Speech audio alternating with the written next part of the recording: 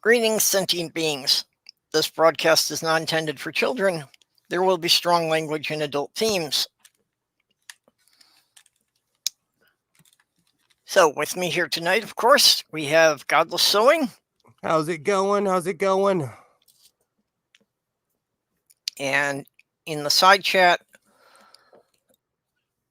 I saw Aunt Jur. And Doc Fearsome was trying to join us, but he's having some technical issues, so he may just be hanging in the side chat. Oh, Doc, we miss you. So we must have a couple more people out there that haven't made themselves known yet. So what's tonight's theme? Well, today is Friday will be National Roof Over Your Head Day, which is, basically just stop and appreciate just the fact that you've got a dry place to sleep. Absolutely. And realize that not everybody can take that for granted. Hey, Southern Hemisphere Globehead. Hey. Oh, hey, Sal. It's a big deal to me, actually. Having, in my 20s, off and on, I was homeless. I was couch surfing. I was definitely one of those people. And having a roof over your head is definitely something that's important. And I appreciate people that work hard and get to a certain level, because I worked my tail off to get where I am. So I definitely appreciate the roof over my head. I've had 2 occasions in my life that I was homeless for a couple months on each and just kind of sleeping wherever I could. Absolutely. Okay, Sal, I just sent you a link on Discord if you want to hop in here. And there's Ox with us. Hey, alias fake name. And on Tour. Hello. Hi. Hey. How's it going? How are you doing tonight? I'm doing all right. You have any feral kitty stories? Feral? Not really anything big. I'm hearing myself echo back at me. I know. Am I echoing? Fake name. Is that me? Like, how do I... Do you have headphones on? Yeah. I'm not echoing, am I? I have I hear a slight echo. I don't know. Is there a chance it's coming from me? No, I'm only hearing myself echo. Yeah, because I'm not hearing it from my end. Weird. Okay. Echo cancellation is on. Well, I'd take it off and see if that matters. Usually if you have the YouTube on and the StreamYard, you'll get the echo. It's me. Is it me? Say something now, Andrew. Sorry. Saying something, does it make it any better? Are you getting it? Went away. It went away. Sorry. Yeah, I was just checking that I didn't have the YouTube open under another tab. Yeah, no, it was just my own voice that I was hearing echo back. Okay, and alias fake name, did not see you come in earlier. Oh, it's an intense game tonight. So, at the Godless Sewing Sports desk, the Los Angeles Kings are playing the Calgary Flames. Back to you, Andrew. Flames on ice? Yeah. It comes out of the horse's note, Calgary Stampede. They're known for being cowboys up in Calgary. Okay, but flame is fire, not horse. I agree. Sports is just as hand-wavy as science fiction, as religion, as politics. It's all kinds of hand-wavy stuff that goes on. Well, professional sports, it's entertainment. And there's Sal. Hello. Hey, Sal. So being entertainment, it really isn't necessarily about playing the game so much as putting on a good show. I'll tell you, about a year and a half, well, actually, no, 2 years ago, we took Isaiah to a Dodger game, and he had a great time. So, to me, it's more about the experience. You know, I when I was down and out and homeless throughout my entire 20s, I was obsessed with sports. I could care less when my life stunk. You know, I have a if you're not paying my bills rule. If you're not paying my bills, you're not allowed to emotionally affect me. Yeah. Well, just before coming in, Sal was saying in the side chat about being homeless for 4 years. Yes, I was homeless, not to any fault of my own, mind you. Um, it was a whole family issue, and then when my mother passed away, my family just decided to get rid of me. um, so they did. And in the beginning, wow, guys, I think for the first 7 days, I didn't even eat. Like, I didn't know what to do, where to go, who to turn to. There was no one. And then as time passed, I learned that there are certain people, I don't know how I gauged it, but if you told them you were hungry, they'd give you something to eat. And yeah, I started hiking actually, to like have a place to sleep at least at night because, Hmm. truckers travel all night. So mostly that's how I stayed safe. What's the name of that Tom Hanks movie where he's on the island by himself? Castaway? Winston. That's that's how I felt my first week of actually being like outside homeless because I was like Sal said, I was so distraught, I was beside myself. And it over time I learned, but I can look like this is over 20 something years ago. I can look back and laugh now because the first night I was out there just a sad fool, and over time I adapted because that's what human beings do. Like Also, can I just say it's easier a little bit? Look, being homeless is like terrible, right? But it's a touch easier for a girl than for a boy. Please, I'm not being like sexist or oh whatever, no, but it's as soon as um, look, the truckers actually saved my life. Like saved me. Um, they as soon as they saw me, what? There's an Indian lady on the highway. No, it can't be. And they'd stop to, like see if it's really this Indian lady. And yes, Yeah. and they have all these misconceptions like, Indian families are so close and they would, take care of each other. And no, I've never experienced that in my whole entire life where my, in inverted commas, my own kind, they never took care of me. It was always, in inverted commas, the other people. Yeah. It was the weirdest experience. And then I would say, well, I think that about black people or white people or whatever. And it's actually a misconception. It's Mhm. not the general given rule that your kind will take care of you. Hmm. They may take care of others, but not necessarily you. In fact, they might oppress you even more if they get an opportunity.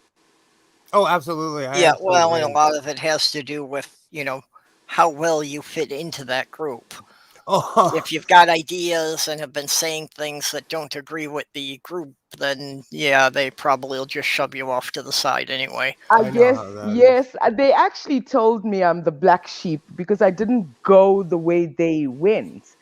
And ultimately, actually, what got me kicked out of my own house is that they wanted, after my mother passed away, they wanted me to leave my home and go live with them.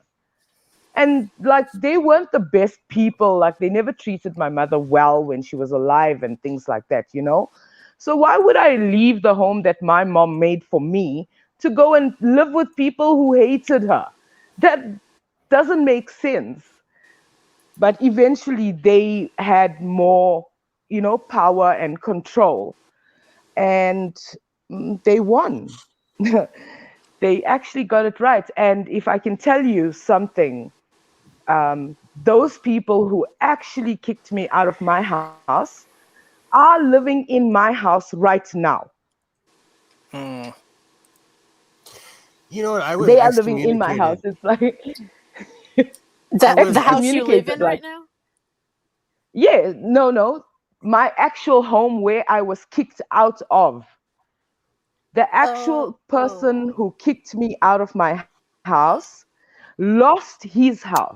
He was convicted of fraud and they repossessed his whole entire belongings. And then him and his family were rendered homeless and they had no choice but to move into my house. So think that about actually that happened for a to my minute. that Yeah. actually happened to my family. Like they thought they were going to be on top forever, and you know, 20 years later, they're miserable and down and out. And I'm can just consistently myself. It's funny how things like that work out. And I'm not happy that, because it I've never wished ill on anybody, even though there are certain people who treated me so bad in this life. I don't like hate them, but I can say that karma is a thing. I know people don't like to believe in it, but literally what you sow, you reap. You can't reap more than you sow or something else that you sowed. So if you're going to walk around being an asshole to people, eventually that is going to come and bite you in the ass. Yeah, well, that's I've always said that, karma works without needing any deity or spiritual level to it. It's just if you're Yes. nice to people, when you need help, you'll have friends. If you're Exactly. not, if you're an asshole to people, come moving day, there won't be anyone to lift the other end of the couch. Absolutely. Actually, yeah, maybe that, but I've never had like too many friends. When this happened to me, I learned who my true friends were, and actually, I didn't Oh, have any. They were just absolutely. using me, like, uh, and I it was so bad to realize that, wait a minute, I didn't have any friends. I've actually been very surprised that, really I've been taken in so much by this online community that there are really, that many people who actually would give a shit to bother helping me. Purple, at least we have this in this time. Back then, I was rendered homeless um, in 1996. 1996. So that was like Mhm. 25 years ago. Back then, there wasn't anything like this where you can get online and say, hey guys, this is Yeah. happening. Please help Yeah. me. Do you have any Yep. ideas? There's nothing, there was nothing like that. It was you, yourself, and you. You know, one thing that I'm Mr. Staunch Nihilist Atheist, but there's one thing that I always have to bring up. When I was homeless, there were countless Christians that helped me out. That had drop-in centers that would feed people. I'm looking at you, City of Portland. So I for as much as I'm like anti-religion, there were actual people who went on the streets and helped people. And it's because of those people, when I made money, I went out and did the same thing that they were doing, just as an atheist, because all I can do is return the favor. I am so sorry, but that was like the exact opposite for me.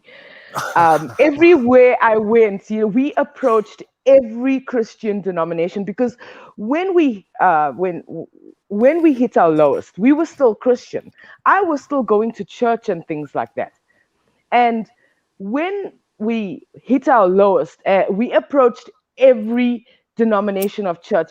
The area that we lived in had a church on every corner. There was about 7 churches surrounding us. And the one pastor told us that, um, okay, you need to go and find God. And when you find God, you can, return here and then we will help you. But we were already Christian. We were, baptized, believed the whole shebang. But that's what we were told by this pastor. And do you know what was written on the wall of this church? If you don't know Jesus, don't die. Yikes! Yep. Here in So America, the yeah, like your Christians, country, yeah. And I think yeah, about my Christians, country. they're like literally looking for homeless people, looking for disabled people to help them. And because I was homeless, I know this. No, that's when I was homeless in central New York. Mostly the problem was, I realized limited resources and they had to prioritize things and that. So it's like everything was prioritized for women and children and they didn't have anything left. So single men were just on their own. On the West Coast, there was I never hate a that. bed for single men in the shelters. I'm sorry, Purple, but I hate that because, when you need help, you need help. It doesn't matter what you are or, how you identify or whatever. If a person needs help, Yeah. they need help. There's no reason to discriminate, to say, oh, because there's nothing left. There's always something. Nobody can tell me that there's no money to give. also Nobody. here in I will America, never believe that. one of the biggest Because in problems my here in America. Oh, sorry. is Go ahead. corruption. No, Sorry. corruption. In my country is Also, corruption. Big agencies like the Salvation Army that, had a lot of backing, for them saying that they couldn't find any place for somebody seemed a bit Ridiculous. stretching it. Yeah. Ludicrous. And also in America, as far as social services go, they cut you off at 25. Yeah. So Oh Well, my and God! Can I tell you this? screwed. I love talking to you guys because I get to say these little snippets. In my country, you are considered the youth until you are 35. Come on! really, Whoa. Some people have fucking 15-year-old children by the time they're 35. Come on! Are you kidding me? I'm not joking. Oh, wow. And then they want to tell us that they have no money. Okay, but my country is actually waking up now. They want to do some things, and they are Doc. doing some things. Hi, sorry. No, Doc was having some tech issues, so. Yeah, we're all holding. Yeah, I can only hear anything with the earphones in now, so that's lovely. Yikes. Well, I have some good news to maybe lift up some spirits. I don't know, Purple, if you know Carl Edwards. Not really. I've seen him on, but. Yes, he's South African, like me. And what he's done is he's sponsored me a laptop. It's Awesome. Yes, it's not the newest, newest and stuff.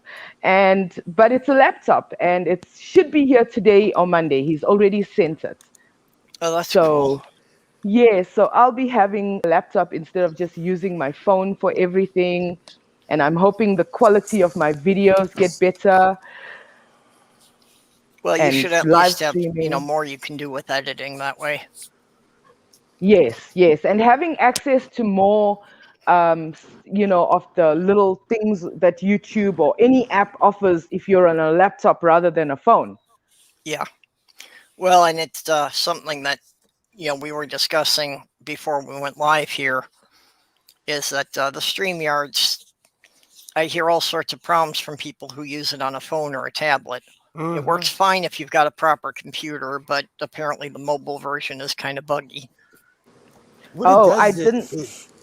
Sorry. No, go ahead. It zaps your phone is the problem. And like most phones, the technology is overambitious. So you have all this information shutting your phone down because your phone's doing all these multiple things at once and it's draining your phone. Yes, that is so on point because everything runs in the background. So if you're on YouTube, you're still getting your Twitter and Facebook and whatever, and your email. So everything's running in the background. Mm-hmm. Hey, Junie. Hello. I always say that modern technology is overambitious just because I have a brand new computer and every time there's an update, the commercials will buffer or something. we are trying to give massive amounts of information to these computers that aren't ready for them, whether it's a phone, laptop, or a computer, you know? Well, and so much of the stuff, even when they write the apps, they're pretty much assuming everyone is going to have the latest phone. And if you've got one that's more than a year old, the app may be expecting more than it's capable of. Apple flat out told me, if it's not endorsed by our company, good luck. They flat out told me, do not download anything that's not affiliated with the App Store. Wow. Yeah, a lot of it just comes out as viruses and bombs the computer. Well, Google will claim the same thing, that you shouldn't take anything that's not listed on the Google Play Store, but I got burnt by JLoader was really reliable, and it bombed one of my computers, and I had to do a complete reboot. Did you lose all your stuff? Yes, but I have a backup, and I also have a desktop Mac, and I don't even know how it happened, but it mirrored all my stuff. Oh, that's so like lucky. Yay! You know, it's dumb luck. It's honestly, I didn't know what I was doing, so I got lucky. Don't you just love it when you don't know what you're doing and things work out? Exactly. I love it. Even the Apple guy was like, you will never be that lucky in your life again. We'll see about that. Oh, so, you know, you never know with apps. So I'll be getting the laptop, I'm sorry, and then I'm getting the Samsung Galaxy A21s. I can't wait. I know it's old. I think it's like 18 months old already now, but it's got a 10 megapixel camera, 4 cameras, and it's got like, I don't know, an 80-degree field of view. It's got a wider than mine right now. So I'm very excited, guys. You have no idea what it's going to do for my photography. You're going to have a better phone than me. I have, I buy all my phones, so I have a 4, a 7, and an 8. And my 8 is the one that I use every day, you know, and it still works for me. Yeah. I'm using this Huawei. It's a Wi-Fi 2019, and it's actually quite nice. It's very nice, except its camera is terrible. And but as a little computer in your pocket, it works very well. But I'm giving this phone to my son. All my phones are secondhand. My hubby gets a new phone, then he gives his to me. But my kid is home after finishing his entire schooling career. Very happy about that. So I'm going to give him this one. Awesome. Yeah, well, I've never really I don't like having a smartphone. It was forced on me. So I certainly don't care about having the most modern one. And basically, I've always gone for what I could find cheap and buying refurbished phones. So, yeah, I always got a phone that was like, 2 years old, but I also never paid more than $30 for a phone. Yeah. Back in the day when I was still like, struggling and stuff. Yeah, I did that.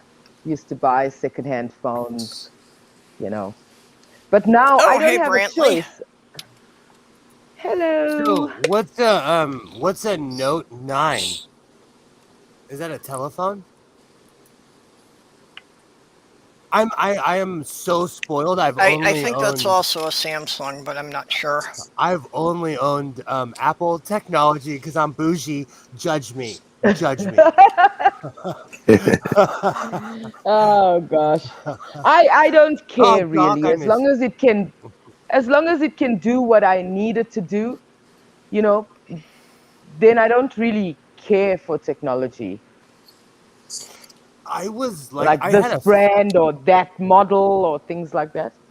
I had a flip phone up until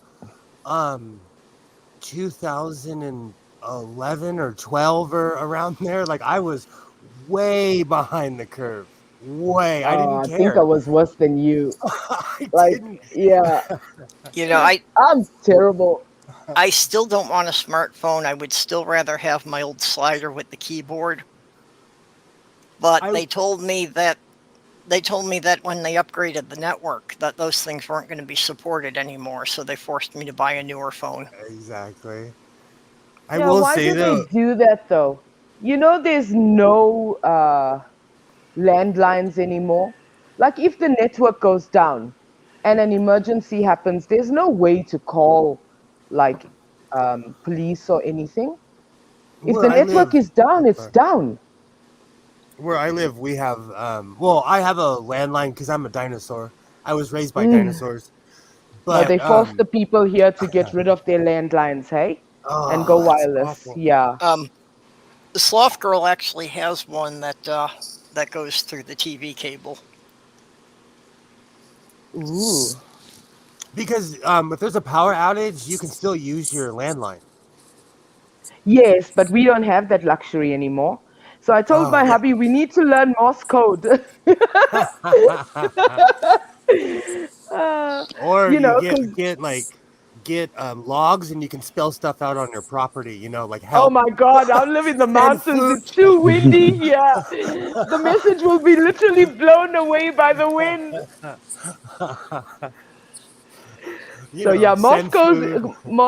Morse code it is. But the problem is, is the person on the other end gonna know it's Morse code? Yeah, if only one person knows the real code, how the hell do you get the message across? I have a question. Was anybody taught Morse code in school? I was. I learned it in Boy Scouts, but I certainly don't remember it anymore. Yeah, neither do I. Certainly. Doc? No, I don't know. Did you ever? I'm straining to remember. I know. I learned a little bit of it somewhere. And I was never in Boy Scouts or anything like that. I want to say our school did teach it a little bit, like probably one day in one class. In Boy Scouts, we had to learn it and be able to. We had to be able to send and receive messages with flashlights from a few hundred yards away. Yeah, they were getting you ready for the military. That's military. That's a brilliant idea. I'm stealing that idea also. I think that's a brilliant idea. On Jur, did they teach you Morse code when you were a kid? No. For some reason, when I was a kid in the 4th grade, they taught us. It was the year you got taught Western history, and they were basically talking about the West Coast of America. And they taught us Morse code because it was an integral part of people living, across country. Yes, but it's also a two-way system. That person has to be able to receive the message you send. But I don't think, like in this conversation, it has shown me that nobody knows Morse code anymore. Yeah. I think we should all learn it. And for me, it's only because I was in Scouts. They certainly didn't teach it in school. Hey, Junie. It's like in school, it was just it was mentioned in passing with the history of the Transcontinental Railroad, and that was it. Do you think it's the same for all? Sorry, because there's American English and British English. Do you think the Morse code is standard? The letters for Morse code are standard because they intentionally did that to have an international standard for ships at sea. Thank you for that. That's a very good question. Wow. I'm writing that one down. Yeah, basically they wanted to make sure it was standard so that if there was a ship in distress, it didn't matter what nationality it was, they'd be able to send a message. Nice. They have sign language in different languages, don't they? Yes. Or is that... No, American Sign Language is a bit different from European Sign Language. So, Mage, that's what I thought. I've actually tried to... I am hoarding survival stuff, so I'm all about going off the grid, all about it. Well, and the different languages and signals is not unique to humans. Honeybees actually also speak different languages that a honeybee from France would not understand the dance pattern of an American honeybee. Oh God! Interesting. I didn't know that. Yeah, so it doesn't just they do confine different to humans. dances to tell them where to find the food. Let me tell you, I knew a French guy, Groovy. and I couldn't understand his dancing either. Let me tell you, that's real. That's real. So it's just any population, when they're separated long enough, the language will evolve separately. Evolve. Yes, yes. Hey, Diana. And in my country. Hello. Hello. Hey, Diana. Hiya, kiddo. Teste Petroy agora solteyan. Tayo agora say te perhosta. Easy for you to say. I feel like I'm I was part of the Catholic Church right when they stopped speaking Latin around that era, but they were still kind of speaking Latin. So it reminds I remember that time. Yes, it reminds me of when they were still sneaking in Latin into the church. Oh yeah, well, right through the early 70s, that where I was, that half of the mass was still in Latin. They were still doing it in the 80s. Oh wow. They refused to let it go. I think it was one of those things. But it reminds me of being in church when I was a kid. Because I grew up Catholic. I never went to a church where people were falling out in the aisle or feeling the spirit, No, you rank and file, you walk into church, you sit down, you do your Catholic aerobics, Mm-hmm. Yeah, the church I went to was pretty much done with that transition by, I don't know, maybe about 1967. They were just totally in the vernacular. My church was so hardcore that they would go outside abortion clinics in the 90s. Oh, geez. Oh, speaking thereof, has there been any news? No, I'm trying not to. I haven't heard anything. Okay. I mean, I'm fully expecting Roe to be overturned, but I can sit and hope. Same. It's shitty times right now in America. Well, apparently we won't know until June. Till June? That's what at least my partner told me. Yeah, I didn't think it was going to be anything immediate. Oh, it's Doctor Who. They want to see if we're going to riot or not. Really is what it is. I'd really hate to see abortion be the straw that breaks the camel's back, but then again, might work out that way.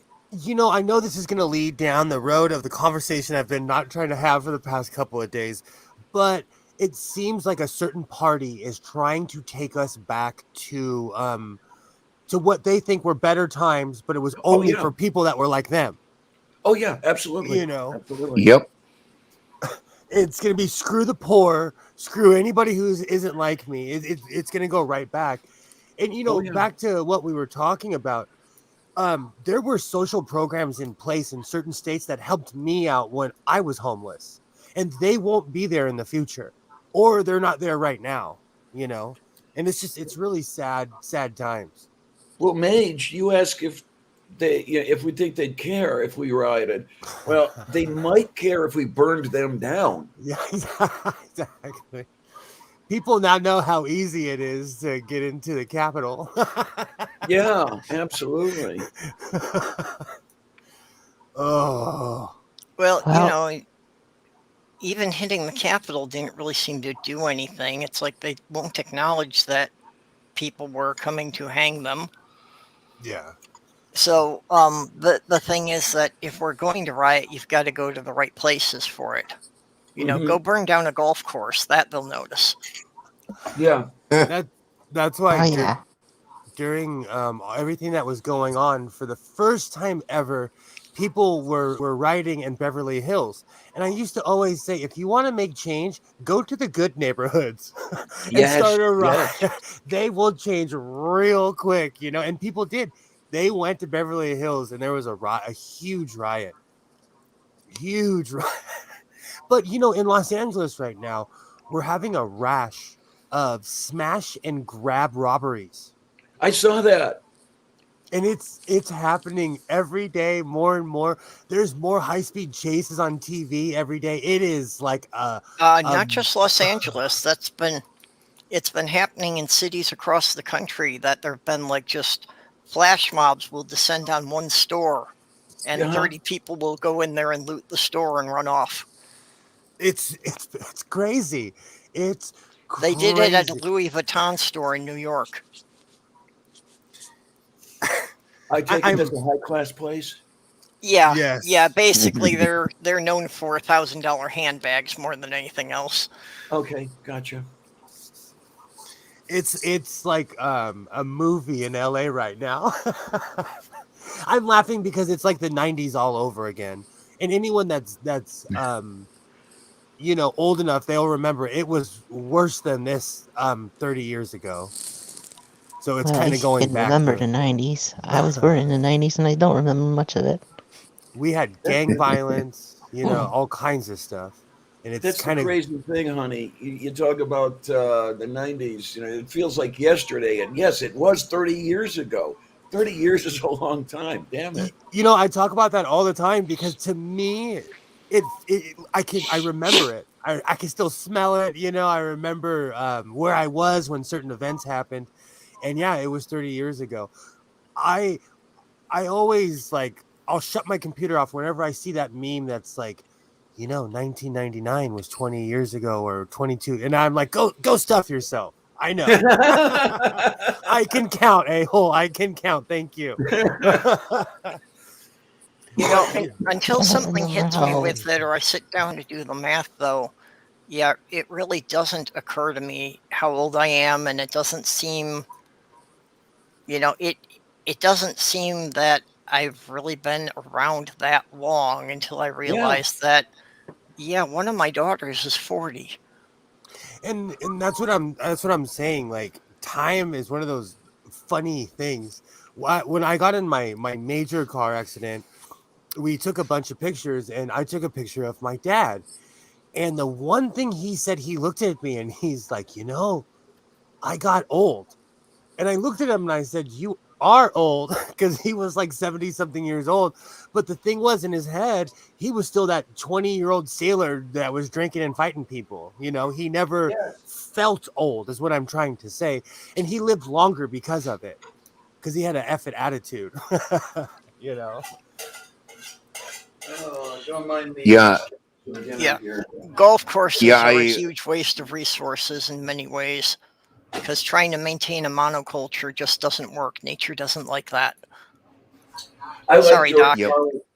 I like George Carlin's idea of turning the golf courses over to housing.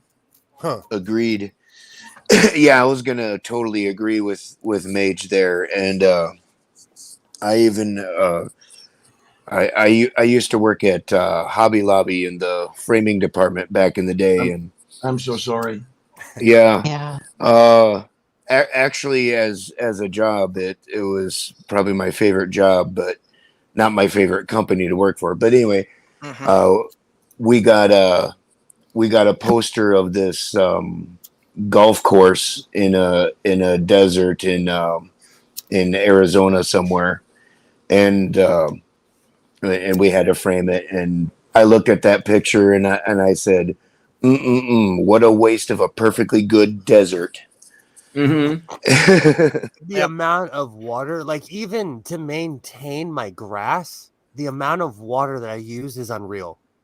Well, we could at least double up and do dual purpose things that are, wastes of huge expanses of lands, and put golf courses and cemeteries on the same lot.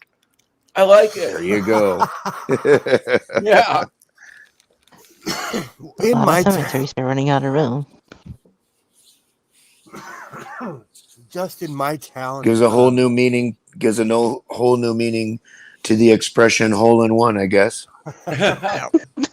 There's a golf course within 10 minutes of me, and then if I get on, actually no, There's 2 golf courses within 20 minutes of my house, and one is on the PGA Tour every year. Okay. Giant waste of water. Giant waste of water. And you guys don't have the water to waste. That's And true. we're back to drought rules again, where you can only water every other day.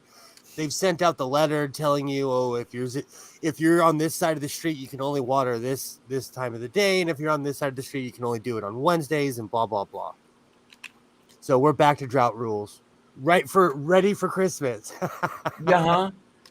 No, Well then, I'm going to start a campaign and encourage everybody here on the East Coast to always fart in a westerly direction. Hopefully, we can propel some rain clouds your way. Okay. Oh, I want to know, how is it that this is Minnesota and it's December, and I look out my window and see green grass? Mm-hmm. First of Okay. all, we should Indeed. have about a foot of snow out there. But even if we don't have the snow, why isn't the grass at least dyed? So Yeah. we talked You about know, this so that yesterday. means that the ground has not gotten cold enough to freeze the roots yet. I think it means it's not winter yet, Here and in that's the scary part. Yeah, in- well, winter should have been here 2 months ago. It's still Agreed. summer here. I'm not even saying that. No brag, just fact, as the saying goes. Yeah. It's summer in California right now. It hasn't It was gone in the below. mid-50s here in Pittsburgh. Oh Well, wow! you know, Oh and wow!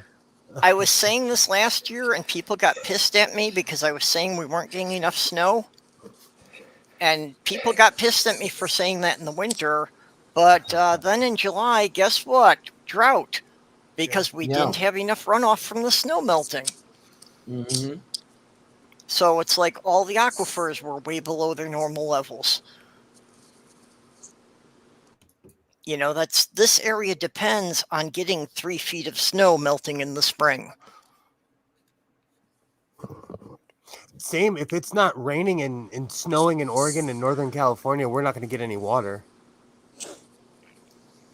Yeah, and that aquifer you guys live on isn't going to last forever. No, no. You know, a lot of people don't know LA is in the middle of the desert. It's a desert that meets the ocean. Yes. You know, well, I'm on the bottom southern half of America. From here to Texas is a giant desert. Has anyone ever been to New Mexico? I have. I have. Uh-huh. You know, Utah is another place. Yeah. You know, Well, in Arizona, I mean, the city of Phoenix would not exist without modern technology. Right. their Right. beautiful nuclear power plant that sits outside the city that feeds Yeah, but us as well. I mean, just as far as just getting enough water there to have a city. I always thought it was asinine, and I may move back one day, so I won't talk too much trash, but they have quite a few man-made rivers. Quite a few. Yeah. But I guess they need to get water into the city somehow. Well, you know, the city and just any area around it that needs anything to grow. Just because they don't get enough rainfall for the ground to grow anything if they don't bring extra water in. Mm-hmm. Arizona is one of those funny places, like Las Vegas, that is out in the middle of nowhere, and everything has to be brought to that city. Arizona is one of those states that I look at and I ask, why did we bother taking this from Mexico? They had to complete the puzzle. I guess it's also where Steve Anderson is at. It bothers me that he's that close. It bothers me. Yeah, the only thing I can say good about Arizona is the Flying Buffalo Gaming Company. Well, They were based out of Scottsdale. They printed a bunch of games I liked back in the days. I don't even know if they're still in business. But among other things, they were responsible for the Tunnels and Trolls system, which was a role-playing system that the rules were easy enough that I could deal with it. I know it sounds pedestrian, but I love the Grand Canyon. Sorry, but I really do. It's it shows you how small as humans we are when you go to a place like that.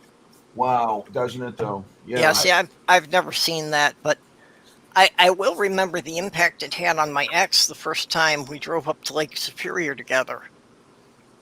Because that was the first time in her life that she actually looked out on water and couldn't see the opposite shoreline. Oh my. Okay. Yeah, I've never been to the Grand Canyon, but I'm sure it's amazing. However, Oh. taking the scenic route to Minnesota over the summer, I usually don't travel much, and I don't see a lot of I guess the natural beauty.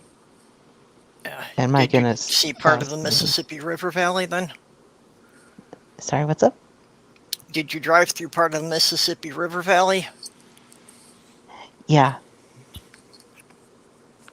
I think so. Someday when I get a chance, I'll post the video. Yeah, there's sections along the Mississippi that there are bluffs, there are cliffs that are like 200, 300 feet tall. That's Yeah, like when you. it was like overseeing. Yeah, you felt high up and you were overseeing the land. Yep. Even coming from a place like Los Angeles, which quite literally is all concrete. Every tree, everything here is planned. So when you go to a place like Northern California and you start heading into like Oregon, it's breathtaking the first time. I remember the first time I drove by myself to Washington State.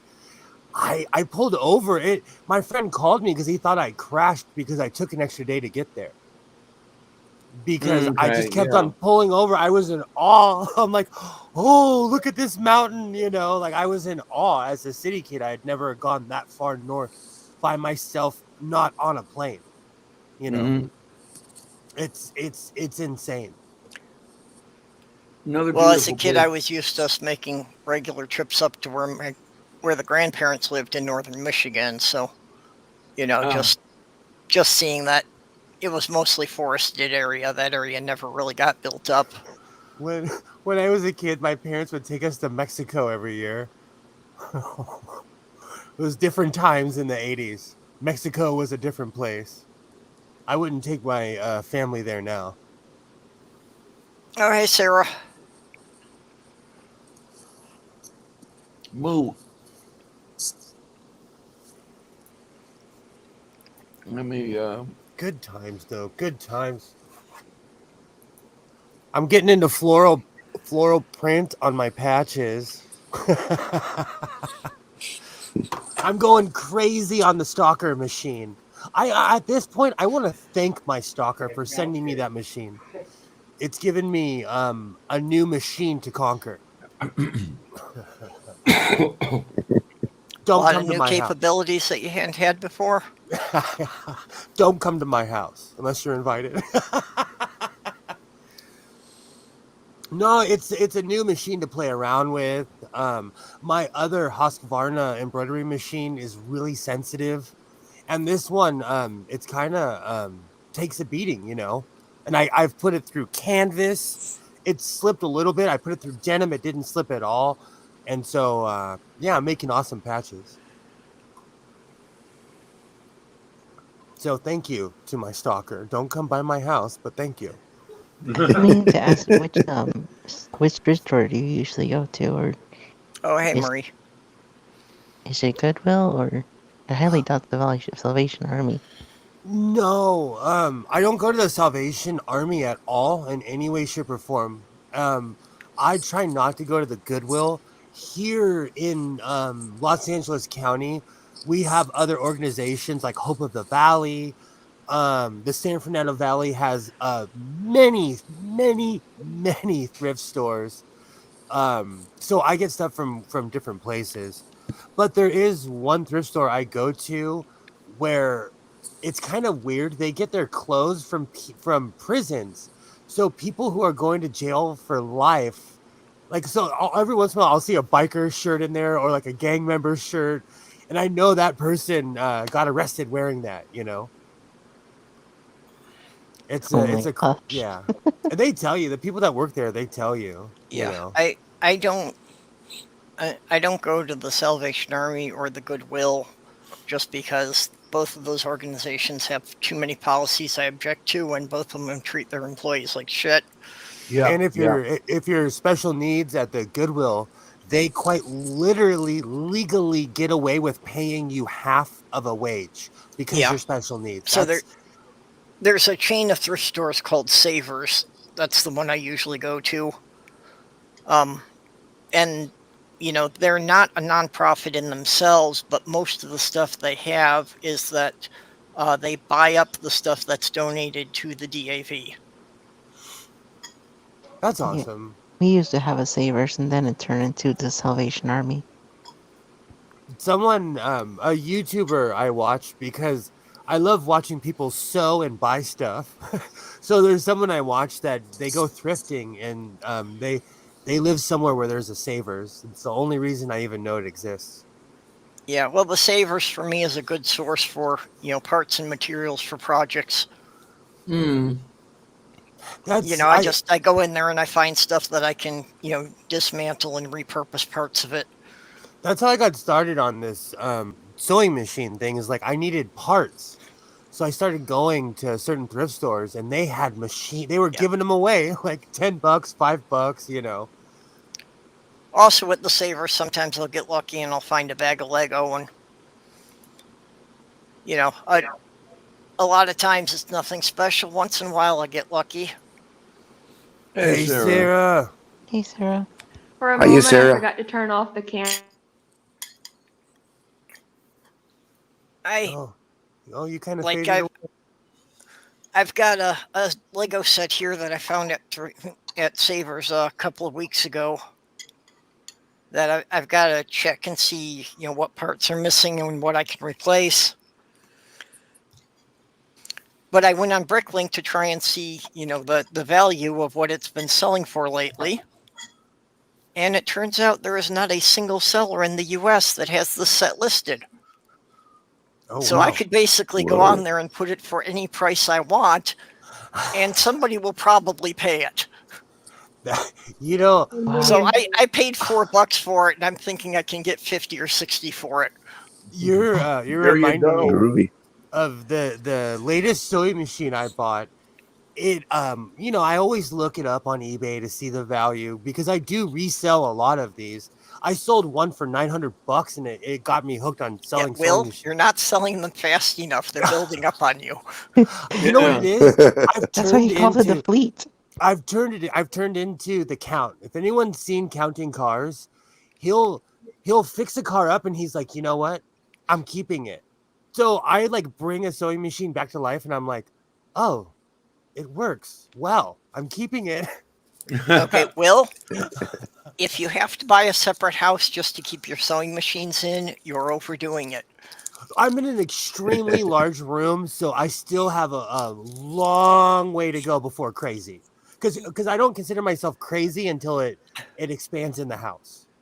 Is this the refurbished version of like a foster film?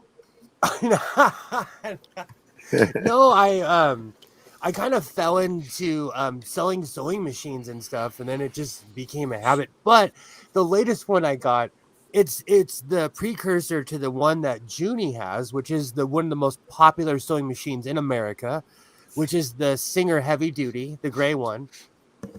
And I pay out. Where's the sticker? I'll tell you, because I always lie about the price. I'll tell you the honest truth. I paid $40 for it. I look it up and it's reselling for like $1,000 because people are nostalgic. Holy shit, man. So That's now beautiful. I'm looking for a new screen. I'm gonna fix that thing and I'm selling it.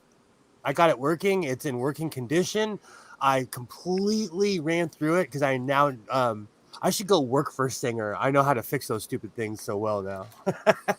But I'm gonna sell it. Yeah. If you get $1,000 for it, that's what, a week's rent?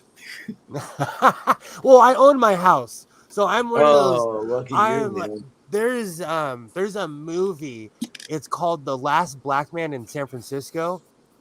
It's kind of what's going on in my neighborhood right now. Like owning a home is rare, and so there's a company that quite literally has bought every other house in this neighborhood, and they'll every once in a while they'll walk by and be like, "You ready to sell yet? You ready to sell?" Yeah. Yeah, Kate talks about that. They do that to her too. It's like, you're thinking of selling this place, and it's like, I live here. Fuck you. Like, it would take me 6 months to move out of this house. It's actually gotten to the point that they don't think about anybody buying a house to live in it. They think everybody's just doing it as investments. Yeah. It's because our country's being taken over by corporations, and it is. We are occupied by corporations, and so they want to own everything. They want people to be indebted to them. No matter what, they want you to be in debt. That's why they'll give you a credit card. You could be broke as hell. They'll give you a credit card because they want you to owe them forever.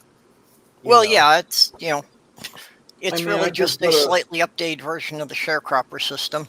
Yeah, exactly. I just got a rise of the credit limit on one of my cards, and the credit limit on that is about a third of my annual income. They don't care. They'll give me another rise. It's like, Jesus Christ, man. I don't have a credit card because I shouldn't have one with bipolar disorder. It's a bad idea. Okay, I know where you're coming from with that. Yes. I honestly feel the same way, and you're like, I do so well, and then I ordered psychedelic stickers for no reason, or I had a card once, and I went on a trip to San Francisco and bought a bunch of shit that I don't remember and I don't know where it's at. So I have decided that credit cards are no longer a good idea. Well, I got myself in trouble with credit cards right when I got out of school. That I got like 3 of them, and I, pretty much drove them up to the limit and was paying them off slowly to the point that I was paying more interest than I was on the premiums. Yeah. So I lost my car. Yeah, when I finally got those paid off, I figured that was it. And I went more than 25 years without using a credit card. So then when I had to apply for one again, that was a major pain, and it took me almost 10 years to get a credit card because when they did the credit checks, it kept coming out blank, and nobody could believe that anybody had gone that long without having a credit card. Yeah, that's my problem now. If I do try to get a credit card, it says that I don't have any credit history. I don't know how long ago it was that I went to San Francisco because my sense of time is kind of weird. In general, like I have no idea how long I've been in the hospital. I know it's been since the 30th, but I have no idea how many days that is. And the only reason I know it was the 30th is because I was in the ICU for my birthday. Yay. I've been there. Don't feel bad. I've been there. I was in ICU for Christmas once. Yeah. I'm hoping to be out of here well before Christmas because I was looking forward to the holiday pay to be able to hopefully get even a shitty car or a car, and then eventually hopefully move because my roommate's pulling that whole but this isn't working bullshit all the time, and I'm like, keep me out. Now I have nowhere to go. Oh, that sucks. Super. You gotta get a place of your own. If you can find yourself a place that you can afford, I'm sure you could get some help from people in the community to help with the actual move.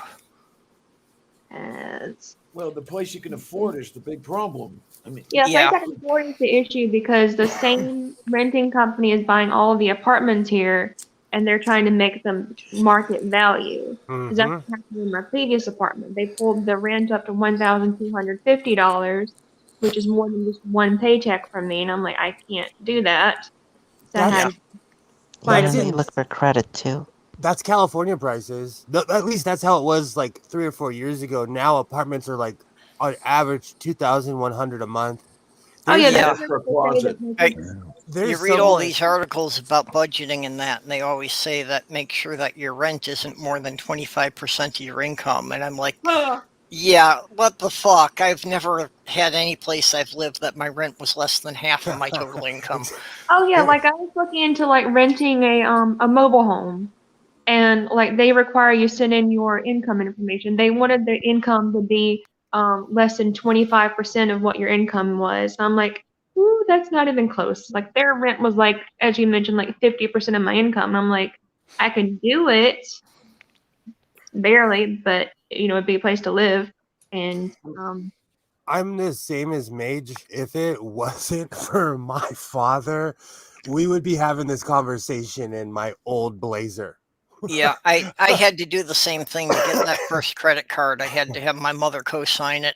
Oh yeah, because she owned her house. So then she, they figured she was a good risk. My mom co-signed my car. My but dad. then the odd thing was, it's like after I'd had the one credit card for just like 3 months, then every bank in the country is throwing offers at me to, have credit cards.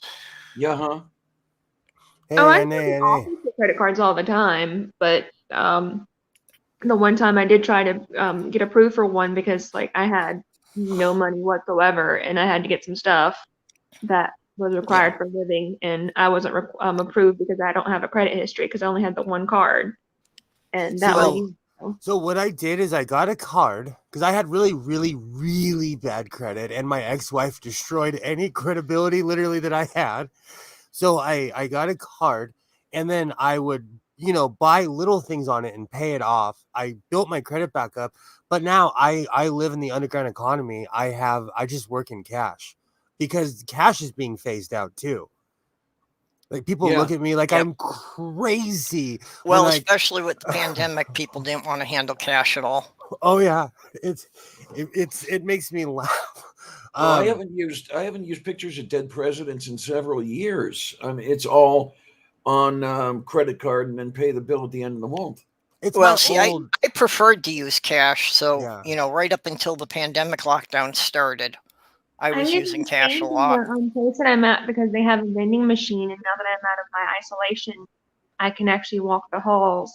And my first trip was, aside from my physical therapy, of course, was to get myself a Diet Dr. Pepper. Damn right. Yep. Damn right. Damn right. And vending machines are the big thing. That's always made me wonder why we couldn't get a dollar coin to catch on. Because it just seemed that for vending machines, that was something we obviously needed when everything was over $1 in the vending machine. And laundry machines too. But here in LA, most of our vending machines will take Sacagawea. They'll take any of the presidential coins, any of them. Because our metro system, if you put a 20 in to pay for your ticket, you're getting everything back in Sacagaweas. Okay. So, you're if the ticket's $3, you're getting $17 back in coins. So like those only called on as mostly like collector's items. That's the only reason people wanted them, was to collect them, not to actually use them as currency. Yeah, people didn't like using them, and I understood some of the complaints that they could get mistaken for a quarter in that. Well, that's where I was just headed. I don't know why they made them the same size. Why didn't they take the mold from like the Kennedy $50 and make them that size? Oh, you took it, because I was just about to say the Kennedys are huge. Because that would make sense and be convenient. Yeah, just something that they would have been big enough to be clearly different from any other coin in your pocket. And this is the first time. This is the first time they did this. There was a 20-cent piece around the Civil War, which was almost exactly the same size as a quarter, and it was confused all the time. And they didn't learn from that either. So I don't know. I call it the Sacagawea because that's what we call it. But they have presidential coins and everything. It really caught on here. It really did. Yeah. Heck yeah, Native Atheist. Heck yeah. Heck yeah. I'm like that, I still hoard my change. I'm the crazy person who whenever I go to Vegas, or lately it's been when I go thrifting, I feel less guilty if I spend my change. I'll save it up because I pay everything in cash. I always have change. All my in a Panda piggy bank in my room at my house. I had some here. That's how I was able to get the soda. Apparently, it also takes cards. but the Wi-Fi here is so horrible, and apparently they use Wi-Fi, and it didn't work. So it took my money and ate my soda. I know There. exactly what machine you're using. They have one of those at the Getty. Yeah, I well, know I exactly. had continued to use cash all these years just because that was still a reaction to when I got in trouble with the credit cards. I didn't want that to happen again. So if I was paying for most everything with cash, then I knew I wasn't buying anything that I didn't already have the money for. Oh yeah, I'm all about paying everything in cash. I'm all about the underground economy. Oh, the Yeah, king's you know, asleep. I was going to make sure that I was not spending any money I hadn't made yet. You're being stalked, Will. he loves I photobombing. stopped carrying Yeah, he's cash doing his when my dance. brother was 6 feet little. So it's kind of hard to keep cash whenever I live with my family. So I just kind of had the habit of not keeping it so it wouldn't get stolen. The funny thing is I took some cash along as an emergency fund when I drove up to see Diana. Just because the last 2 times I had driven through Ohio, they canceled my credit cards in the middle of the trip and I couldn't fill up the car. Okay, so I brought cash along with me, and it's like I'm actually surprised that I have not found the need to spend that cash. So it's just weird to actually be in a situation that I can actually have money lying around, that I'm not down to the last $5 every month. Now you're reminding me at least twice, and I know I'm going to age myself. OnStar thought I was stealing my car. Oh Jesus! And they, you know, stealing your own car. They can tap, they can tap right into your car and be like, "Who are you? What are you doing?" Every time I would head towards Nevada when I got my new car, they tried to stop my car twice because I'm very pattern driven. I do the same thing every day. And then one day out of the blue, I just started heading east. Yeah, well, my problem is, from here driving out to the East Coast, I'd be using the credit card in 5 different states in the same day, and they thought that was suspicious, so they'd pull the card. Oh, yeah. Really? Mine didn't think that was suspicious whenever I used my card in 2 different states at the same time. Last time I reported it stolen. Apparently, I was in Alabama and Tennessee and used my card at the exact same time at a Kroger in both states. I lost my car in San Francisco one time. I reported it stolen.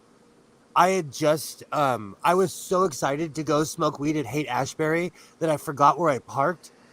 And true story, I wandered around for 2 days. I reported it stolen. I hung out by the tow yard. And on one of my crying wandering, I found my car covered in parking tickets. I drove all the way back to Santa Monica, California, called San Francisco police and was like, "Oh, I found my car." And they're like, "Where are you?" And I was like, "Oh, I'm back home." And they're like, "You idiot. You drove your car the whole way back home. It was reported stolen." Jesus. Yeah, Mage, I know about this too, that in San Francisco. Yeah, if you're dealing with any kind of disability benefits, they give you problems if they think you've got money lying around. Even if you're just managing to save enough money that you might be able to pay a month's rent in advance. It took me 3 years to get to the point where I can do that now. And it is so nice. I can pay my rent on the 25th. And then when I get my check on the 3rd, then, put the money away again. But it took me several years to do that. Yeah. Well, and the last 2 times I drove out, I did have this thing that, you could notify them when you'd be traveling and what states you'd be in. And even though I did that because it was too many states in a single day, they still thought it was suspicious. I didn't figure that out until I had a compulsive gambling habit. And my bank cut me off one time. And they're like, "You have erratic spending." And I'm like, "I'm an erratic person. Don't judge me." Well, see, and the thing for me is that, I don't spend. I'm very frugal. So it's like, I wouldn't put more than like $100 each month on the credit card. But then when I'm traveling, it was like, in one day I was putting a couple $100 on it. That same thing. You get to know. yeah, you're spending too much. So, okay. My I had to go talk to my bank because I had this pattern of like I'd have, I would cash my checks, I would, put in the bank, I would save, and then one day I would go to Vegas and spend spend almost everything I had. I had to tell Bank of them that. America did that to me last month. I spent $300 on Uber because there were so many places I had to go, and I was not feeling well. So getting there on a bus wasn't doing well, and yeah, it's like that's a lot of money you're putting on this card here. What's up? Chase did that to me so many times that I switched banks. I had other problems with them, but they got really wonky towards the end. Well, and that's why now for traveling, I make sure that I have cards from 3 different banks so that, I can alternate, not put too much on one card in one day. I learned yeah, that too. yeah. I learned. I used my local bank before I moved because whenever I worked at Walmart, I used my card for my lunch break, and they're like, "Well, you're not in your hometown. Is that you?" I'm like, "Yes, that's me. Can you please unlock my card so I can get my lunch, please?" Because they thought I only used my card in my hometown. Like, no, I do use my card 2 hours away. That just happens to be where I work. They one of the reasons they would I got cut off at Best Buy when I was trying to actually buy this computer, and I had to pay with another card because they think where the first place you're going to go if you steal a card, to the Apple Store or to Walmart. Because there's been times that I've been at Walmart and they've tried to cut me off. Like, no one's stealing my card. I just had to buy a bunch of stuff. Last time my card was stolen, aside from all the little local places, which were all Kroger's, they tried to go to a car dealership in Texas and get $5,000 car. I'm like, no, that's not me at all. I wish I had a car. That'd be nice. Eek. I'm sure you can find a $5,000 car. I bought mine for $7,000, but Yeah, it's one of the things I'm worried about, that my car will be 10 years old next year. Actually, it probably is 10 years old already, since the model year usually starts September.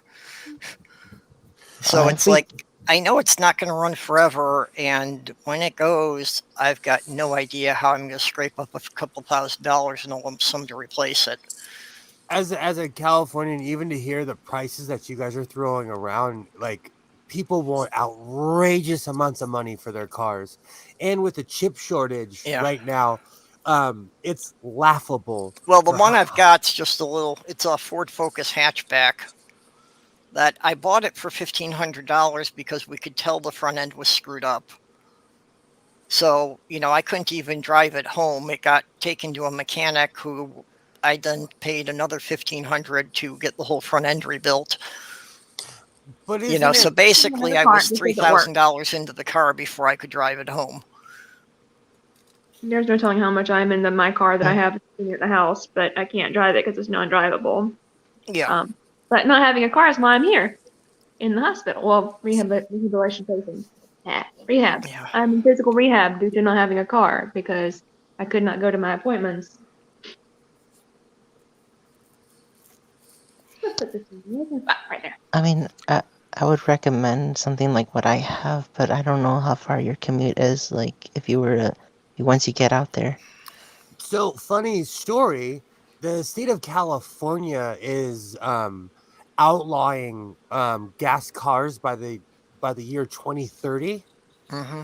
And so everyone in the state of California is going to need to buy an electric car.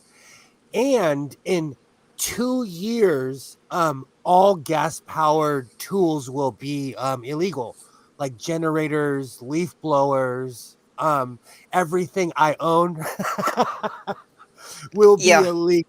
All the I heard that they were expensive to getting rid of all the lawnmowers and chainsaws. Everything in the shop runs on gas. I'm laughing because it's going to be. I don't know if they're going to be able to do that as far as the cars go. Because the electric cars really still don't quite have the range, and especially with the size of the state of California. Yeah. And the population. But I mean, there isn't an electric car that has the range to drive from one end of California to the other. Just from my front door to Portland, well, let's say from my front door to the border of Oregon is about 10 hours going north. And you're in California throughout that entire 10 hours. Yeah, Junie, which car do you have now? Well, I have the first generation Nissan, like the ones that they came out like 10 years ago. It's called a Nissan Leaf. Okay. But the one that I used for the road trip was the Chevy Bolt, but they all got recalled because of the battery issue. Supposedly they're trying to fix that.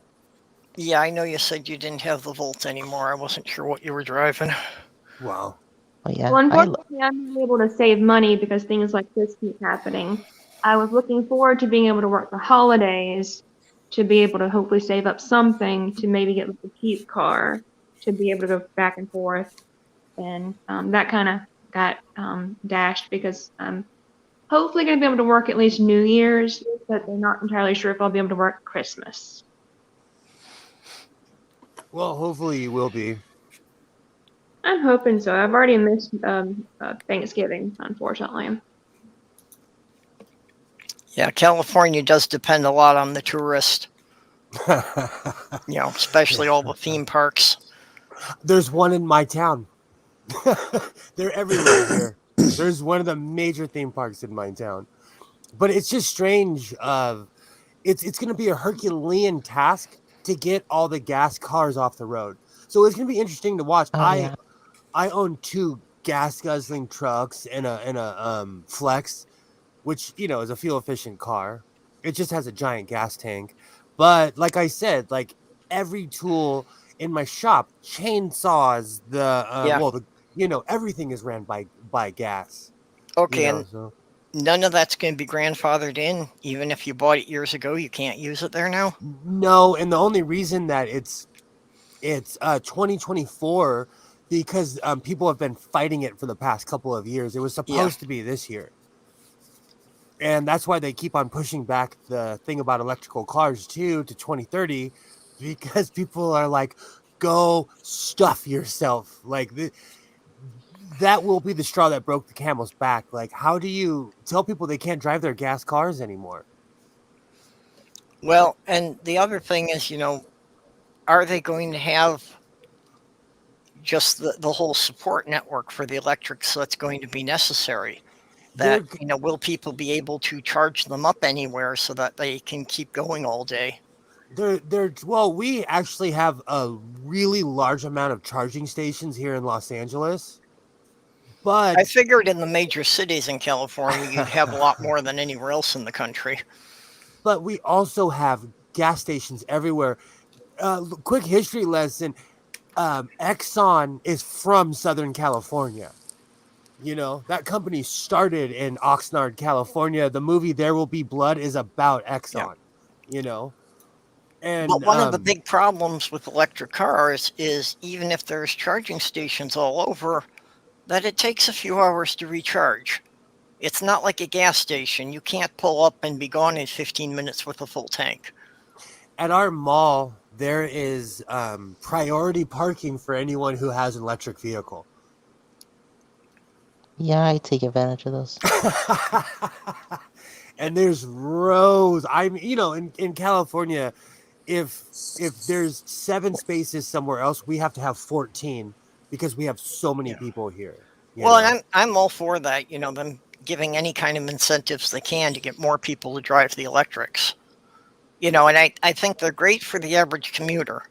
Like I say, the only drawbacks I see to the electric is, not having the range of a couple hundred miles. I don't like that. I'm the kind of person that I like to get in my truck and drive out to the flats, like in the middle of the desert where you can see the Milky Way at night. And that's 200 miles away from here. Well, the one I rented out... when I went to see Diana, I drove straight through her. That was over 900 miles. That's what I'm saying. Like, as Americans, we drive. That's also a pain in the ass to get a tow truck out there when people break down as well. Mm-hmm. And that's The tow another trucks will okay. have to be electric too, so they'll have the same problem. I was about to say, like, That's do what you I'm understand? It For takes a lot of TikTok, power. Sorry, Sarah. Sorry. you're fine. That's what I was thinking about too. It's like for a tow truck, that's a lot of power because like they're fucking Yeah. huge. Exactly. There- And they're It's pulling probably things going that to come out that moving. the law only applies to private citizens and not to corporations. What So am I gonna corporate fleets will probably be exempt. What am I gonna do with my tractors? Oh yeah, for sure. I've never heard of an electric tractor in my life. Yeah. It makes me laugh. It's going to be interesting. Are they going to outlaw gas stations? Because that is the only way that they're going to be able to stop people is by getting rid of gas stations completely. Well, not just gas stations. The dealerships as well. Make them just stop selling gas cars. Mm-hmm. Exactly. They should start that now Well- because that's less than 10 years away, and people. And You know what's going to So- happen is there's going to be shitloads of people who are going to have the cars licensed in a neighboring state. Oh, they do that anyway for I was about to say. California's expensive as shit, so a lot of people do that anyway. Oh yeah, I was know there's a lot of states that already happens with. It's so bad that the state of Arizona has made laws against the state of California. So if you have an Arizona license and you get a ticket in California, you can get it exonerated in Arizona because we have beef. People don't like California. It's crazy here right now. Oh, Diana. Yes, dear. Earlier this afternoon, T and Danish was doing her stream, and she was showing some of the pictures from her visit with you, and Awesome. had pictures of Sylvia. Yay, Sylvia King. I Diana, tell you, Sylvia, that some was so- I haven't it was seen so my great when those two came over. That's awesome. My real question is, what are they going to do with all of the cars when we get rid of all the gas cars? What are they going to do with them? Statewide monster truck rally. Woo-hoo! Well, in this case, since it's just the state of California, dealers will be buying them up cheap and selling them in other states. Probably. We have almost Other 40 countries. million people here. Yeah, you're going to have a bunch of dealers who are going to be going around and buying those cars up for like 20 cents on the dollar They already and do. transporting them to another state and selling them at full price again. So it'll be the opposite of what happened with COVID, because right now cars are really expensive because not many people are selling their cars. People have lost their day on Facebook. When someone Yeah. posts a car, there's nothing but laughing faces because people are like, who the hell wants to pay $32,000 for a used car? Okay, and see that the problem is it won't help me here either, because if you know anything and you live in the Midwest, you don't buy a California car because they don't have the rust proofing required to put up with a Midwest winter. But we No, Those they things do will not. dissolve in a year and a Oh, yeah. half. but Yeah, we have that's why I we had have to tell smog some- pups. That's why I had to try to convince a lady she wanted to buy a car in Florida and then take it up to the Midwest. I'm like, ma'am, that car's gonna rust like nobody's business. Yep, I've seen it happen. And then she's trying to tell me that the saltwater protection for the state of Florida. I'm like, ma'am, no. No, we have that Right. here. We have that here. Like, I can tell if somebody lives near the beach by how much salt Yeah. damage they have on their car. Well, see, Exactly. the problem with the road salt is that it isn't so much the body as it's the undercarriage. It Yeah. rots out the structural members.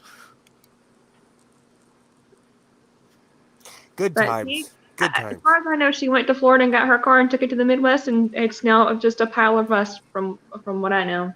Yep, I've seen it happen. I've seen many people do it. But her thing was like, "You're just an insurance agent. What do you know?" I'm like, "Stuff. I'm an insurance agent for every single state in the United States, except for Michigan, because that's what was in the Midwest, not Michigan, because Michigan hates us." Yeah, I've seen a lot of people who thought they got great deals because they got this car, that just looked absolutely cherry. And it's like, yeah, a year later, there were holes in it I could put my hand through. Yeah, because people Yowzers. go to like a different state because of the taxes, and I'm like, you just need to make sure the car is for what you need. So where I'm from, if someone's selling a car, there's guaranteed there's something they're not telling you. That's everywhere. Well, it's just a given with buying a used car. It's like a rule where I'm from. Like if you get a car, great, you take it to a mechanic and have them check it. And that's always been my strategy with buying a used car. Is buy one that has something that's obviously wrong, that I know what is wrong with it, and I know what it's going to take to fix it before I can use it. Don't buy one that looks like it's a good car because it's obviously got a problem they're not telling you about. I got burnt on my TARDIS blue truck for nostalgia because I had a black one that saved my life. So I'm like, I'm going to buy the same truck. It was a complete lemon that is sitting in front of my house. Well, at one point I had a 76 Chevy Nova. Ooh. And it busted the timing chain. And, the way those work, that once the timing chain flew off at speed, it does all sorts of irreparable damage to the engine. It's toast. So what I did was I shopped around, and at one of the police auctions, I found another 76 Nova that had a bent rear axle. So nobody else was bidding on it because the rear axle was bent.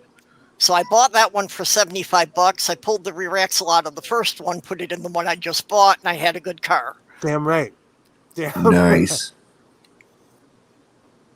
Now, we're all going to be like that pretty soon when with the way things are going. I stopped driving my truck because, and I take it to work every once in a while, but to fill it up, it's about $2.15 at this point with both tanks. Jeez. I haven't gotten gas in over a year because that's how long I haven't had my car. I had it for like 2 weeks in June, and then it broke again.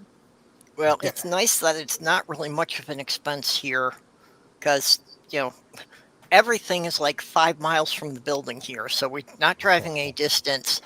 It's just like, roughly 4 times a month I have to make the trip to either get Sloth Girl's son or bring him home. And that's 65 miles each way. Other than that, it's like we're only driving like 25 miles in a week. Oh. See, my concern is that they're actually axing my department at my work starting in January, and I'm gonna have to go to daytime, and I'm afraid that they're gonna make me go into the office. I'm like, I'm not gonna be able to do that because that's a 50-mile drive, and I'm not walking 50 miles at all. Please no. Wait, 50 miles is your normal commute? Yes. That's the shortest commute it's been in a while, so. Well, that's not uncommon for people around here because, there's a lot of people that live not far from here and work in Minneapolis that are, driving 50, 60 miles each way to commute. I had a friend who was doing it from Monticello. Yeah, I tried to find an apartment or somewhere to live that was close to my work or in the city where I work, and it was not affordable. Like a 1-bedroom apartment, $2,000 in most places. Yeah, I could not deal with that kind of commute, that kind of driving, that you're literally spending 3 hours a day in your car just driving to and from work. I did that when I worked at Walmart, so I'm kind of used to it. But when I worked at Walmart, I was also basically paying to work there because it was such a far drive. So. Hey, Chris Durham. Someone we don't generally see around here. Are you close to? If you get the chance, he does live music videos. Usually just live streams of him playing the piano. Nice. Well, thank you for stopping by. I often wind up turning it on because he's usually doing it while I'm making lunch. Oh, awesome. Well, they're going to wake me up in about 5 hours. Well, 5 hours. So I'm going to try again to sleep and see if I can get some sleep. But rest well. It was great talking to you. Hi, guys. Yep. Bye, Sarah. Catch you later. Diana, give Sylvia some love for me. I haven't seen my kitties since the 30th of October. So Oh. That must be really hard. Oof. I miss him so much. Yeah, I have enough trouble sleeping. It would really freak me out all the times I wake up in the night if there wasn't a cat around. I have insomnia anyway, and my psychiatrist is trying to get them to actually use my sleep aid. But like, well, you have to see our psychiatrist. I'm like, can I just have mine call yours so they can work this out? Because it already took me them long enough to get my insulin right. Yeah. So, Yeah, it would be better if they call the psychiatrist who already has all your history. but they're like, well, no, you have to talk to ours. I'm like, well, when can I talk to them? Like, well, he won't be in here until like later this month. I'm like, I kind of like to sleep now, please. Yeah. Because then they get mad whenever I finally do sleep because I sleep the entire day, and I'm like, well, you need to pick one. Yep. I had that problem when I first moved to Michigan because they didn't want to give me the meds I'd already been on for 3 years. And I couldn't get anybody to just, look at the records from my clinic in New York to verify that, yes, I have already been on this prescription. I'm not asking for something I didn't have. Well, my thing here is that the hospital that I went to had old information because they keep your information from when you were last there. Yep. And it's been like 12 years since I was last there, so they have really outdated medications for me. I was trying to tell them like I can't take these because I'm no longer able to take any of those because I have really bad side effects for them. So it took them a bit of time to get everything adjusted to my current medication, and then when I transferred over here, for some odd reason, they had the information that the hospital originally had. I'm like, I can't take Zoloft anymore. It's going to give me nightmares if I do actually sleep. And then they didn't even have my insulin. So the reason I was here, my blood sugar was high. So I was basically sleeping the entire time anyway. Oh, do not run away, kittiness. Yeah, well, yeah, I know that about just never sleeping through the night and wind up being tired all day.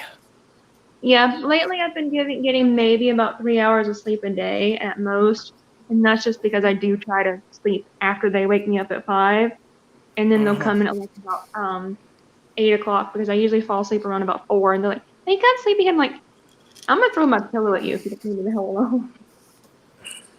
It's like, go see another patient, come back to me. I'm good. I don't need physical therapy. I just need sleep. Last month, I got a new sleep medication from my doctor, and it's like, okay, with this, if I stay in bed 9 or 10 hours, I can get 5 hours sleep. Yeah, that's what this one is. I'm supposed to take it 10 hours before I want to wake up. And I'm like, oh, well, that's kind of...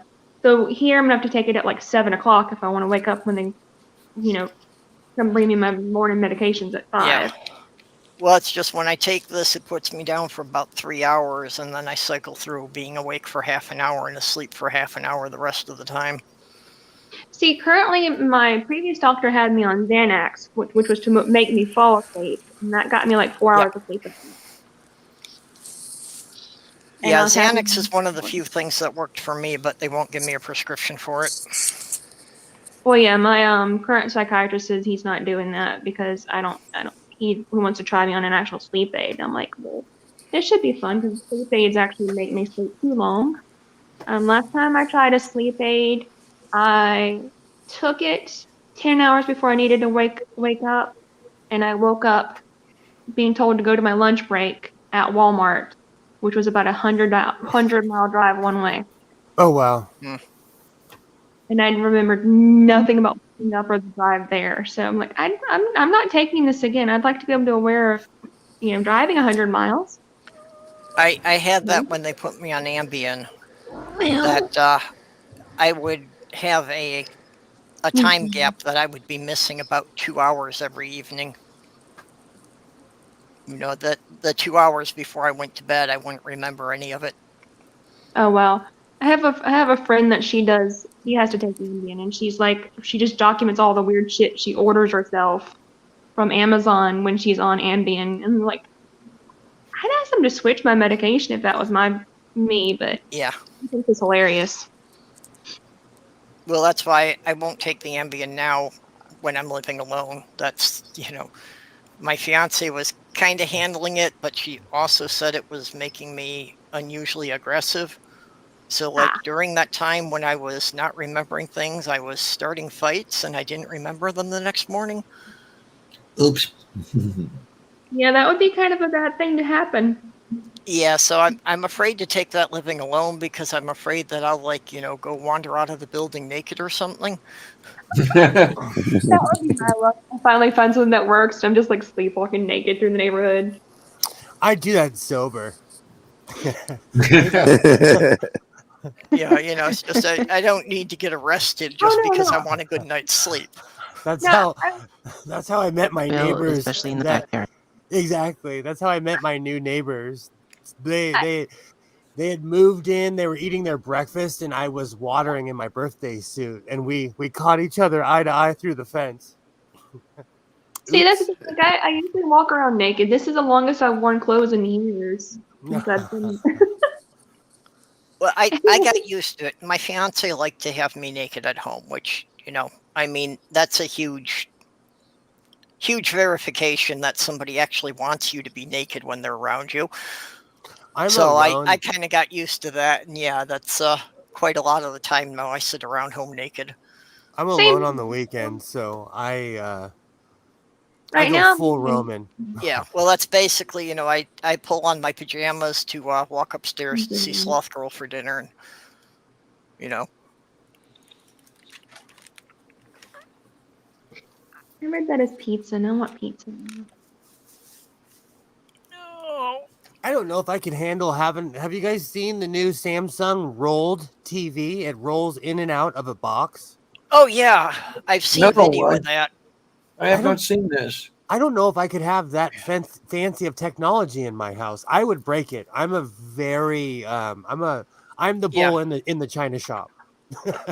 Yeah, it's a flexible screen, so it rolls up to so you don't have the big screen TV in your living room all the time if you're not watching it. Exactly. It looks cool, but it's over ambitious technology. So it just seems like one of those things that's really cool, like 3D televisions. I knew someone. Those things that people buy and they don't know how to work it. Yeah. Oh yeah, I'll tell you something that might drive you nuts. Drive me nuts. You got to put me in reverse. Yeah, I use a virtual reality headset sometimes to watch TV in a virtual room. Whoa! I don't know if I can. I don't know if I get it. I'm looking at this thing over here, and we're talking $100,000 for that flexible television. Oh, Jesus Christ! Yeah. You know what I would really like to try is I'm betting I could actually sleep if I had a sensory deprivation tank. Something that completely blocked out all light and noise.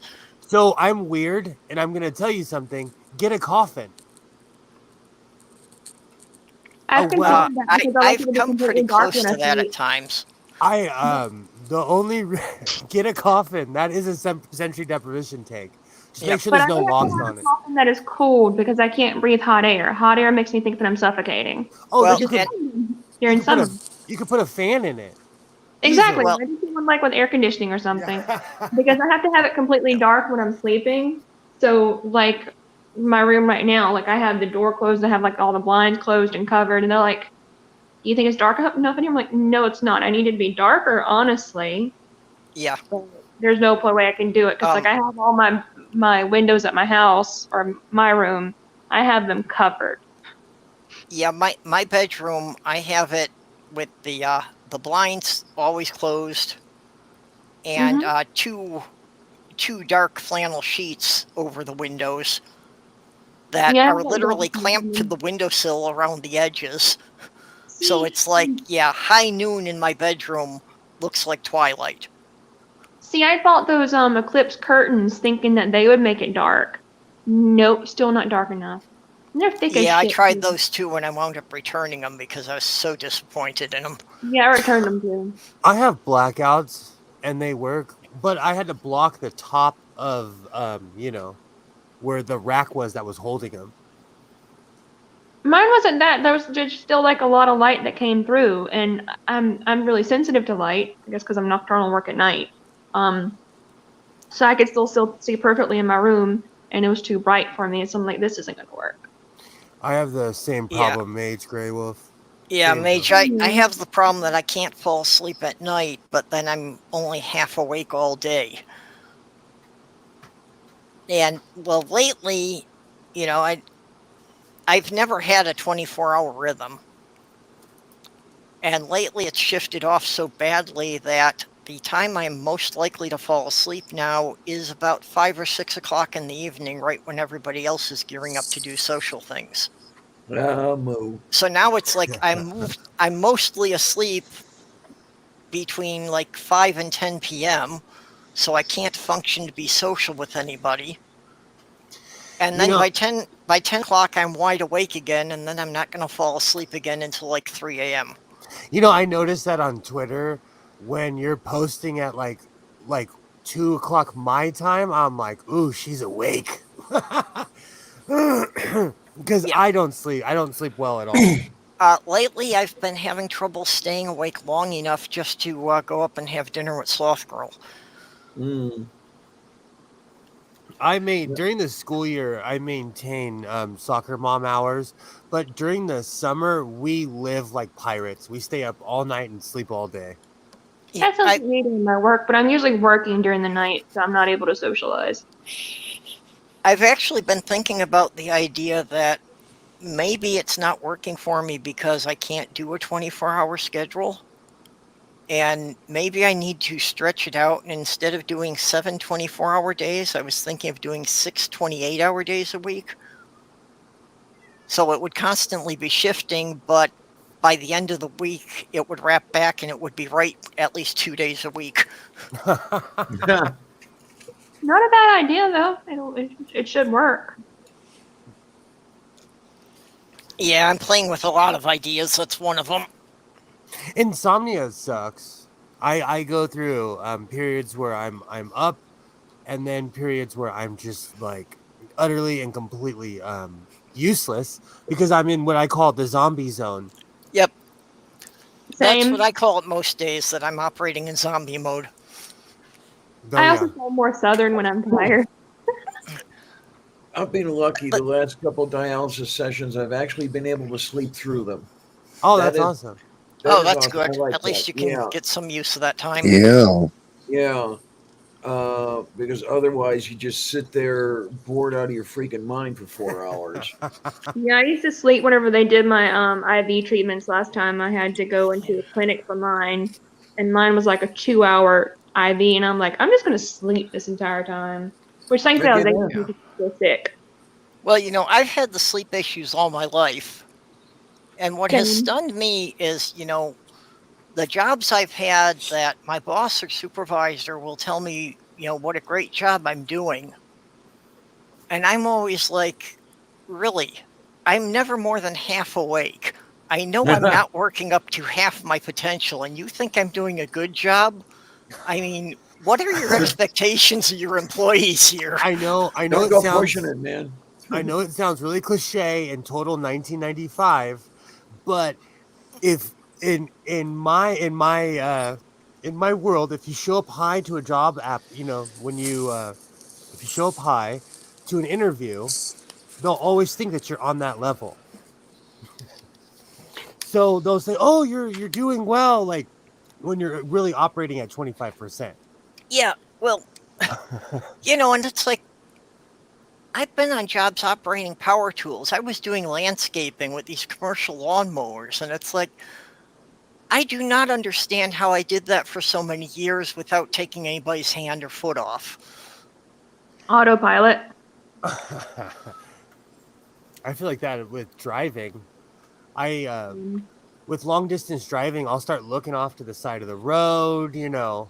I start getting easily distracted. But somehow I get there. Oh my God, I hate driving because I have such a hard time focusing on the road. It's so horrible.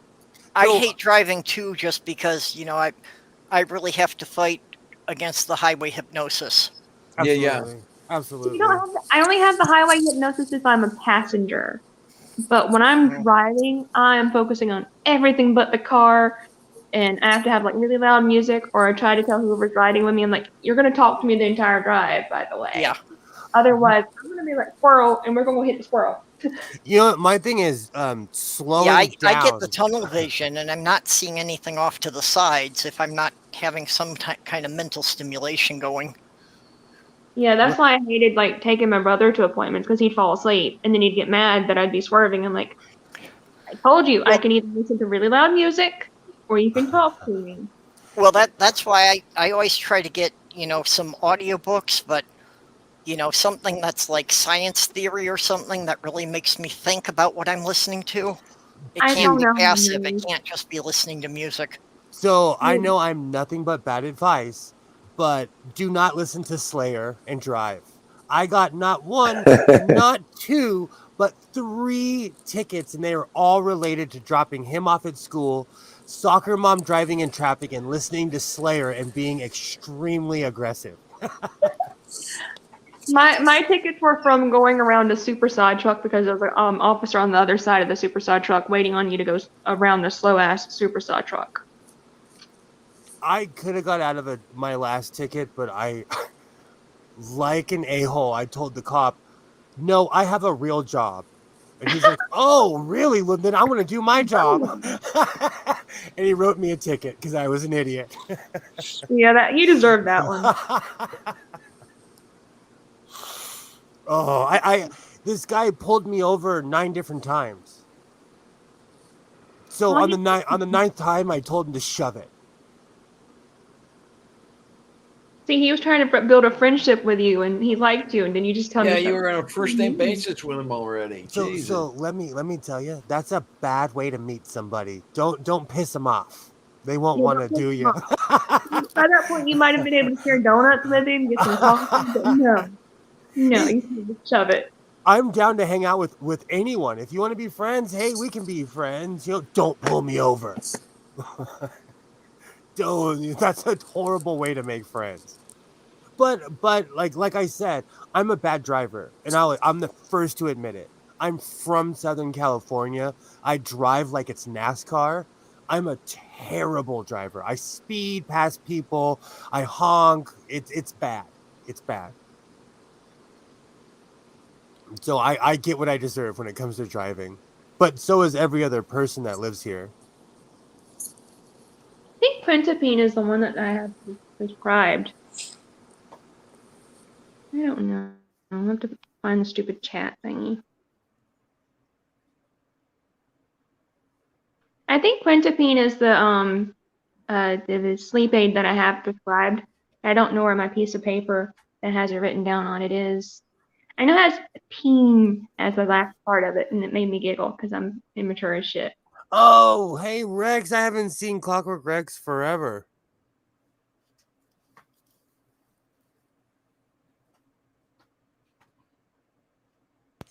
Well, the one that they gave me now is like Sporant.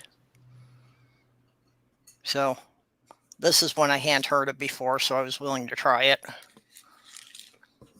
Like I said, it helps a little, not nearly enough. I had so much trouble with this one trying to get it from CVS. We got somebody wanting to come in hidden. Okay, sorry, Junie. Welcome back, Junie. Could you not sleep, darling? Oh, my phone died. So I apologize for that. And right before, I wanted to formally excuse myself from the chat. Okay, you need to go to bed now? Yeah, I figure it's almost midnight. Yeah, it's almost 1 here, so I should probably try to get some sleep. And It's early on the West Coast. Yes, I know. Oh, yeah. I'm in the future. Ooh, sorry. Well, night, guys. Hey, Judy. Have a great talking to you. Night, Sarah. And I'll say my good night to you all. Goes to the training. I got to get the thing out of the thing over here. Oh God, this thing is a heavy thing. Quentapine.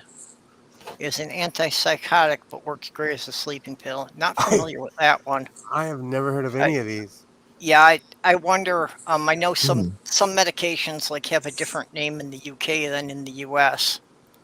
Yeah, many much So, of them. you know, I wonder if that's got a different name in the US here. Which one? Quintapine. Quintapine. I don't know that name. I got to look that up. Yeah, I've never heard of that one. I'd have to go look it up on WebMD to find out if it's sold under other names here. Oh, come here, you. Hey, Yeah. Jen. Oh, where? I haven't seen Clockwork Rex forever. Quetiapine? Oh yeah, Rex has been doing some random live streams the last couple of weeks, but at really late hours. The brands that they give me on this one is Seroquel. Oh, I've heard of Seroquel. Ah, yes.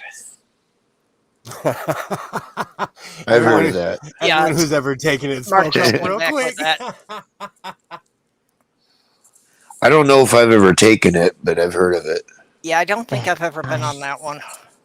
That's one of the very few psychotropics I have not been on. I've tried it once. Well, not fun. Yeah, the problem is I can't find anything that really makes me sleep that isn't a controlled substance, so they won't write me a prescription for it. Oh, yeah. Offhand, the only ones I can remember that I know really worked were Xanax and Vicodin. Okay, then. I'm actually allergic to Vicodin, and I found it out at the worst time.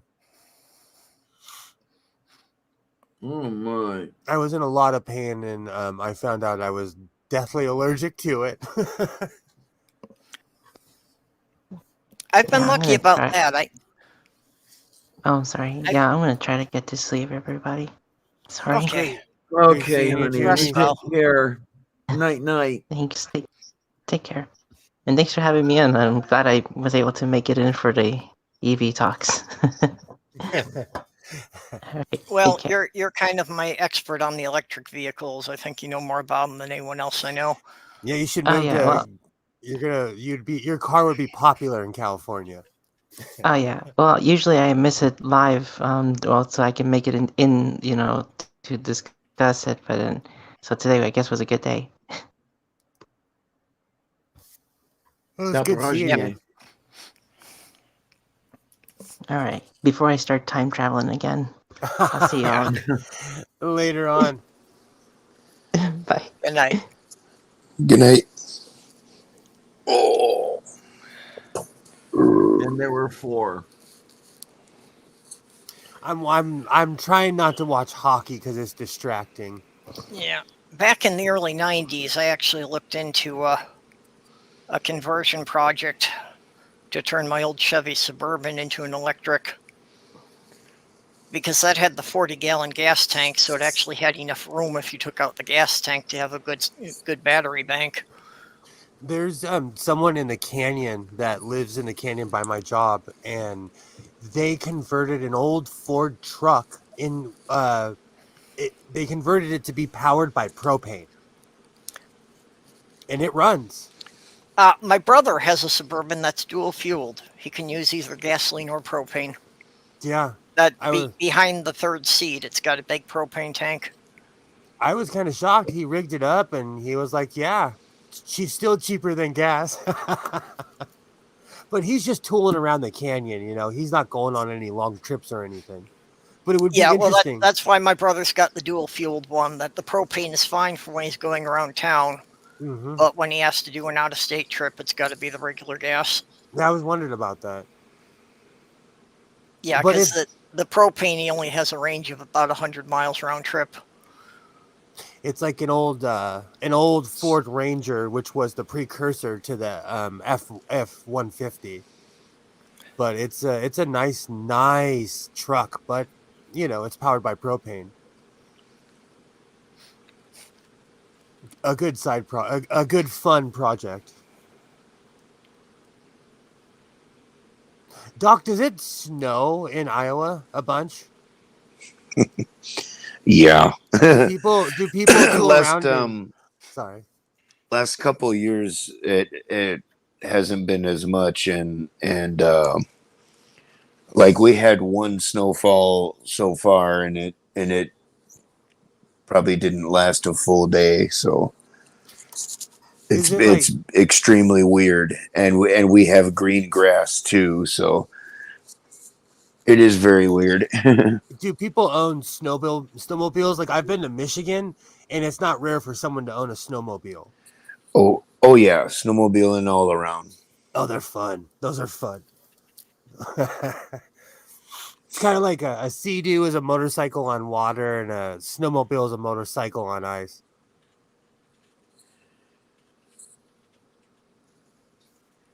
Yep. Yeah, where the slimy bastards had their house, there was a golf course at the top of the hill right there, and there were a lot of people with snowmobiles running around through the golf course, tearing the place up. When I lived in Arizona, like there was this town out in the middle of nowhere, which is now probably all built up. Every person owned a golf cart. So when you drove through town, you had to slow down because there were people in golf carts in the middle of the street. Oh, yeah. But it was more of a retirement town, so you should slow the hell down anyways, you know. It's weird. America is so humongous. It's weird how Americans, we all live different lives, but we're in the same country. Like I would have no reason to own a snowmobile in Southern California, but I was wearing short sleeves and shorts today, you know. No, yesterday it was freaking me out because it was 85 degrees. That's hot. You know, usually it's cold and windy this time of year. Well, you know, 50 and windy. For California, that's freezing. But that's our winter. And it's like summer all over again. Yeah, well, that's another reason I can tell that the weather's not right around here, because the lakes haven't frozen over. You know, and by the 1st of December, the smaller lakes at least should have been frozen solid, and we should have had at least half a dozen people lose their snowmobiles through the ice. There's always some idiots who are out there a week before the ice is thick enough. We get a lot of that here too with people that think they know how to boat in the ocean when they don't. It's a little bit different than owning a boat that tools around the lake than going out in the ocean. It's a little bit different. And you'll get someone that buys a boat and they think they're a captain and they get rescued by the Coast Guard and they get put on the local news. Happens all the time. All the time. I want to be that rich. The Minnesota DNR has gotten real touchy about that the last few years. That now if you drop a snowmobile into the lake, they don't just charge you for recovering it, but they will fine you $5,000 to $10,000 for cleanup fees. I guess. Is that because you pollute the lake? Yep. That's basically because that's what they figure it takes to get all the fluids that leaked out of the snowmobile into the lake. Same with the Sea-Doo. If that thing tips sideways and water gets under the seat, you're oh done. Yeah, it would be the same thing if you dropped an outboard engine. Oh. Yep. Oh wow. I always wondered about that because you're like polluting the water as much as you're having fun in it. I owned a jet ski, and those were one of the most pointless things. That it was fun for about a week and a half.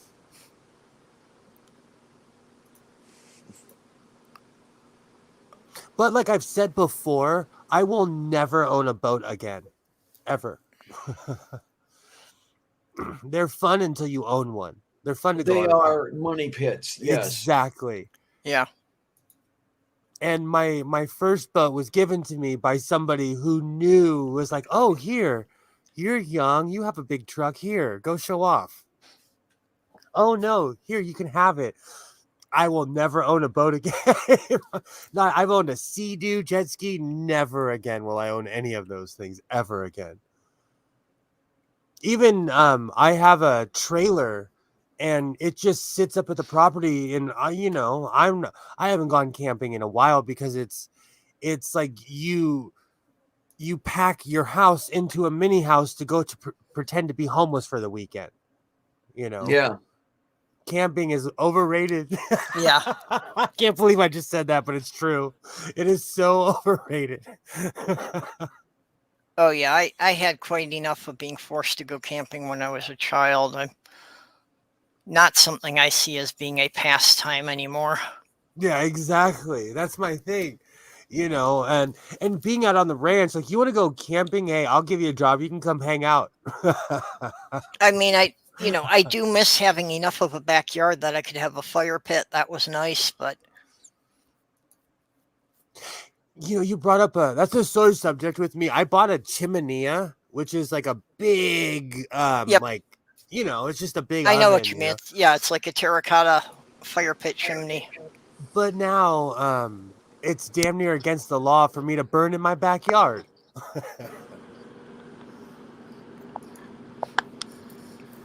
Yeah, jet skis are not popular in Minnesota for this, that they disrupt the fishermen, and there's just a hell of a lot more fishermen. They're not fun. That's another thing where my neighbor was like, "Oh, you Yeah, want this? You can have it." I'm not saying it happens, but if you take a jet ski out on the lake, you've got the trailer or the vehicle that brought it there is pretty much marked, and it may not be in drivable condition when you get back to it. Where I live around lake people, where everyone, like, on the weekend, they want to go to the lake and show off their new boat. So the people that are boating outnumber the plus the people who fish, they go there at 5 a.m. Okay, Minnesota, they say land of 10,000 lakes. That is not an exaggeration. No, literally, somebody once counted, and depending on your definition of a lake, it could be up to 17,000. You really can't throw a rock without it landing in a lake here. Yeah, but how many of those lakes are like 5 square feet? Yeah, well, that's what I mean. It depends on your definition of a lake. Okay. Because Oregon's like that.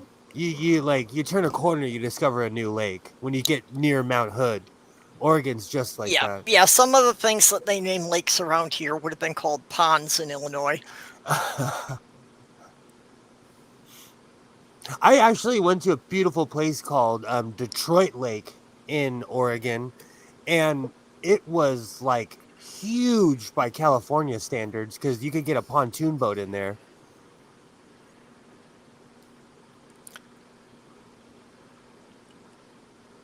I've actually see, that's why I don't buy boats anymore or anything like that. It is, and that's just an expensive problem.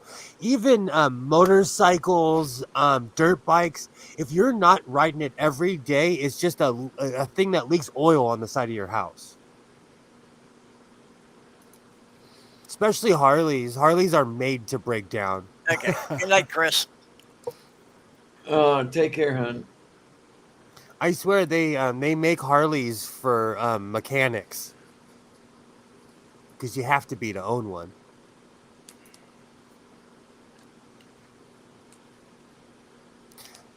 But I'm one of those people that I would abolish cars if I could. Let's bring back horses and swords.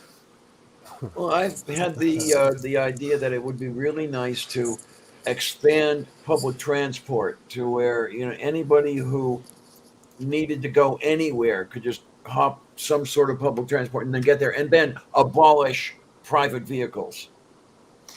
Reno, Nevada was like that, where they had a really, really reliable public transportation system.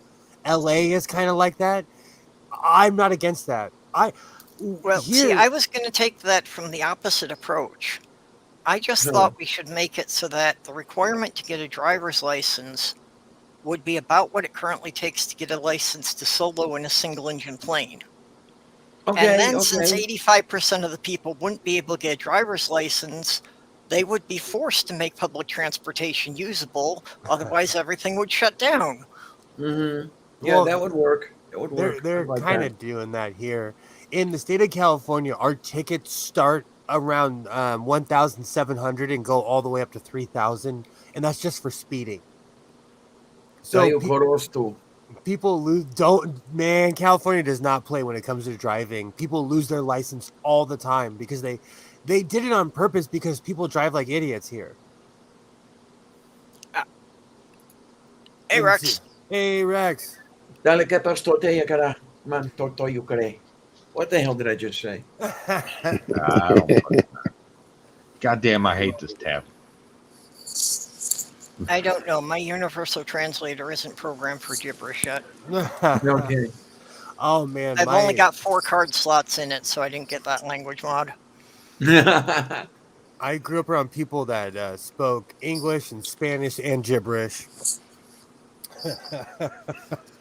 Oh my! One of the people in the dialysis clinic while I'm there, she's in another chair dialyzing, speaks only Arabic, so it's really interesting trying to talk to her. Oh wow! Yeah, Mark, I've heard some other people say that an outboard dropped in the water doesn't necessarily do it a lot of damage as long as you dry it out. I had fun owning a bunch of toys, but as time went on, they just became, like I said, it's just something leaking oil on the side of your house. Yep. Yeah. Well, and that's for me. I just, I wouldn't have a place to store anything like that. Tell me about that. It's like, where do you park it when you're not using it? Mm-hmm. Yeah, I wish I could have a motorcycle, but where do I keep it? Yeah. Well, so for me, anything like that, it's like I'd have to rent a storage space, and I'd be, paying $100 a month just to have a place to keep it. Yeah. Mm-hmm. See, that's why I collect Star Wars toys. Yeah, there you put go. them in the closet. Well, that's why I collect Lego, but unfortunately, my Lego collection has also gotten to the point of it will not fit in a standard van. Oh shit! Not even looking at the sets that I still have in boxes, but just the random loose parts. I have more than a dozen 10-gallon totes. Wow! Oh Jesus Christ! Wow! Well, don't dump them out and step on them. That's all I can tell you. Oh wow! Yeah, my ex had banned Lego from the main floor of the house when we lived together. You're quite possibly the only other human I know that owns more Legos than Isaiah. He has only 2 10-gallon tubs of Legos. Wow, Okay, I thought Yeah. he owned a lot. Well, most of those are like when I picked up bulk lots on eBay, or I just find bags of them at the thrift store and I just keep dumping them into these bins. So it's like there's everything in there, from classic stuff back to the 70s all the way up to, Star Wars stuff that was released last year. So as someone who sells online, I have one question. Did you keep the instructions? Well, that's, a lot of the random stuff I never got instructions with. Oh, okay. And that's the thing. It's like I probably could assemble sets, but it would take a lot of time sorting through parts. So it would just be very labor intensive to assemble them back into sets again.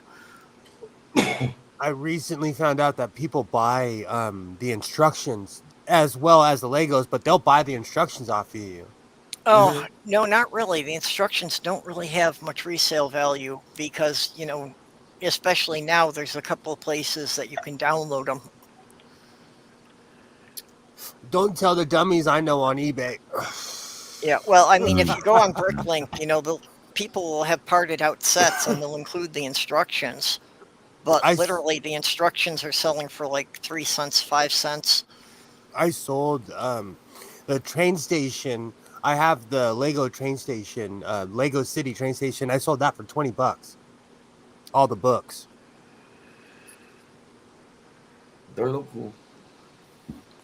Didn't it take? Trains always get a bit of a higher price because they don't produce as many of those. Oh, the set was $200 or $300. Yeah. I bought it out of pride. When Toys R Us was going out of business, I went in and like a vulture, I bought a lot of Lego sets that for half price. Yeah, I wish I'd had the money when that was going on. I got I paid full price for my Doctor Who set, but like I bought the Avengers Tower, both the train and the train station, the space shuttle, anything that was Lego City that year. Well, that was my business model and how I got most of my box sets. Was that they don't do it as much now, but years ago, like Target, the toy department would expand to twice its size during the holiday season. Mm-hmm. And then in January, I was buying the Lego sets at like 75% off. So all I had to do was like put them away in a closet for 2 or 3 years until the supply had dried up. And then people would pay me the original retail for them again. So I was able to sell them for 2 to 4 times what I paid for them, and I just kept rolling that back into buying more sets, and that's how I got the collection I have. Well, fair. Doesn't it take like 500 hours to build the Lego Death Star? I wouldn't be surprised. Something like that. Yeah, I've watched videos people doing that, and I have the Matt Smith regenerating into Peter Capaldi Lego set, and every video I watch, it takes 3 hours to put it together. I still haven't taken out the box yet because I'm like, I don't have that kind of time to waste yet. Because I'm the kind of person where if I'm going to start something, I'm going to finish it. Yeah, I've got a couple of big sets that I haven't built just because I haven't, been able to block out the time for them. 2 years ago, I finally was able to get a Millennium Falcon. Oh, wow. I'd never been able to get one at a price I could afford. And with the stimulus payment, I finally broke down and just bought one at full price. But I still haven't had it out of the box yet. Now Rex has got me looking up the Lego Death Star. Well, there's been a couple of different ones. Go ahead. Oof, they want $1,500 for it at Walmart. Jesus Christ! What 1,000. Fuck. Well, 1,000. The different. There's different sellers, different WalMarts. Another Walmart wants $1,000 for. Oh no, that's the Imperial ship. Wow. Let's see here. Shit. Goddamn, I could buy a whole new computer for that instead of getting mine one fixed. Stuff like this is why I resell. No. I sold a Singer 301A sewing machine for $900. Yeah. You never know. You never know. It hasn't been official yet, but they're expecting that they're going to release another Lego Death Star this year. That's going to be 11,000 pieces. Holy cow. Wow. See, I want to have that much time. I want to have time to do that. I just don't. Yeah. Well, yeah, I can't imagine that because, like, the Millennium Falcon is the first set I've bought that actually had over 1,000 pieces. Wow. Cool. So, see, I had all so these... you look at these UCS sets and they're doing that, 10 times as much. Well, I mean, I had the X-Wing fighter and the TIE fighter and the Millennium Falcon and a bunch of figures and a bunch of play sets from like the original back in the day Star Wars toys when they came out. And I played with them till they broke.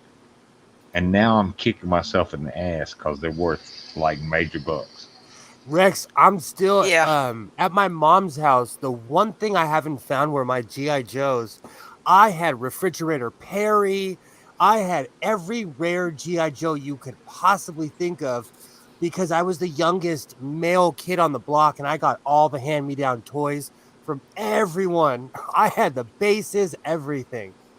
The only thing I didn't have from G.I. Joe, I think, was the aircraft carrier. Oh, that was so rare. I wanted that so bad. I Oh had a yeah, mess of it the was like 6 feet long and shit. Exactly. Yeah, Oh, it was because you fucking huge. because you could put the actual GI Joe jet on it, and it would go inside of it. That Yep. man, if I ever find one, I'm gonna buy it and play with it. Oh, I had a mess of the Star Wars action figures from the first release because I was like 14 when the first Star Wars movie was in the theaters. So, that's I bought those up in their first release, and I don't know, I probably had close to 100 of the figures along with, the TIE fighter and the X-Wing and a couple other vehicles. And Oh that's yeah, I one of had my the snow nephews, speeder. yeah, Yeah. yeah, but they were in my mom's attic when I went to school out of state, and they weren't there when I got back. So one of my nephews got them, and no one will owe up to it. oh. Yeah, I had like the snow speeder and Okay, I guess what was the little troop carrier thing that Yep. they had?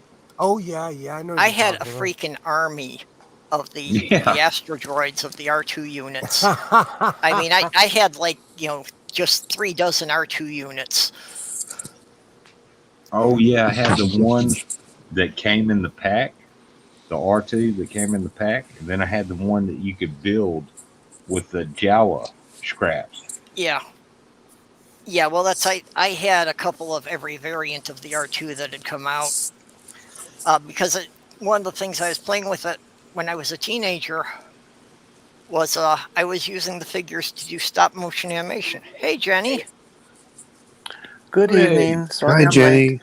Yep, I was Oh, hi, using the G. figures to do stop motion animation with the Super 8 movie camera. So Do- that's why do I I- needed like an army of the droids. I used to do Yeah, that. you move them a bit, take a picture. Move them a bit, take a picture. Move them Yeah. a bit, take a picture. Yeah. Yeah, so You it can was spend all about an week doing hour that. posing for about a minute of actual footage. Oh yeah, I'd take mine outside and play with them in the dirt, and, crash them. Oh no, Yep. Luke We crashed. did it with live action humans. We did it with live action humans, and we did this thing where my friend Mike would jump up in the air, fold his legs back. We'd do a shot, and then he'd of course come down, and then move forward and do it again. And so the end result was he's running around, except he's actually floating above in Yeah. the air. So it looks like he's just levitating. It was stupid, but when you're in 7th, 8th, 9th grade, that's what you do. It was fun stuff to do. It's cute. Yeah. Oh yeah, when you're a kid, you don't realize just how much money these things could be worth in the future. So you just play with them until they break. Oh, absolutely. I had my brother's hand-me-down Millennium Falcon, and during this conversation, I'm like, man, I wish I hadn't smashed that thing. Oh yeah, exactly. But my GI Joes fit in it, so I played with it as a kid. I was a dumb. Well, and that's My- why my- all of these toys we remember are worth so much now. Because it's like Because- everybody wants the toys they had when they were a kid, but 90% of them got destroyed. I went and bought a Londo Malari Battlestar Galactica. I mean, it's Battlestar Babylon 5 toy I saw at a thrift store, and I still have it in the case. Because as an adult, I bought it, kept it in the case, and hid it somewhere. Oh Yeah, fair. see, I couldn't do that. Toys are meant to be played with. So It's a crime to leave them sealed up in the package. So, everyone knows that Isaiah has ASD, and when he was younger, he found every single Star Trek toy that I had from when I was a kid, and I kept in the package, and he opened up all of them. I mean, these the ones that I have here, these are original, and I had these in the package, and I had to suck it up. I said, you know what? I'm a grown man. I'm a parent. I can't put my kid on. I can't put a stamp on his head like Nurble and Garfield and send him to Abu Dhabi. I can't do that, so I had to suck it up and I let him have all the Star Trek toys. But I had been hoarding them for 20 years. Yeah, I was. I had like the 5 or 6 inch Star Trek dolls action figures, quote unquote, back in the day. And if I'd have kept those in the box, I mean, if I'd have just kept those, oh my I still God. have my Beethoven action figure, new in package. Oh, that's awesome. Really, I do. Hang on. I had all kinds of stuff still in the package. I had Locutus. I had Picard. I had all of them. He took them all out of the package. I cried over Jordy. I never kept mine in the package. I always took them out and played with them. Oh, that's awesome, Diana. That's awesome. The Oh, toy, that's the what I toy did market. too. I had all the Wait, hold TOS. it up, Diane. I'll put you on solo there. What's that, Jenny? Okay. The toy market has gone down quite a bit. Oh my God, it really is. Well, yeah. Beethoven figure. Cute. And they have a hyperlink on here. You can go to a website and get a PDF of a piano, and then you can print it out on paper and fold it into a piano and sit them at it. Oh, what's the website? Is it still active? I don't know if it's still active. It was the last time I looked at it, which was about 5 years ago. Oh, here we go. I love building paper models. What's the website? I'm going to try to look for it here. www.accoutrement.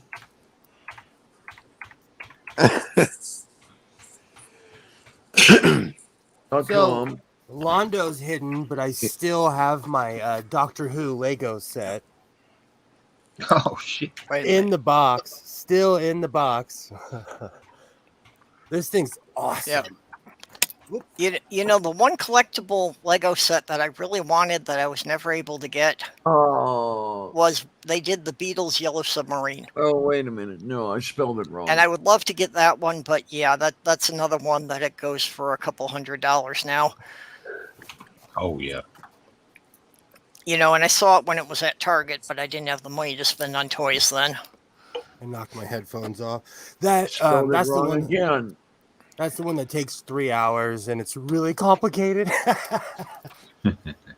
There it is. There it is. It's got 623 pieces for the TARDIS. And it's just the control room and but you know, it's an action scene basically. Is it still there, They're Diana? doing shit. Yeah. The doctor's always doing shit. Okay, when I put the link in, it takes me to Archie McPhee. Huh? Okay. So the site's been recycled. It looks like it. So Mage, now, I did get the PDF some years ago. It's sitting on one of my hard drives, so at least I you have to lost send that to me, Diana. You've got to send that to me one of these days. I will look for it. Yeah. Okay. Here's what Ox was talking about. I'm trying to remember when the heck I got this, because it's all full of dust and smoke and everything else. This damn thing may be, God, this may be 20 years old. Wow. Oh, and it floats too. That's hardcore. Well, I don't know if it floats. I think it's sitting in the bottom there, but Wow, that's so pretty 23-foot carrier. Yep. That's awesome. Jesus Christ, look how big that is. That's huge. That's got to be several $1,000s worth of Lego. Oh, definitely. $100,000 worth of Lego, because Legos are expensive. Yeah, I wonder what kind of piece count this thing has. Oh, there's no look at that. Nice. You know, but I mean, yeah, the scale's pretty accurate with the figures. Well, no, those jets are much larger than the scale he's using.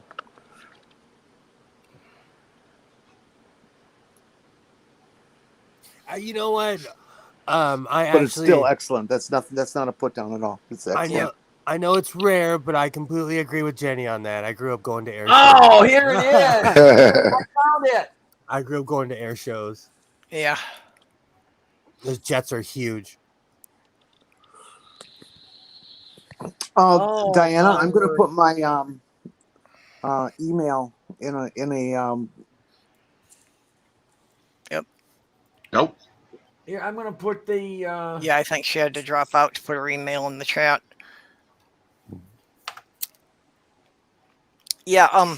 Yeah. I think I'm gonna pop out here, guys. My phone's getting down there on power. So. Okay, Doc. Glad you could hang with us for a while. Yeah, Doc, miss Yep. you.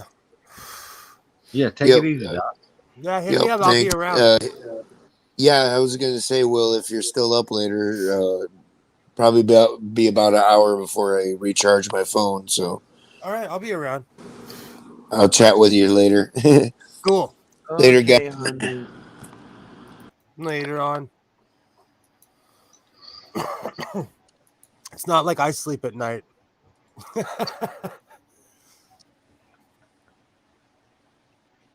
Maybe I should start doing Legos. Maybe that when I can't sleep, I get a good Star Trek book or something, and it helps calm me down. There you go, Diana. It's in the chat. Oh, what? Where? When? Let me look. Yeah. I'm transferring. Okay. I put in the chat the hyperlink for the Folda piano. Yep, Jenny. I copied the link Diana put in, and I'm sending it to you on Twitter.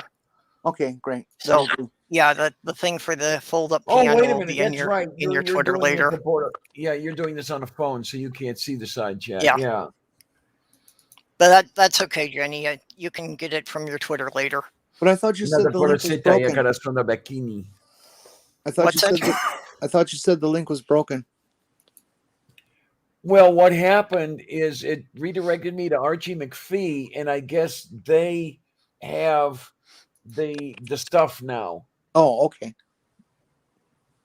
I don't know if they still have the action figure or what. I did see one on sale on eBay.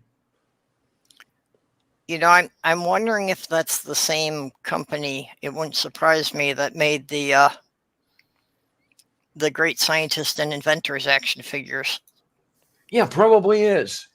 Yeah, because actually just a couple of months ago, we had to track down an Einstein figure to send to Dick Dawson. Oh, geez. So Sloth Girl found one for him. Now I have to look up who makes Crazy Cat Lady. I have a Crazy Cat Lady action figure. And she comes with magnetic cats, and you could stick them all over her. But Isaiah has them all over the fridge. Those stupid cats are all over the house. Okay, I got a question. Does she look like Diana? Oh, I gotta find it. No, it's like she looks like she's coming down off of drugs, and she looks angry. Oh, I gotta find it now. Oh, so she is kind of like Diana. Where's Crazy Cat Lady? Oh, it's hilarious. Okay. Ox went and looked up the largest Lego set that was for general sale was the Lego Art World map. That contains 11,695 pieces.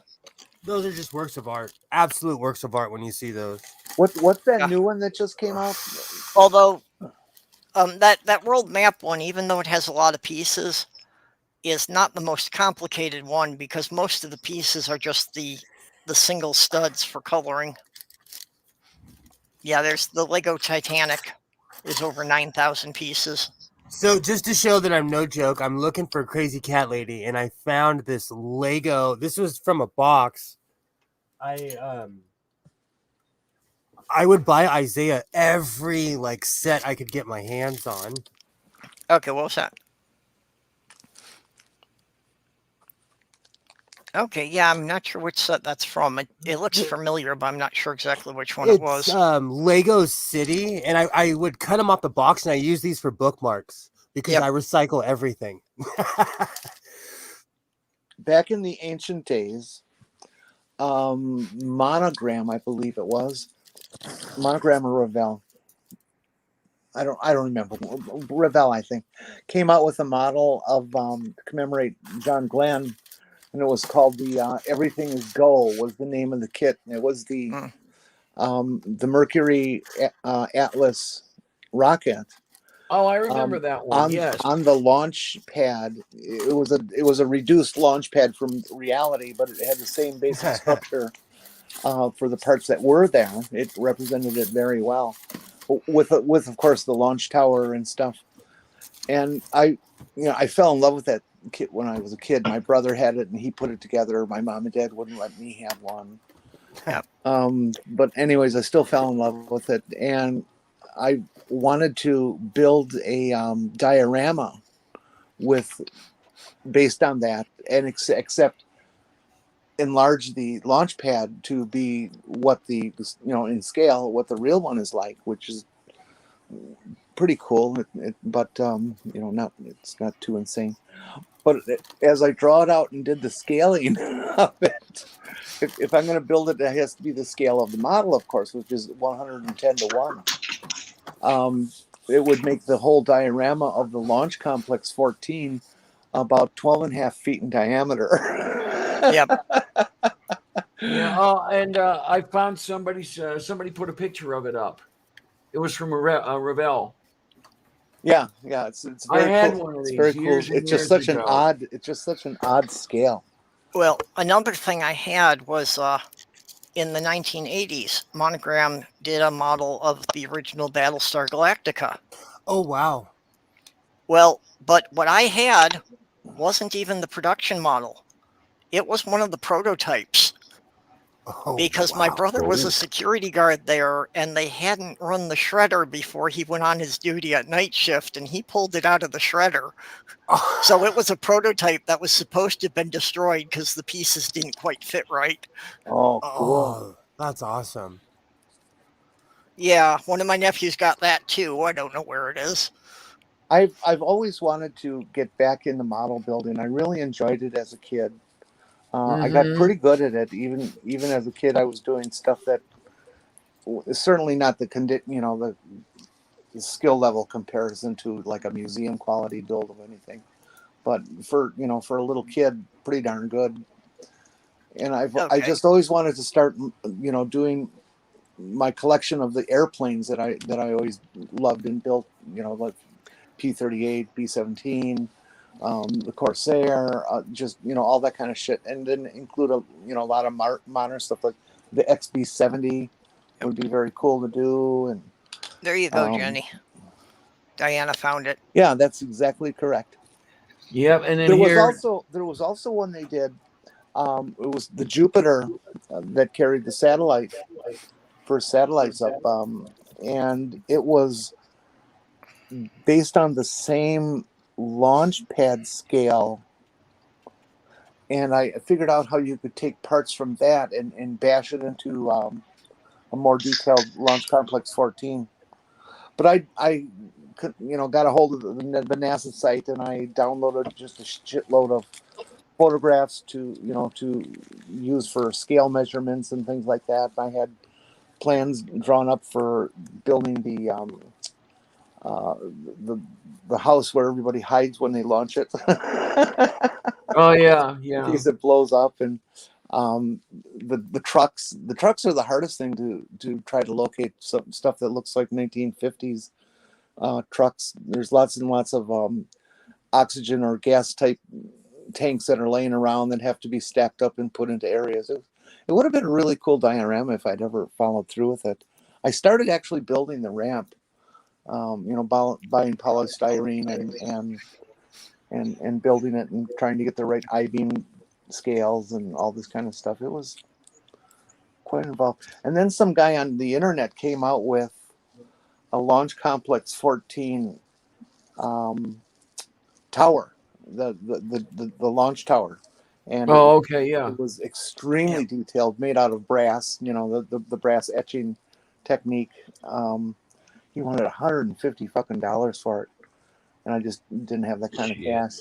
But it was beautiful. I was thinking of getting that and replacing the plastic one with it. Okay, bringing something up on the screen here. That, Lego made like a 3-foot tall model of the Saturn V rocket. So so somebody had to go ahead and build the launch tower to go with it. Actually, that's not even the one that Lego officially. This one off to the side was the one Lego officially did, because it looks like this one's like 6 feet tall. So I guess he was going to try and make it accurate minifig scale. Oh, that's gorgeous. Wow. That's a lot of hard work. I got involved with this Yeah. Yahoo group, text group on Yahoo that was just modelers of space modelers and stuff. And it turned out a couple of the guys on there are professionals and did actual model building for museums and stuff. And they would share their knowledge and techniques and things. So I learned just a shitload about it, but I procrastinated and didn't get around to it. Yeah, I look at stuff like this and I just wonder, how does anyone have the time to build something like this? Exactly. I wish I had that kind of time. Wow. Well, they they stay home at night and they do it then. They do it on weekends, and they know what they're doing, so it doesn't take as long as you or I. This one guy built models like this. He did one of the space station and the shuttle coupled together, and he did photographs of it, and he was a master photographer as well, and he did them so well and lit them so perfectly you couldn't tell if it was real photographs or his models, except for the fact that it had to be a fake a photograph because nobody else was there to take a picture. I just remembered I have C's candy. Yeah. I'm just I like this idea. I want to see an accurate scale model of the solar system. Well, so what would that take if Pluto was the smallest Lego piece of a single stud? Then to be an accurate model of the solar system, this would have to be kind of a radius of like 3 football fields, something like that. Oh no, you're getting into the miles distance.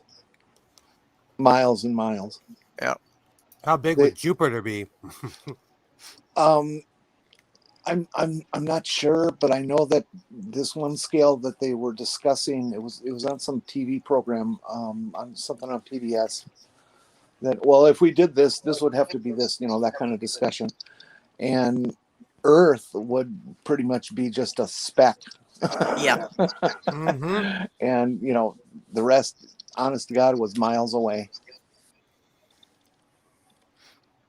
Yeah, there's actually an animation on YouTube that's a tour of the solar system that, to give an accurate idea of the scale, it moves you, at the same speed between all the planets. Jupiter. So it's like, you go through Mercury and Venus and Earth and Mars, and then there's this really, really, really long wait before you get to Jupiter. Yeah. Jupiter is unfathomably huge. And I'm not saying that we can't think about it, but you could fit how many Earths in Jupiter alone? 3 or 4. In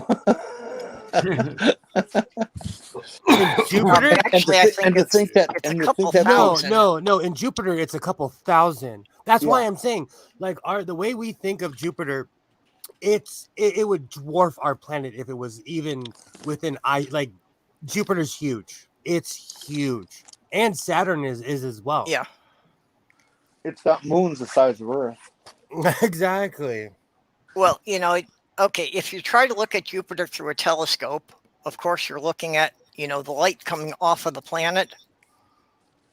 But it actually takes more than half an hour for the light to get from Jupiter back to Earth.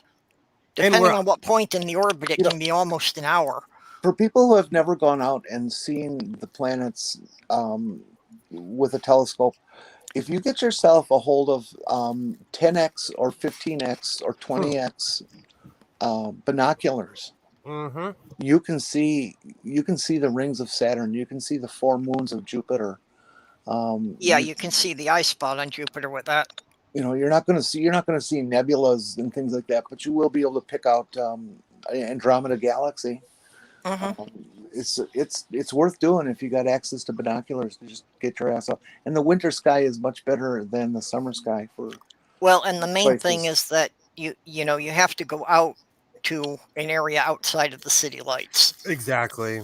I have a telescope, True, but but even well, if I go places with no light pollution. if you're in the city directly, yeah, street lights and stuff are way dense. But you don't have to. You can get out to the suburbs that have much less street lighting and stuff like that, and that's dark enough to see the big planets. Yep. Well, even here, there's not that much street lighting, etc., but you can still see only 4 or 5 stars. Thank you, Ox. Jupiter is humongous. I can see Orion, but not very much of it. It was one of the few nice things about living in Upper Michigan that there weren't any major cities around. So you just got a couple miles out of town and things were really dark at night. Yeah. Oh, I'm really spoiled living where I do. I can walk out and I don't see the Milky Way like you see in photographs, but I can definitely see where it is. I can see the outline of it and that kind of stuff, that if I want to look at it, I'll know exactly where to go. That's awesome. Well, it's pretty nice. Up in Michigan, when you knew when the meteor showers were going to be, that you didn't even need any kind of magnification. You could just lay there on the grass and you could just see a couple of the meteors shooting overhead. We do that here too. Whenever there's like a meteor shower, like I could go outside and my backyard is completely like domed in. Yeah, and it was like, okay, well, that one's a meteor. That one's a satellite because it's moving at a constant speed. From my house, I can see Cassiopeia perfectly because it's either a W or an M depending on what time of year, and the Little Dipper.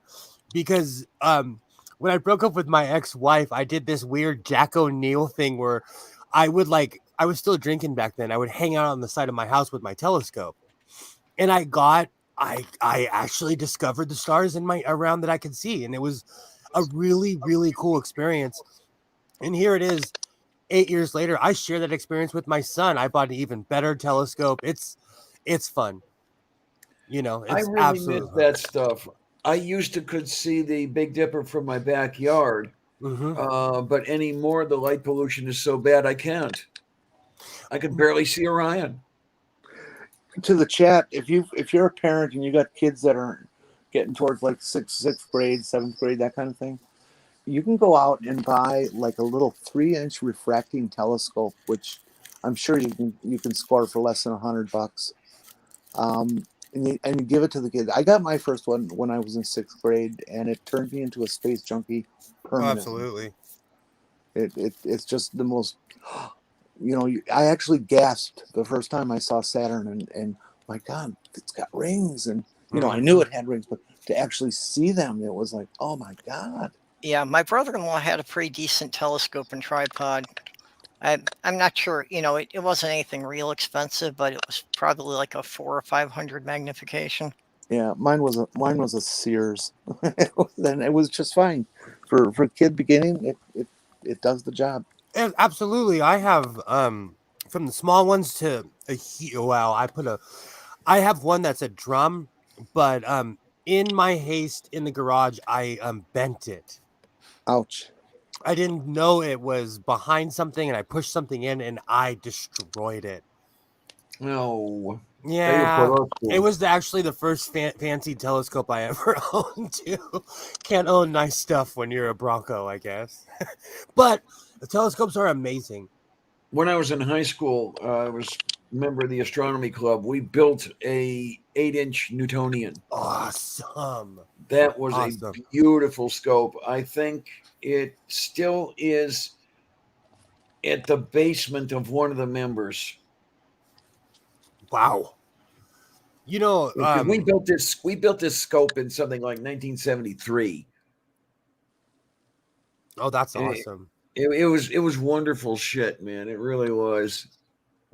I miss those days. Me too. You guys are making me want to go out. Like tonight, I'm gonna go outside. I miss being outside and looking at the stars. Yeah. There's I wish some I could nights see here. the damn stars. There's some nights here where I just go out in my backyard and sit in the lawn chair and just stare up at the stars. You know, Absolutely. not even looking at anything in particular, just being Maybe there one of these and just weekends, imagining how far things are, and God Almighty, maybe one what's of it these like? weekends, I'll have to say screw the Sunday show, and there's a deep sky or a dark sky place near here. I think it's less than 50 miles from Pittsburgh. I'll have to rent a car and just go out there and just look at stars, for fuck's sake. I haven't done that. You should. One night, in all my tooling back and forth between LA and Vegas, I was smoking a J and I had to go to the bathroom, and I pulled over and I looked up. And from that trip on, every time I ever went to Vegas, I would pull over out in the middle of the desert and just take in the beauty that is the night sky. Isn't it something? It's Really is. unreal. It's unreal. I just hooked up with a guy started following a guy on Twitter. Christ, I can't remember his name. Thomas. Started with an M. Oh fuck! I'll try to remember it and bring it next time. He's fairly new to astronomy, like less than 10 years, but he started astrophotography about 5-6 years ago, and he has gotten so good. I mean, I never saw his early work, but this current stuff is very impressive. It competes with anything professional you've ever seen, and is much better than some of the professional stuff I've seen.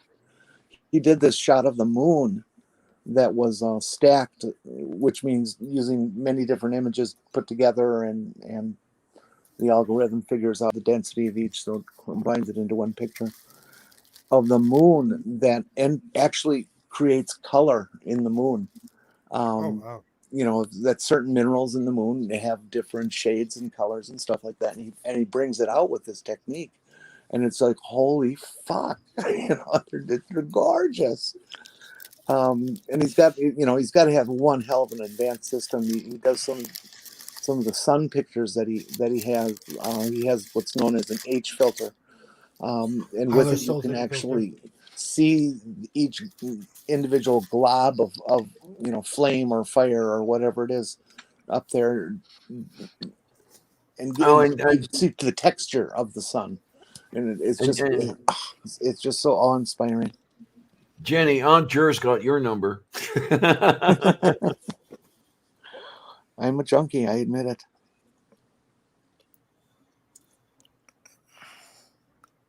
Wait a minute. Oh, Ox says they got them now. You program what? Oh, okay. Positioning telescope. Yeah. Go-to systems.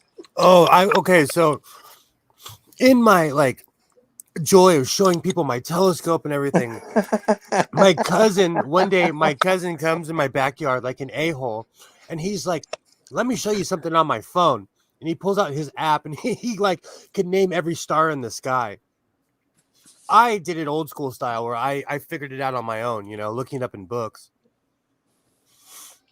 Yeah, I never got into the sky watching as more than just an occasional passive thing.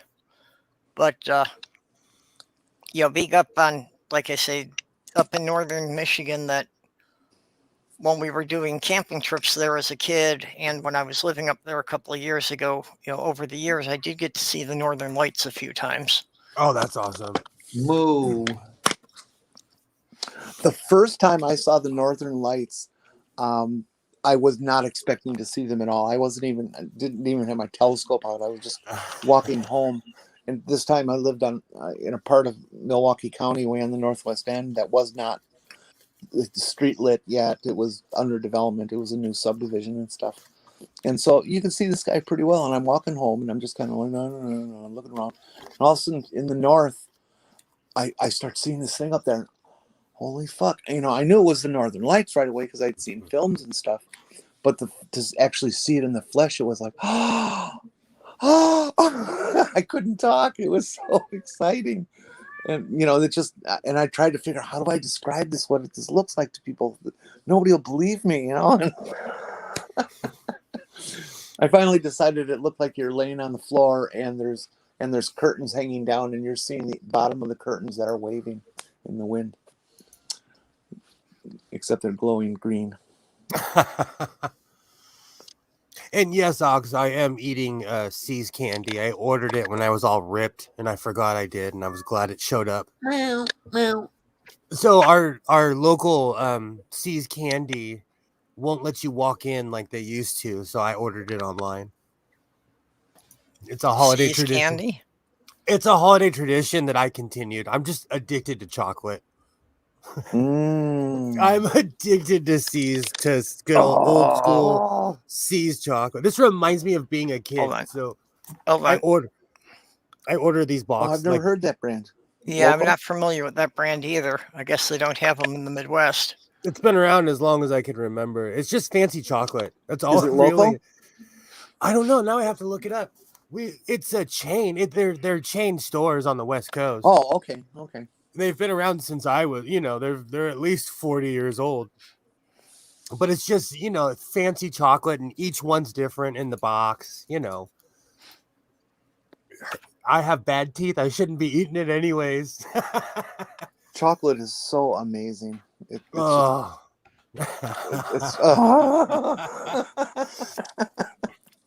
I need to stay off of Seraphim was talking about like staying away from certain sites and not having a credit card. That's me. Because I get a package and I'm like, who the hell ordered this in my name? And it's me. I ordered it in the middle of the night when I was all ripped. Well, that must be it. Explain it then. That's where you got that sewing machine. You ordered it and just didn't. No way. No, that I checked. Because that would have been stopped. Because my bank would have been like, hey, are you too much in the catnip?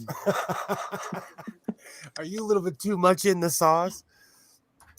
No, that's still a mystery. Don't come by my house. I wish we'd find out who it is. It's just I just like to know.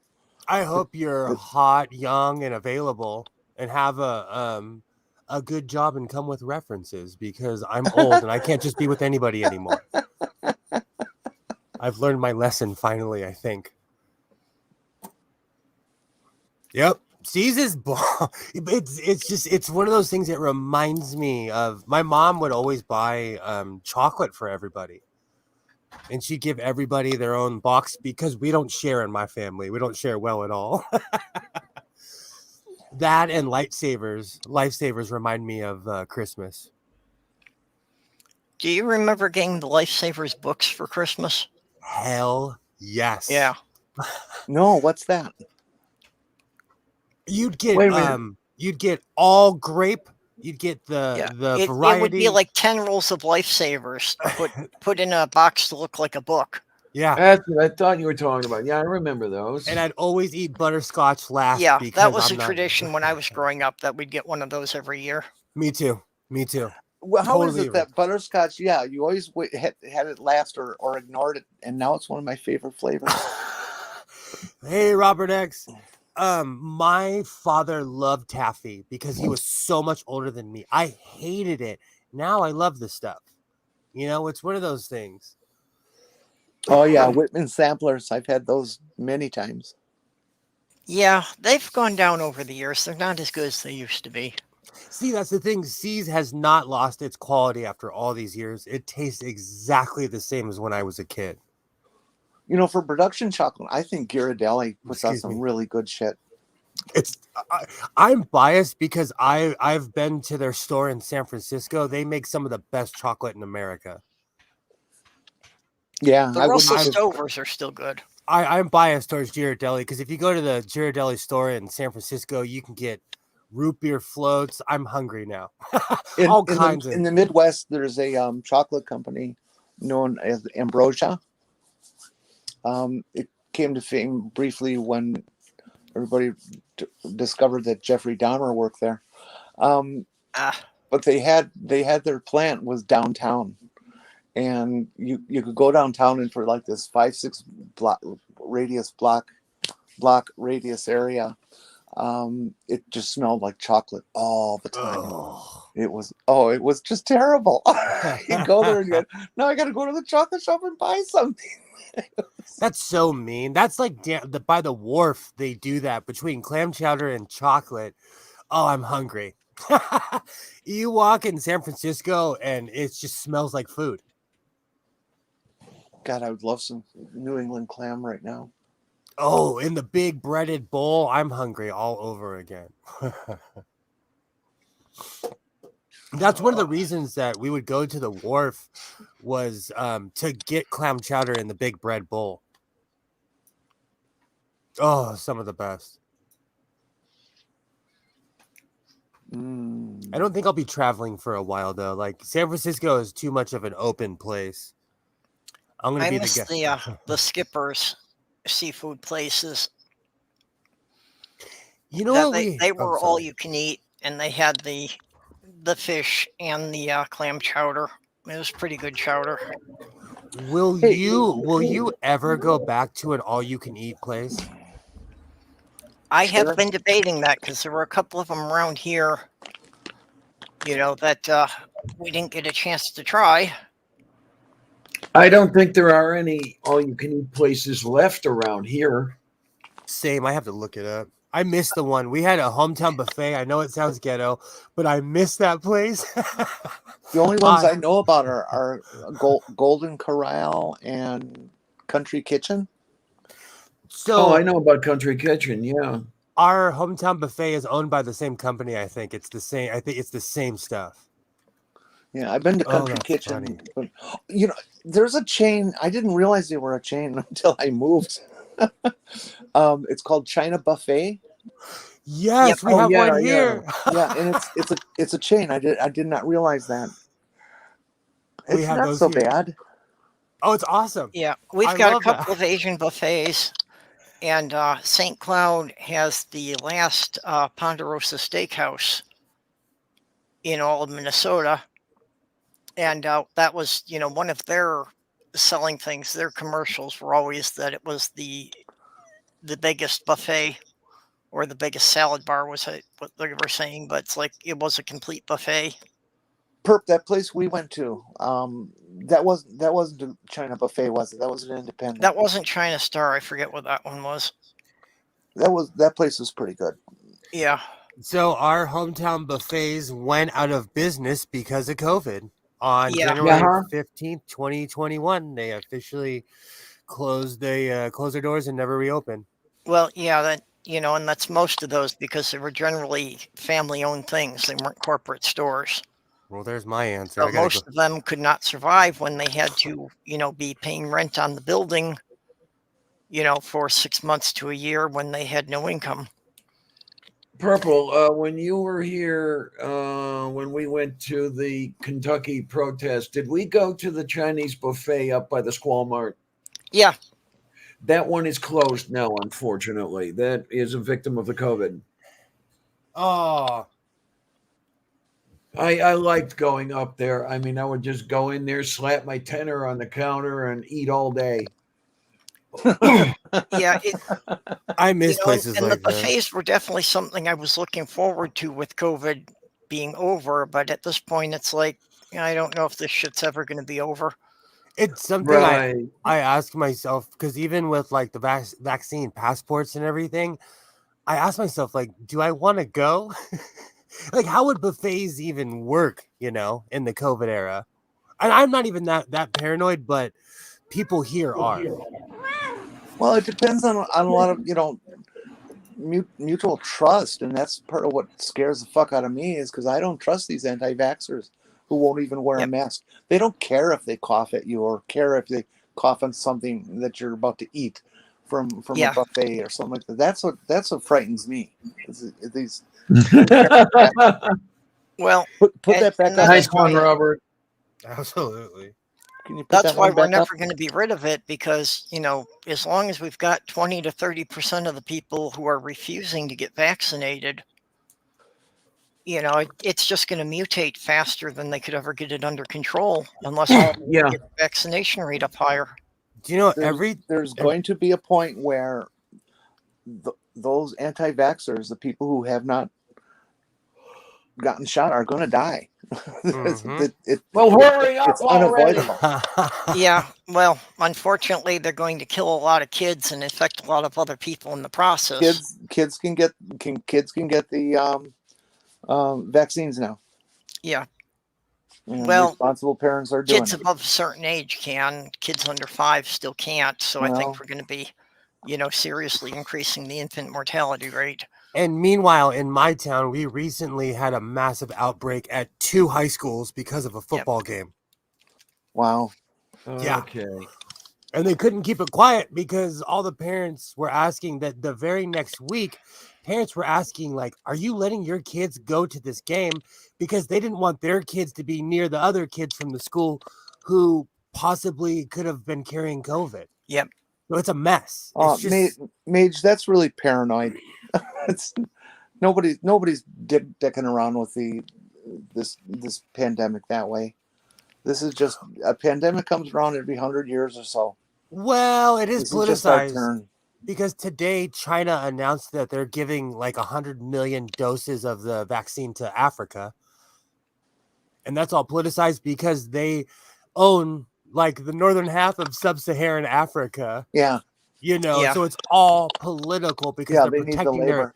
protecting their investments. No, they're getting kicked out. Actually, China, certain African countries are getting smart because China was slowly taking over for the past 20 years and they started kicking them out. But China is trying to be nice to Africa because they need them. Yeah, same thing happening with South America too. Yeah, they need them. So they're like, oh, here, take all this because we need you. Yeah.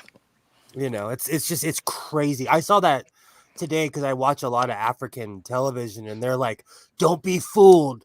They just want, they just want to take our land, but they need the vaccines as well too. Where do you get African television? It's called Channels Television. It's on YouTube. I watch, and it's in English. It's Nigerian television. And I also watch South African as well, but I watch more Nigerian because they're exciting people, and it's lit. It is lit in Nigeria, so I watch a lot of African television. Good YouTube. Is that where that crazy preacher was from? And they eat the poo-poo. Yes, and what's really funny? Esther, the African humanist, she covers a lot of the people I like. These people, yeah. They have Sunday service. So Saturday night, I'm smoking a J watching these crazy people on live on YouTube. They're nuts.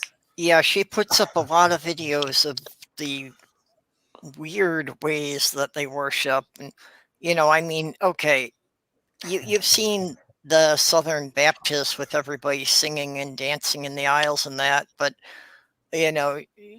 she's put up a lot of things about like the preachers walking across people and doing things that to me look pretty clearly sexual under the pretense of somehow removing something from this woman. I live, the faith healing thing. Oh yeah, I live for those videos. They're hilarious. Yeah, some of them are just downright bizarre. It's so foreign to me though because I'm not from that environment, so it's like a different planet. When I watch it, it's so foreign to me. See what I don't get is that they all know it's bullshit. They all know that they're not doing anything but shaking around because they've chosen to shake around. That they're not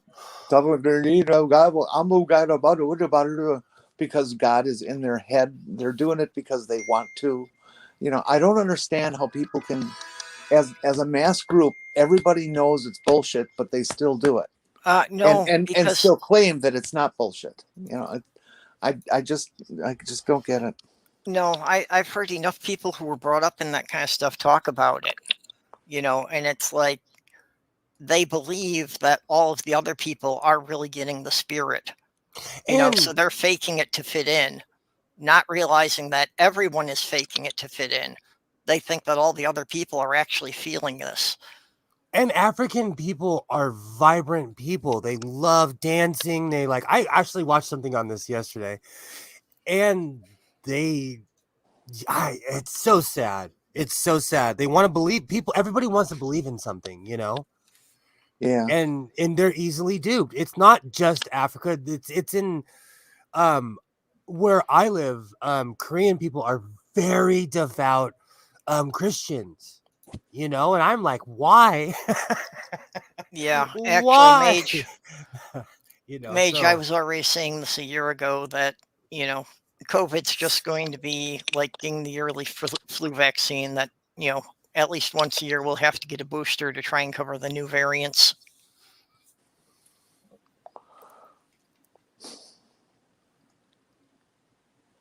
This Omicron thing, it's pretty interesting. Yeah. And how the information is developing about it. They really don't know much at all, and they're saying that we got a lot to learn that we need to learn about it. But it's amazing how much they already know about it. Yeah. Unfortunately, one of the things they're saying is that the existing vaccines may not be real effective against it. Well, Oh, great. the qualifiers I've heard is more people saying, we suspect it's going to be less effective, but we just don't know by how much. They Right. said it might be 80% less effective or 70% less effective, but we have no clue right now. Well, and a lot of the experts who were saying that, you didn't really need the third shot, that wasn't going to be needed. Now with the Omicron, they're saying that, yeah, you'd better get that third booster because that'll probably give you a better chance against the new variant. Yeah, I heard a quote out of Moderna that was saying that they believe that they'll have something prepared specifically for Omicron in about 3 months or so. So it's going to be touch and go for a while. Yeah, I expect that's probably, going to be typical for each new variant. It'll take them about 3 to 4 months to, formulate and test something to find out what's effective against it. And of course, the anti-vaxxers are still saying it's a bunch of bullshit and all that kind of stuff. That's great, guys. Just keep saying that, and yeah, a lot of them are still saying that this has all been cooked up by the Democrats just to have your funeral steal the election. Have your funeral the day before you go. So I always say this: I live in a Mormon neighborhood, and no one is vaccinated here. Really? No one. They openly brag about it, and they don't talk down to me, but they'll say, "Oh, you're one of them," and they're meaning I'm not trying to kill people. Well, you know what you do? Go when you're talking with them, ask them, "Hey, can I have your car after you die?" Oh, my neighbor has all kind of collectible stuff. If they pass out plague style, I'm gonna go in there and just wheel the whole safe over. He's got all kinds of cool stuff. No, it's bad around here, but I don't think that Mormon people are the only ones saying they're not going to get vaccinated. I guarantee you, it's many religious sects. It's many people who are saying, "Oh, because of my belief, I'm not going to get the vaccine." And I want to say something really quick. I am so tired of hearing, "I don't know what's in it." Go F yourself. If you live in America, you don't know what's in anything. We have salt and sugar in all of our food. Go overseas and you will see really quick how different our food is than in other countries. Mhm. We have a completely different diet than say someone from the UK. Grab a can of soda and ask someone in Australia with the same can of soda the contents, and our sugar is always 10 times higher, and we put salt in all of our food. This is now my standard response to all the anti-vaxxers who say that God has designed our immune system and all this. If you believe God will protect me, ask why the Pope needs security guards in a bulletproof car.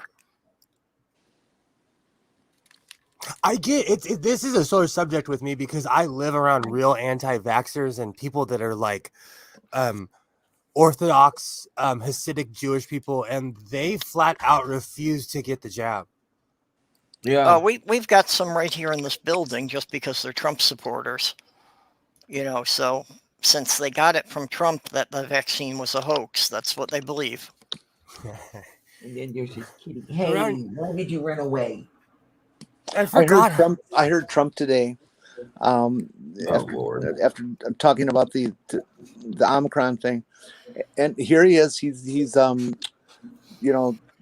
there standing. Well, I got the last vaccine going. I did this and I did that, and he's like taking credit for everything that's happened with the vaccine, and that we did a good job, and Biden's doing nothing, and the Democrats are trying to kill us all, and it's like the hypocrisy. And It's blaming Biden for all sorts of things that are happening now, but they're only happening now because they were started while Trump was in office, and it took 2 years for them to play out. I can't watch that because But they were things that were already started that Biden couldn't have stopped. I can't watch Trump. He's bad for my blood pressure. I can't. Oh yeah, I hear you. Yeah. I can't because I watch. I have to take the news in very small snippets these days. I can't deal with more than 5 or 10 minutes at a time.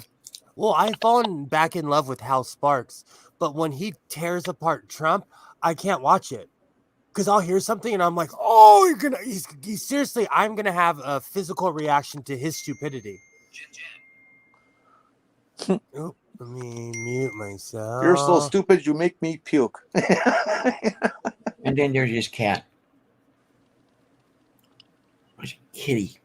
And everything that Trump is, all of that combined is so awful, and he hates dogs. I'm gonna get going.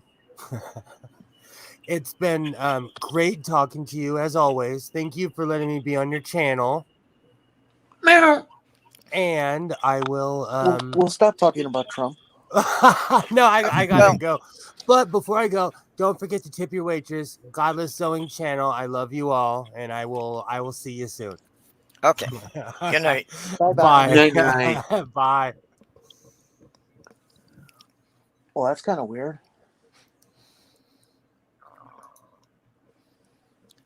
Yeah, unfortunately, I think that's for a lot of people the whole purpose of religion is so that they can just say it's in God's hands and not take personal responsibility for things. Yeah. Oh, I won't disagree. Hey, I want to relay something positive. How's that? Is that okay? That would be very good. I wouldn't know what something positive sounded like. Well, here it comes. I got involved a year or so ago with the local LGBT center in La Crosse. So it's 25, 30 miles away and not terribly convenient, but I still decided I would start to go to the trans group that meets every Monday or first and third Wednesdays. And like everything, it's all young people. Everybody's definitely under 40, mostly under 35, and predominantly under 30. Yeah.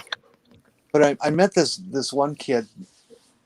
Her name is well, I should give her name without her permission. Let's just call her Jane.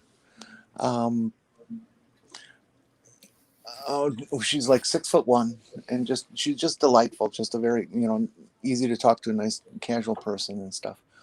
But we started to become friends, and she just had FFS, which is facial feminization surgery, for those of you who don't know. And so she's been recovering, and so I've been helping her out in any way she needs that I can. And we've just gotten closer and stuff like that. And I just want to express how wonderful she makes me feel as a friend.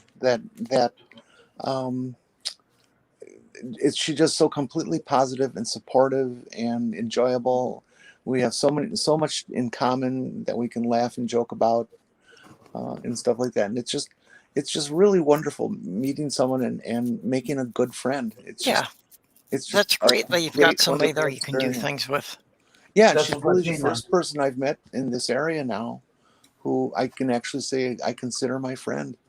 And it's just wonderful. And friends are cool. Daju korostu. It's not something I have a lot of experience with, so that's why it's special to me right now. Yeah.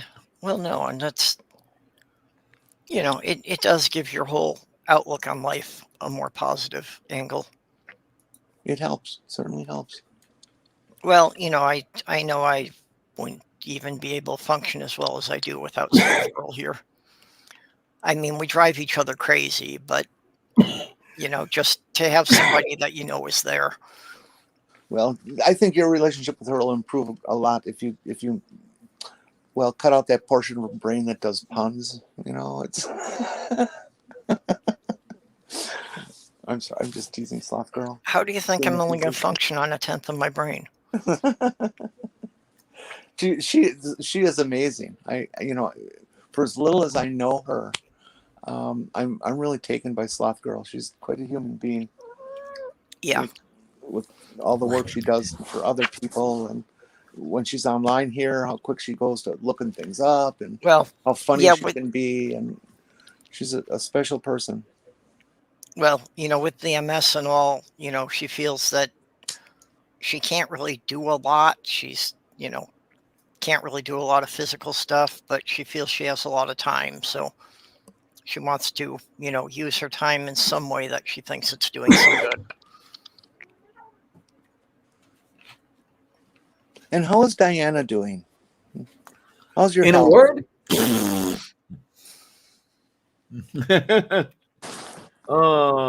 Getting No, there. I have the BMW. She has a Toyota. I managed to sleep through dialysis earlier today, so that was a good thing. Well, I guess it's officially yesterday now because today is officially Friday. Yep. Oh, good. That means I got paid. Yeah, but I just got paid too. Yeah, it's the 3rd, so yeah, mine should be in now. I can go pay my rent now. Isn't that neat, Diana? How you got the debit card thing too? Debit what? A debit card for Social Security money that you get? No, I have mine directly deposited to my bank account. Oh, okay. Yeah, that's the same with me. It's just because I didn't have because I don't have a bank account. And it's neat. You just can sit there and click 1201, boom, money. It's just kind of cool. Yeah, that's from me on the 3rd of the month. It deposits it in my credit union. Yep, and there it is. Daju korostu. So now I gotta remember to write the rent check and drop it off. Yeah, I got to do my rent in cash because I don't have checks to write. So I have to play ATM wars tomorrow because no ATM will give you any more than a couple of hundred nowadays. Yeah, usually they stop at like 200. Yeah, so I have to go to like 3 different ATMs.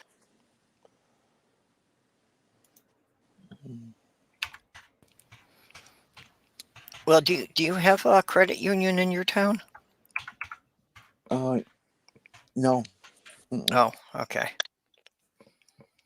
Yeah, because if you can't keep a lot of money in an account, credit unions generally work out much better than regular banks. Like the one I'm at, the only requirement is you have to keep $5 in the account. Oh, so they do $5 with yours. They increased our requirement to 50. It was 5 when I joined, and that was, oh gosh, that was 30 years ago.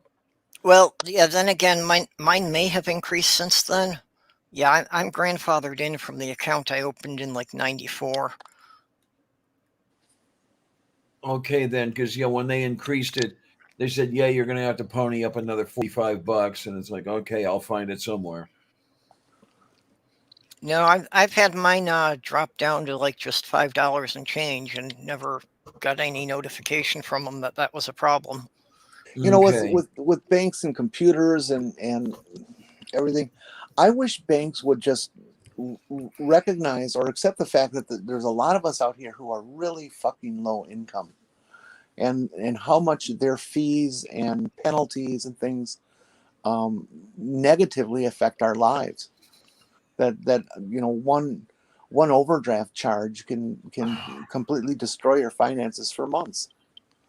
And I What the wish they would heck just happened realize, over here? based on observing what we deposit and where it's coming from, like Social Security or something, that, well, these are people who need to be in this group and not, hit as badly with overcharges and drafts and stuff like that. Oh yeah. Something's wrong They here. just conduct business like they have absolutely no heart whatsoever. Well, and again, that's why I won't deal with a regular bank anymore. Only credit unions, because credit unions will usually be better about that and be more willing to excuse an occasional overdraft charge and things like that. Yeah, I agree.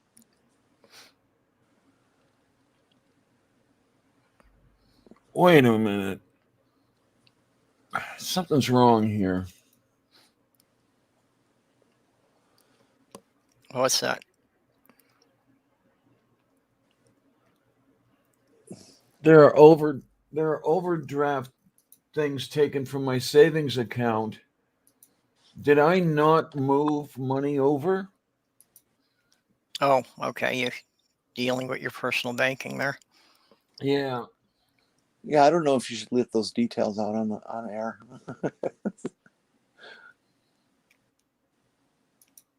Wait, what did I miss about getting a pony through the credit union? Oh, when Diana said she had to pony up the extra money. Yeah. Yeah. Okay. Just doorknob head. I didn't connect the joke right away. Doorknob. Doorknob. Where did the name doorknob come from? Why do you use that name? You're certainly smarter than a doorknob. I mean, with your responses and jokes and stuff, you're a rather sophisticated thinker. That's obvious. I had assumed it was really just kind of a reference to the British term knobhead. So I thought it was just a self-deprecating joke. Well, maybe on the top of Doorknob Head's head, it stamps schlag or something like that.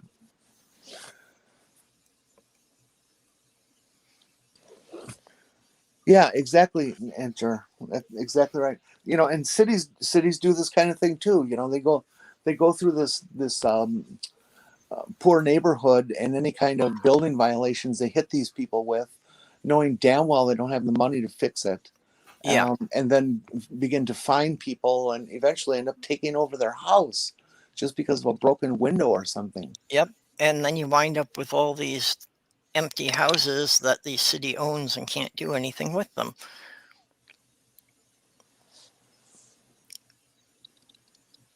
The system is just so fucked. It's so based on greed and rewarding greed. Okay, Doorknob said 30 plus years ago I played Quake and it needed a username. And I wanted to randomly put some words together, but earlier I had a cute insult battle with a cute girl. And what did you call her? Yeah, I guess he's typing more, so we have to wait for it to come up. There we are. I stumped her and she said, you hamburger head. Later that day, it morphed into doorknob head. Cute story. But I still want to know what you called her.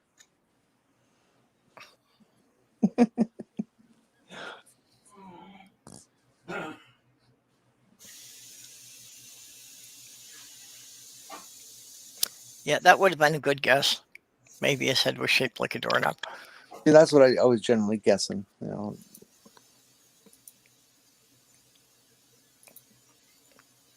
Oh wait, Mick.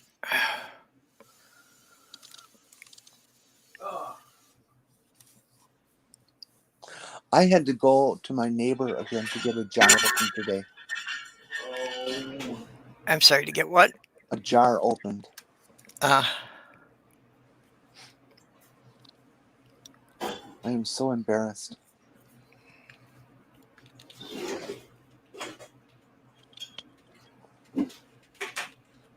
well, doesn't that just mean that, you know, you're a woman? Sorry, Yeah, that but was a horribly sexist joke. Yeah, that kind of is, because there's a lot of women who are awfully powerful. Oh, I know. My fiance was physically far more powerful than I am. I think it's a combination of old and estrogen, not just estrogen. Yeah. Well, one of my fiance's goals was that if she could get her asthma under control, she wanted to try out for the roller derby team. That would be fun. I've become afraid of falling. I think that's one of the passages of life of you know, realizing that you're old is I'm actually afraid to fall down. And what damage it could give. I get a little jolt of fear when I think about the idea of falling down and stuff. Well, I can see that if you feel you're not moving as well as you used to, that you get afraid of damaging something. Yeah, well, that's how I broke my wrist. It was that I fell down, and I thought it was mostly a soft landing, but no, I did fall palm down on one. Yeah.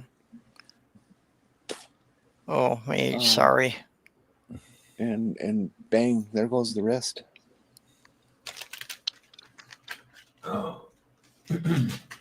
Ooh, that's weird.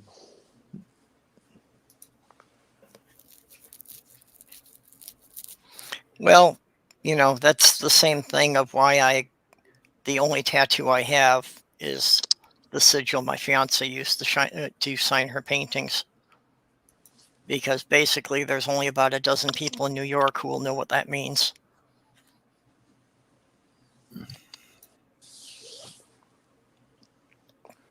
To anyone else, it's just a abstract geometric symbol.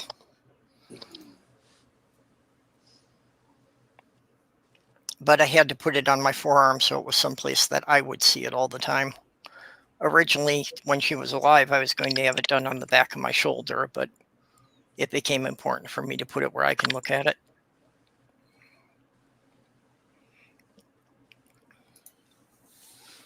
Hey, have you hit 1,000 subs yet on YouTube? Me? Oh no, I just got over 500 about 2 weeks ago. Oh yeah, that's it. 500. I'm sorry. Yeah. Well, come on, 500 of you people out there. Well, you know, I had tried to do that before, you know, for my last birthday in July. I was trying to get people to boost me up to 10,000 subs by my birthday, but you know, totally flopped.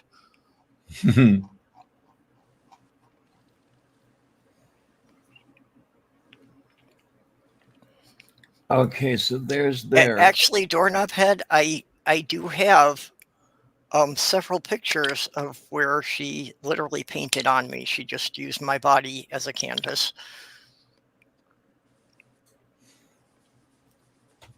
So, you know, they're just abstract designs. They're nothing very detailed or fancy, but just cool things.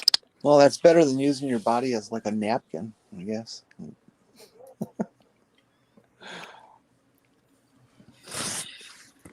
Come on, I thought that was funny. How come your counter says 3.5 hours? Have you been on that long? Yeah. Oh, you started at 10. That's right. Yeah, we started at 10 o'clock. You were probably thrown off because apparently I had made a mistake on the time setting it up, and the YouTube had it starting at midnight, which I only got corrected to being the correct time like 15 minutes before we started because Will pointed it out to me. No, I just forgot that it was 10 o'clock and I was asleep at the time. Okay. Yeah, no problem. Of course, was wondering where you were, but figured that you had just nodded off. And you need sleep. You are still healing. Yeah. Although a lot of my sleep these days is just to avoid depression. Yeah, I will not grudge anybody sleeping through this, though, because from my own perspective, getting a couple hours sleep is more important than anything I'm going to be doing here. And I mean, if you're really concerned with it, you can always watch the rerun the next day. Oh. That's one of the things that's kind of cool about YouTube and, just this little, our kind of pocket community that's a fairly small group, is that I can go and watch other people's live streams. If I wasn't around to participate in something, I can go and watch other people's live streams a couple of days later, and I get to actually hear what people say about me when I'm not in the room. So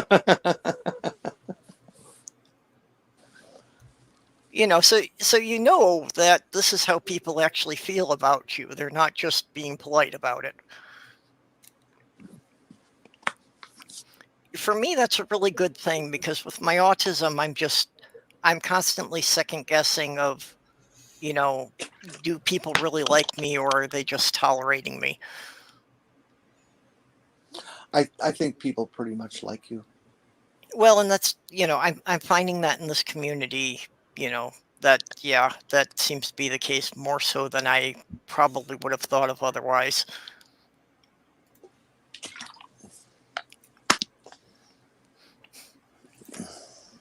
I personally take responsibility for you having become a famous YouTuber. I consider myself as the one who got you going. When you put out a couple of videos of some of your poetry and I'll call it essay thoughts, where you're just discussing and talking and stuff. Yeah, And mostly I started with doing the holiday things. And I contacted you Yep.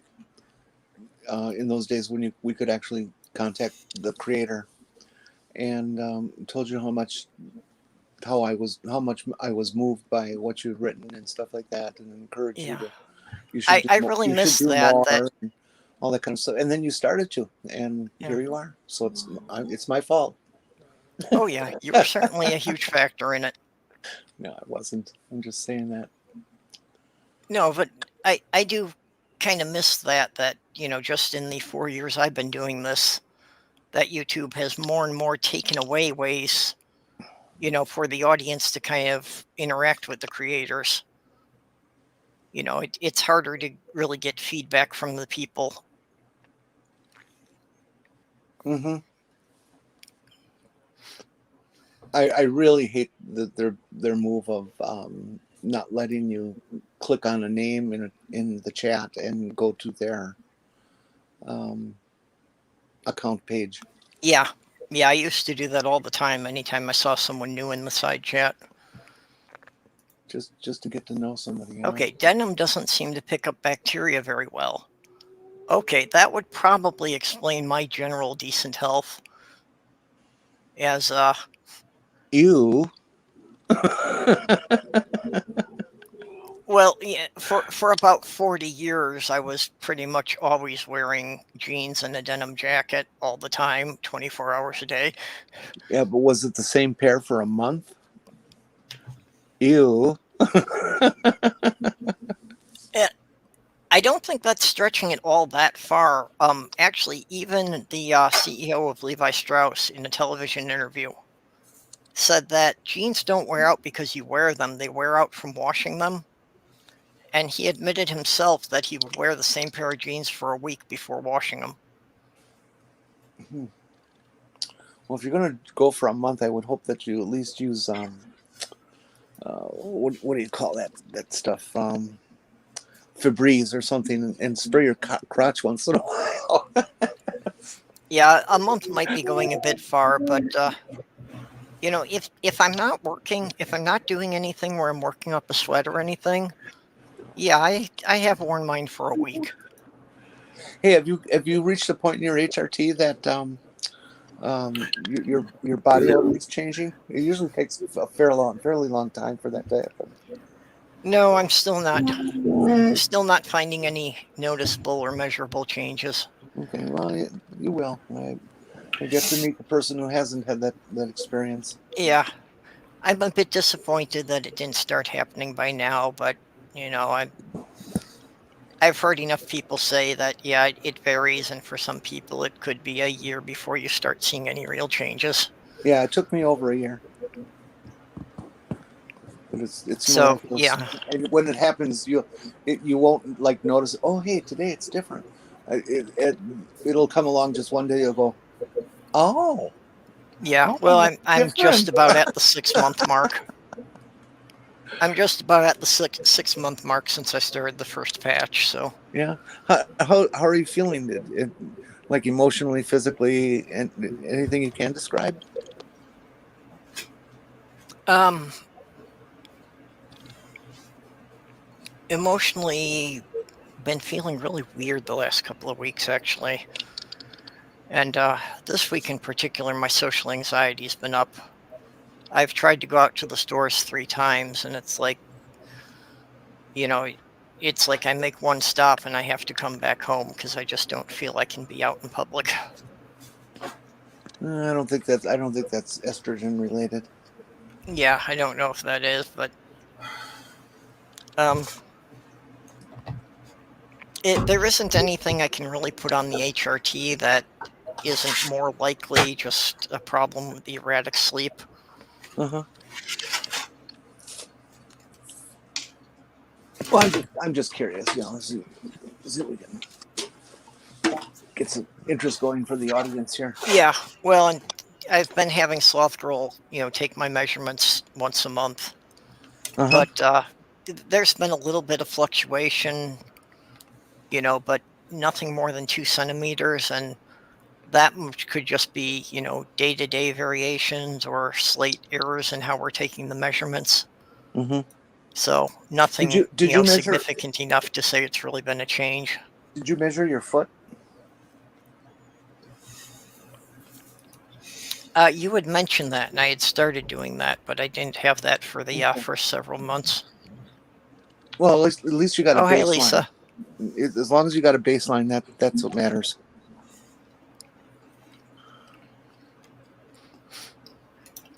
Lisa's got a new avatar.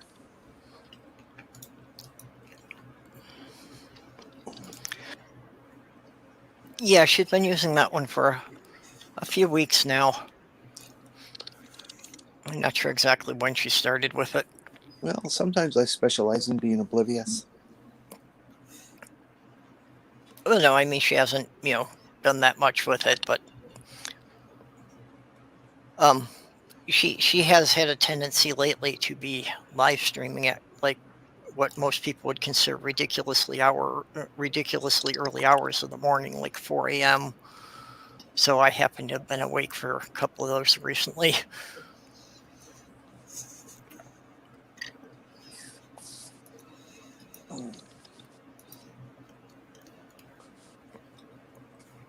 That's one good thing about this new friend of mine is we share the same kind of insomniac hours. Yeah, well, like I was saying earlier, I just don't run on 24-hour schedules, so mine just keeps getting weird. I never, ever, ever, for the life of me, thought that I would end up being a person at some point who tweets with somebody 50, 60 times a day. I'm just shocked at myself. Yeah. I'm surprised too how active I've gotten with that. But like right now, my sleep is so out of whack that the only time I'm really falling asleep is like around between 5 and 6 in the evening. So it's like I'm going to doze off when everybody else is trying to be social. And then by 10 o'clock, I'm wide awake again and not going to get back to sleep until sunrise. I did finally get myself back on my intermittent fasting schedule for dieting. Oh, okay. I had gone off it sounds so trivia to people who aren't trans, and even to some trans people who are just more stable than me. Um, when this guy misgendered me, it hit me so hard that it threw me into a depression I hadn't felt for years. I started dancing around suicidality and stuff, and it just got really really bad, and I went off the diet, and I started staying in bed 24/7 and just avoiding everything except my responsibilities like your show and things like that. Um, and it's taken me this long to kind of get out of that. I mean, I still feel pretty lousy about the whole thing, but I'm not immobilized like I was. And so it just took a while to, I've been trying for 3 weeks to get back on the proper cycle. Yeah. On and off. Well, for me, I haven't, really gotten to that presenting publicly as female very much. So not having that yet, but, I did get the other side of that I get the little moments of euphoria just when people, do address me as feminine.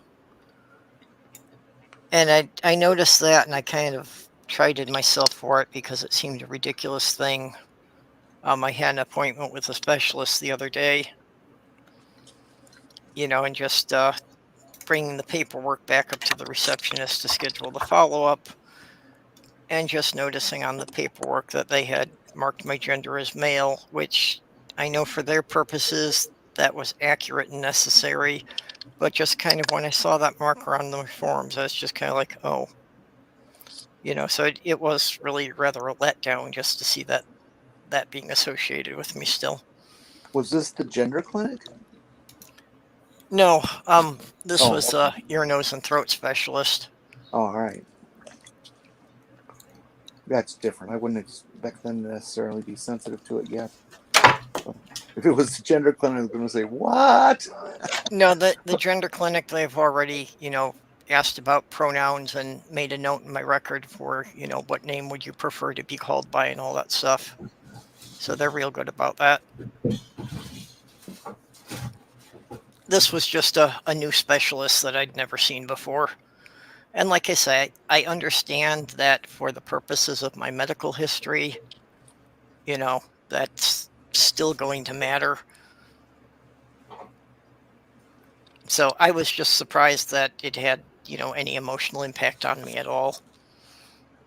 There's a lot of places that have already moved to, instead of just male female, like they always did, that would have AMAB or AFAB, a male at birth or a female at birth. The UPMC calls me a girl, so I don't know what's going on there. I was expecting them to call me a boy, but well, that's good. That shows that they're waking up and trying to do things. Have any of you been following? Like I say, I understand that for the medical history that, certain conditions are more likely to happen to men and certain things are more likely to happen to women. Yeah. So that, especially since I'm so early in the transition, they still have to, regard, my levels on things, my values on the test to be in the male range. Mm-hmm. Although that was one of the things that even when I was starting, I was at the really low end of the testosterone for the male range. Okay, moo. Does anybody here follow on the GC TERF crowd in the UK? I don't really follow it. I certainly get a lot of it on Twitter, but they have begun to unmask themselves. I don't know if I doubt it's intentional, but certain people who are known within that community have begun to say some things online that I'm sure that they've got in trouble with their peers about, that are talking about basically saying that women should be barefoot and pregnant. and everyone else should be like exterminated, which they don't realize includes them.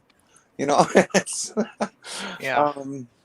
and it's really beginning to show, like, the whole movement has seemed to morph from this, you know, tiny group of radical feminists who have a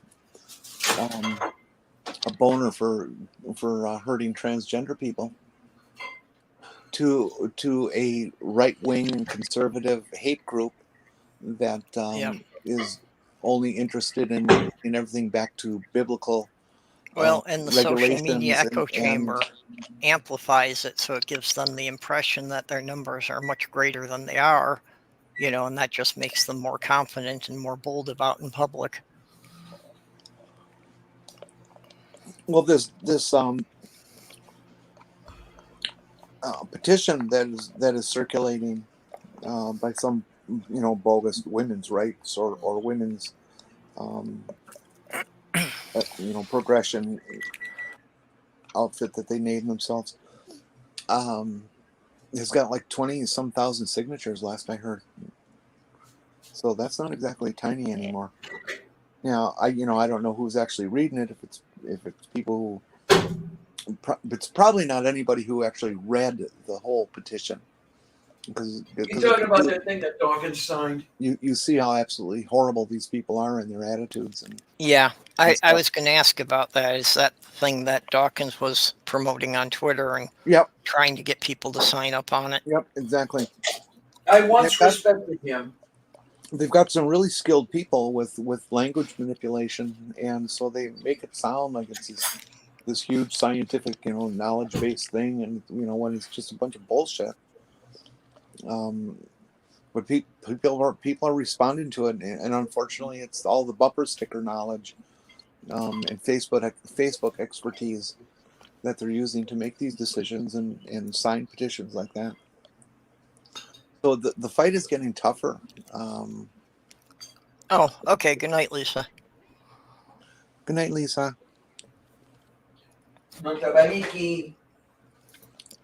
Yeah, you're right. You're right, Doorknob. It's exactly what they are, and always have been. But what I've been noticing is that over the last couple of weeks and quite a bit over the last few days, there's been a lot of cis women who have started to post things that say, "Hey, have you looked at what these people are saying? Have you really read this stuff?" And wanting to begin to distance themselves from them. So I'm hoping maybe part of it's that's slaps good in their face. Yeah, that their support's eroding, because that's what people were, you know, what the trans women were saying all along was that once they could take the trans women down, they were just going to start trying to take rights from women in general. Mm-hmm. Yeah.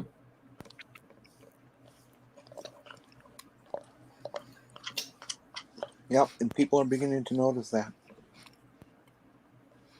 Don't align yourself with Texas. You know, it's just... Yeah, don't support fascists. What a concept. You'd think we probably would have learned that around 1940 something.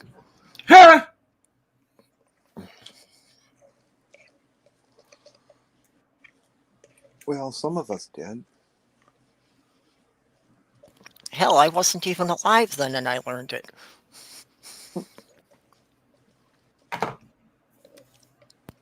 Unfortunately, I think that's the real problem, is that, you know, after about 50 years, we've gone through 2 generations and they, you know, they don't have any connection to it anymore growing up. So it's just kind of some vague story. It's not something that they really put any real value to. If they even hear the story. Because I don't even know whether that stuff is taught in history classes anymore. I think that depends largely on what state you live in. Yeah. I think in the northern states it is, in the southern states it probably isn't.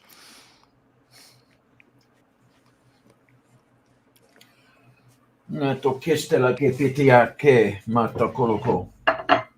know what I said. That's because it was gibberish. Yeah. Just like those Baptist people running around the aisles of their church going blah, blah, blah, blah. And strike and strike and strike and strike and strike. Oh, God. We are in trouble. We are in big trouble. Yeah, I'm really worried about the midterm elections because the Democrats are not very good with their messaging. Nope. And if the Republicans manage to take back control of Congress, where's that going to leave us? They are We're not going to to be let so go. fucked with all of the stuff that they'll ramrod through. Yep.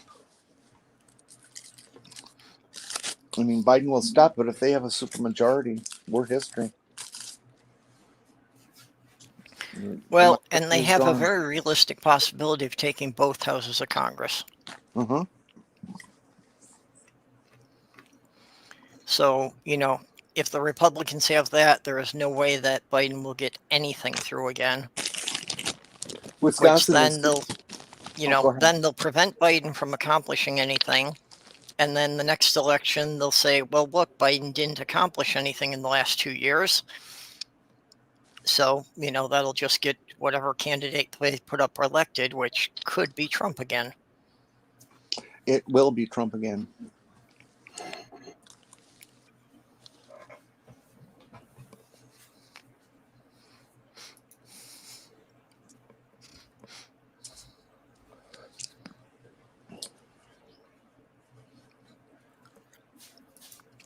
Well, the Democrats did accomplish something with the infrastructure bill, and they're not doing enough to sell that accomplishment even.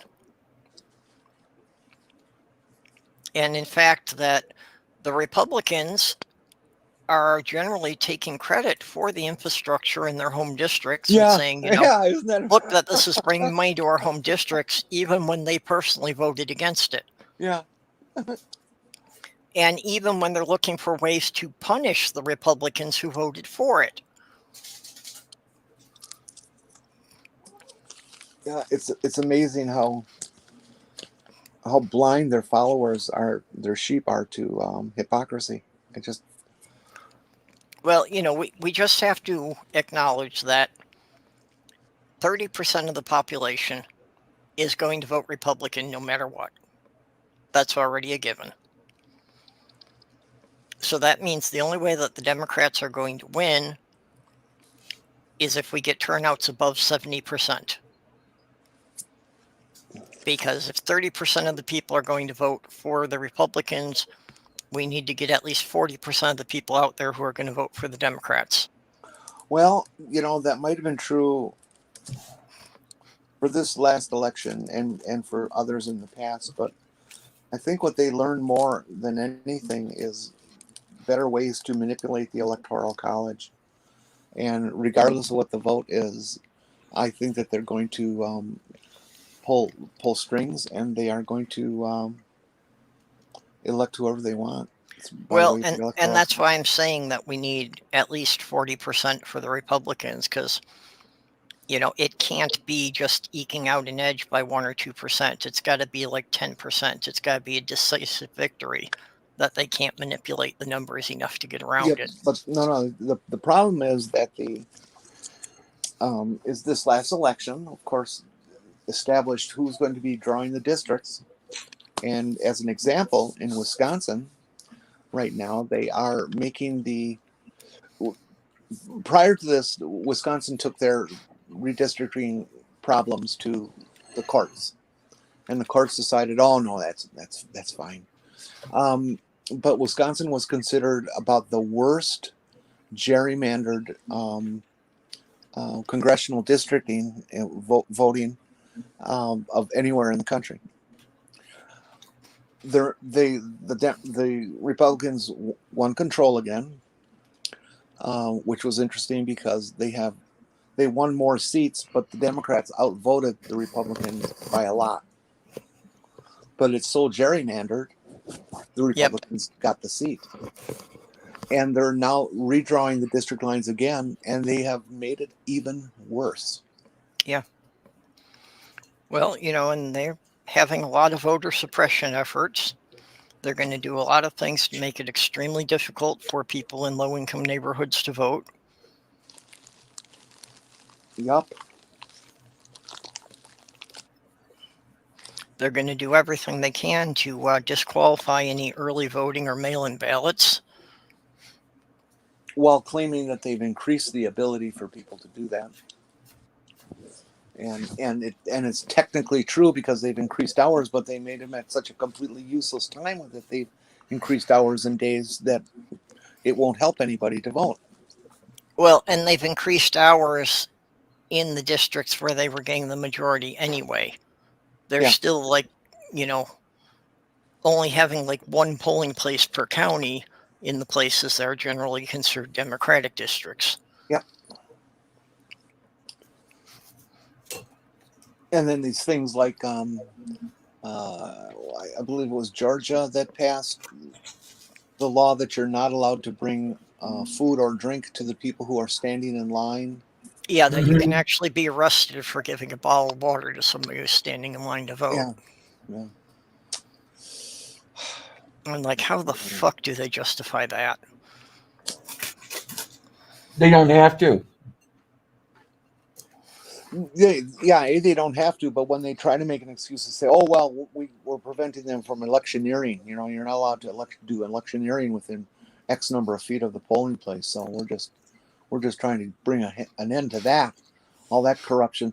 And did you hear about the woman who was arrested and is now in jail for double voting? Oh, she's a Republican, really? She's like the third or fourth case I've heard of it. Well, Gray, even if you did it this way of just going by like county lines, then you would still wind up getting mostly Republican districts, because in general, the large cities are the Democratic strongholds and the rural counties are mostly Republican. Yeah. So anything that, isn't a fairly dense city would wind up being a Republican district if you just went by the counties. Yeah, we have a danger of going red here in this congressional district in Wisconsin, La Crosse area. Well, where I'm living now, St. Cloud is a red district. We've got Republican representatives. Congressman Ron Kind has been in office for 20 years, and he's decided not to run. Yeah, well, see, and this is what I mean, that, St. Cloud is kind of a mid-sized city, and it's still Republican. Yeah, Minneapolis and Duluth, the really large cities, are primarily Democratic. Let me finish the story. I'm sorry. We got two Republicans that are running, one who ran in the last election, and the new guy has some kind of, he's known around the area. He's not a total stranger. And their campaign has already started off, just like the one in the last election, to be a competition between the two of how mean they can be. Vote for me in the primary because I'm meaner than this guy, is basically what the message is. And it's like, really? Is that why you want to elect somebody? Because they're mean? Because they can do more hurtful things to more people? It's what has happened to our national consciousness that something like this is appealing. Well, I think politicizing the whole vaccination thing, really demonstrates that, to the Republicans, owning the libs are more important than staying alive. Well, self-preservation has taken a back seat to beating their political opponent. Well, I just hope that it would be generally successful on that count. If they go and kill themselves, I'm fine with that. It probably will be eventually, but, if the Republicans are in control of everything before that happens, then they'll just, again, redraw the lines and change the voter laws to make sure that they stay in power. And unfortunately, the whole thing, even with waiting for them to die out, is that the vaccine will not necessarily keep you from getting COVID. It just means the symptoms won't be as severe. Right. And we still know very little about the long-term effects of COVID. That even if you get a case that you don't wind up hospitalized, it can still scar your lungs and heart. And that can be serious health issues, a couple of years down the road. And other stuff. There's people who are still complaining of some of the long-termers about still not having gotten their sense of taste and smell back. Yeah. After 6, 8, 10 months. Yeah. So the people who aren't going to get vaccinated and aren't going to wear a mask, and are going to interact with the rest of us on a regular basis anytime we go to the grocery store, they're still going to infect a lot of us. Yeah, and the brain fog apparently is hanging on too. Diana, what were you going to try and say? Oh, she's gone. What? What were you trying to say? I forget. Okay. Brain You're old. fog. You're old. Yeah, That's I'm old. expected. Yeah, I mean, RJ has already called me part of his generation, so yeah, I'm old. I think. Okay, have a good day at work, Robert. Bye-bye, Robert. Always good to see ya.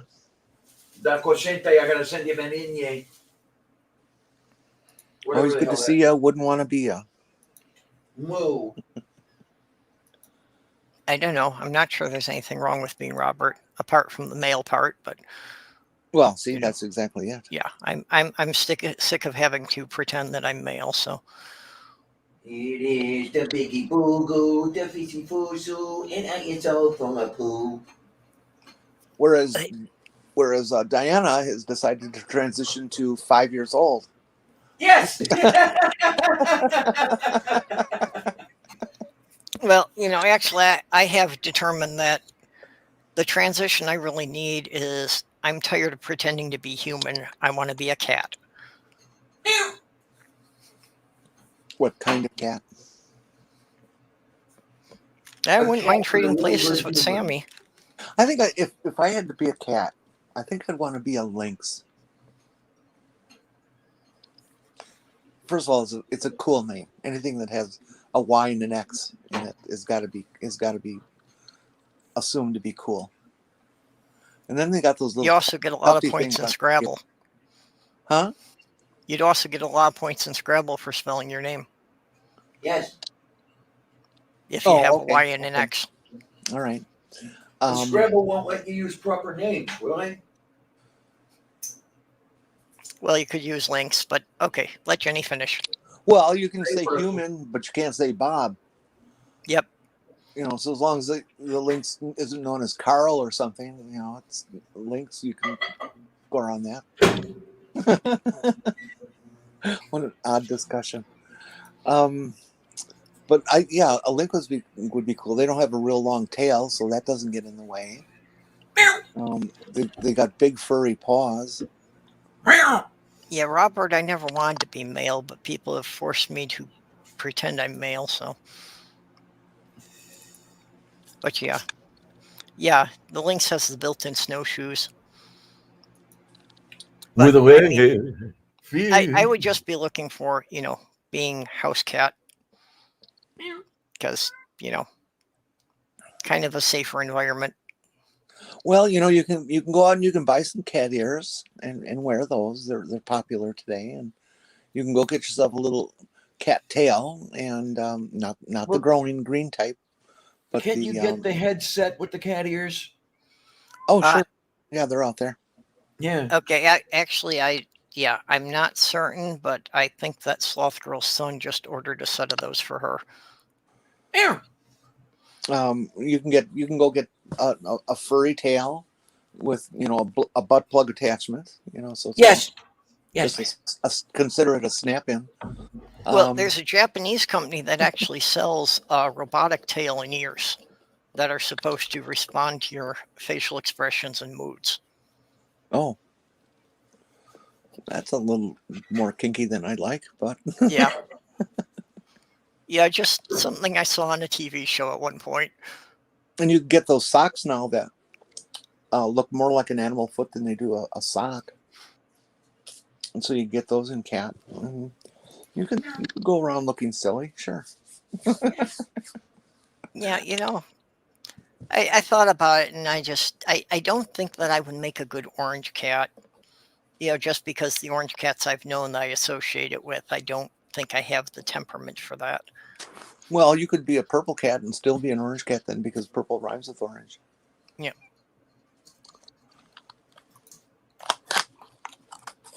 Okay, aren't you saying that the cat ear headsets are popular with trans streamers? Uh-huh. And yeah, I have seen a couple of them using them. That's very popular with the young trans girls, trans women who... Robert, this is really nice. They all seem like girls. I would be a fan of you no matter what gender, race, or species. Thank you. It's full of poo poo, so full of poo poo. It's so full of the poo. Yay! Stale Honestly, bread. Diana, you just need a lot more roughage. Yeah, stale bread for dinner. Good stuff. I had some old hot dogs. Oh wow! With instant mashed potatoes. That was my. Was it growing stuff? Huh? Was it growing stuff? Oh no, they were in the freezer. They'd just been there for like 6-8 months. Oh, okay. I'm not crazy. I'm just broke. I actually had some rather nice crescent rolls that were only like a day old. Yeah, crescent rolls are too expensive. I can barely afford crackers.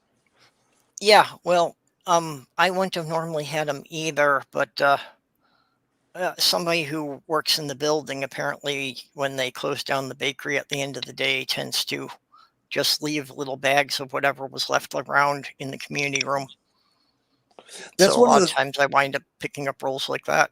That's one of the things I like about Quick Trip is at the end of the day, they put all the bakery out on the buy it cheap. So if you hit a Quick Trip after about 7 p.m., you can get their specially priced bakery where you'll get like two or three bagels for $1. The same with most of the donuts and Long Johns and stuff like that. Yeah. Although I don't buy those because I'm just not into them. Yep. But the bagel prices are really good. I've and every once in a noticed while that, they'll have like some what do you call that fucking shit? Banana cake. A banana bread. Yep. No, cake. Oh, okay. And pumpkin spice cake, and that's always really yummy. Oh, geez, everything has to be pumpkin spice. Everything. Jeez, man. Yeah, I'm sure. Same thing when I was living at home with my parents. That there was stuff in the deep freeze that had been there for several years, and people insisted that as long as it had remained frozen, it was still good. Well, in terms of bacterial development and stuff like that, it would be, but yeah, but it definitely changes the texture. Yeah, there's a reason they have expiration dates. And it's I've already roasted a turkey that was up in the freezer for a year. It was edible. You're right, Doorknob. That's exactly correct. Yeah. It's the frosting that makes the difference. Yeah, but yeah, for meat in the freezer, yeah, it's still, like you say, it's edible after a year, but it tends to get dry and stringy, and I'm sure it's losing some of its nutritional value at that point too. I've had a real hankering for the last couple of weeks. I've been jonesing on liver sausage. Oh my! I love liver sausage. Yeah. Well, for Thanksgiving, Sloth Girl figured we weren't going to go through a full turkey, so she just got turkey breast. But I've still got some leftovers from that in my fridge.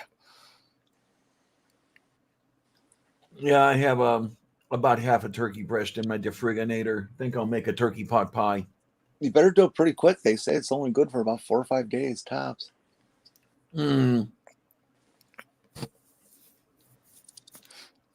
Yeah, well, I was thinking I'd use the last of it up of just, making it into some turkey salad. And... Yeah, probably get a couple of sandwiches out of it, and that'd be the end of it.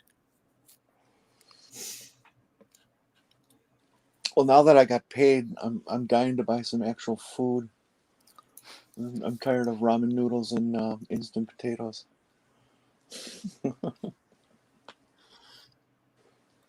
You don't get any COVID food stamps? Nope. Darn it. No, I make way too much money at $13,000 a year for any of that kind of crap.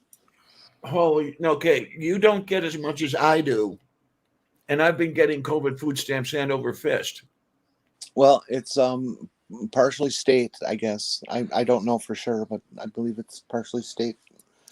Actually, Jenny, I don't understand why you're not getting it, because I know don't enough either. other people in Minnesota that are. I don't either. That's the way it goes. Yeah. It may be that you're just above the line, or it may be that there's, some paperwork that needed to get done that never got done.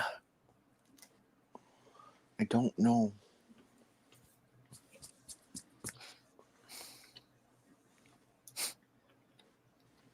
Oh, yeah, putting aerosol cans in the freezer. That was bound to work well. No. What? Aunt Jura said one time my parents put the spray cans of whipped cream in the freezer because for whatever reason we had too many. When unthawed, they sprayed out and it was rust in it. Ew.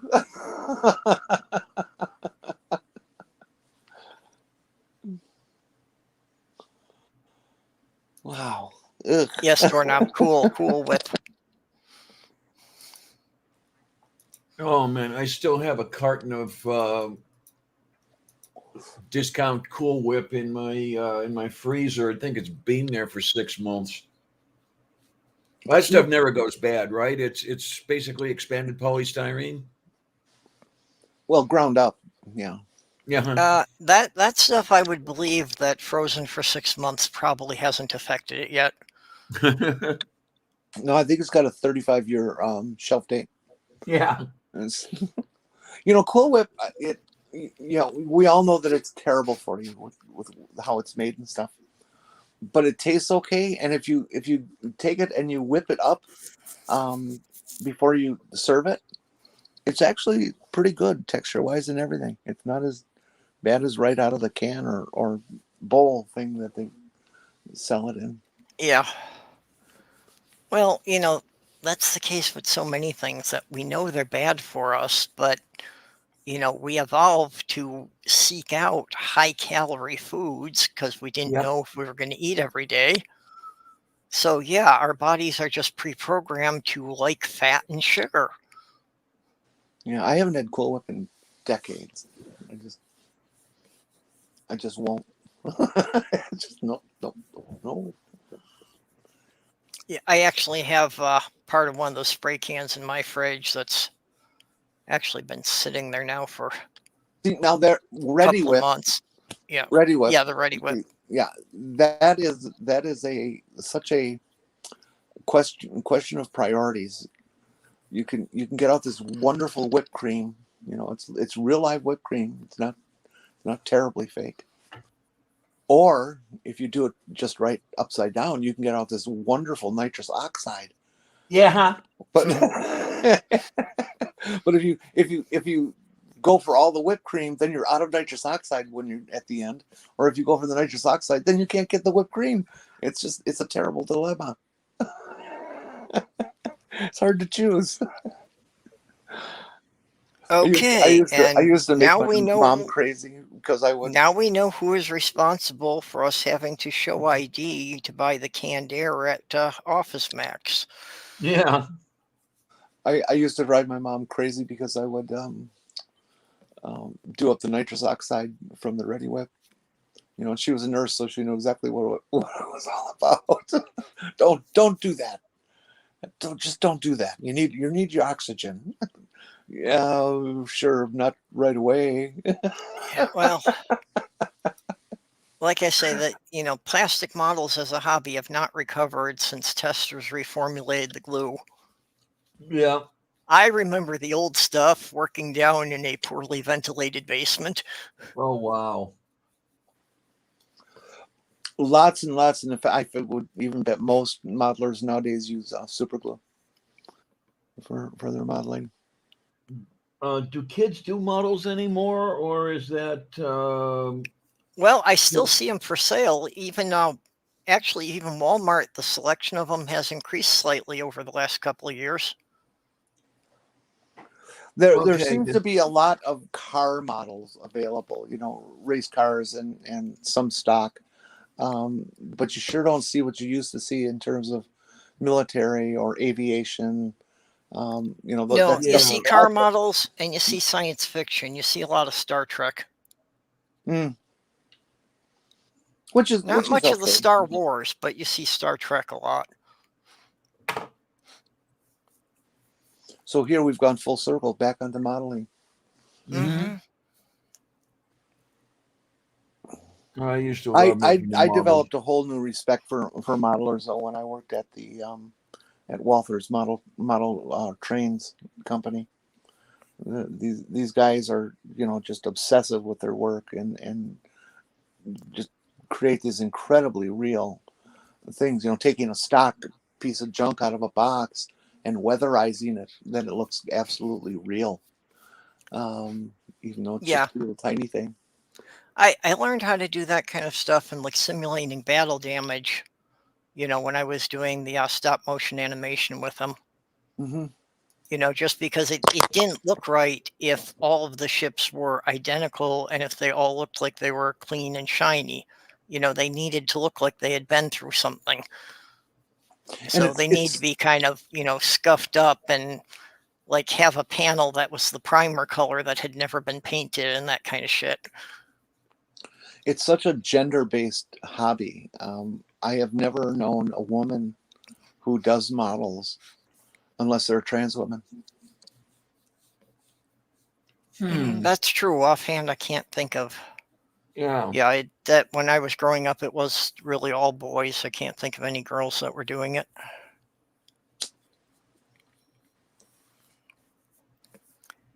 I never really got that much into modeling myself just because I don't really have that kind of attention to detail. Also, I was just never very good at the painting. I don't have that kind of artistic eye, so I don't know how to make the painting look right. I love these guys who know how to take your basic airplane and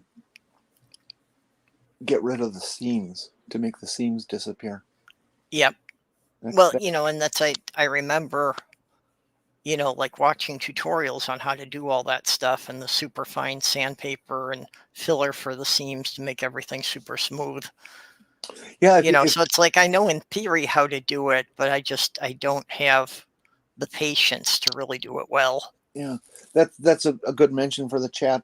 If you are interested in seeing what kind of modeling amateurs can do, go onto YouTube and do a search for model building or maybe a specific airplane like a Spitfire model or something like that, and see what these guys do. It's just it's shocking how good they can make this little bitty thing. Okay. Look. So Mate said the girl he dated did models. Oh yeah? That's cool. You think she still does? No. I haven't done models, but then again, skinny girls just aren't my type. There you go. One thing I used to like was the flying model aircraft. The balsa and the alcohol engines. I never got into those. I did do some with the Estes model rockets. Oh, I did plenty of those. Yeah, launching those up and having them come back down on a parachute and hoping that you got it right so they got a soft enough landing so you could launch them again. Or you send one up and it blows the parachute out and the shock cord snaps and the damn thing comes screaming down and hits the ground 1.5 feet in front of somebody coming down the hill. Yep. Hey, have you guys heard that there's a new Matrix movie coming out? I didn't know that till today. No, I wasn't aware of it. Yeah, I but, guess there is.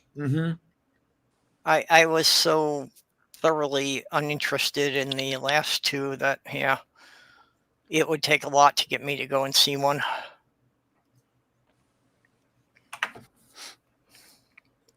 Well, I'm going to have to catch up because I never watched the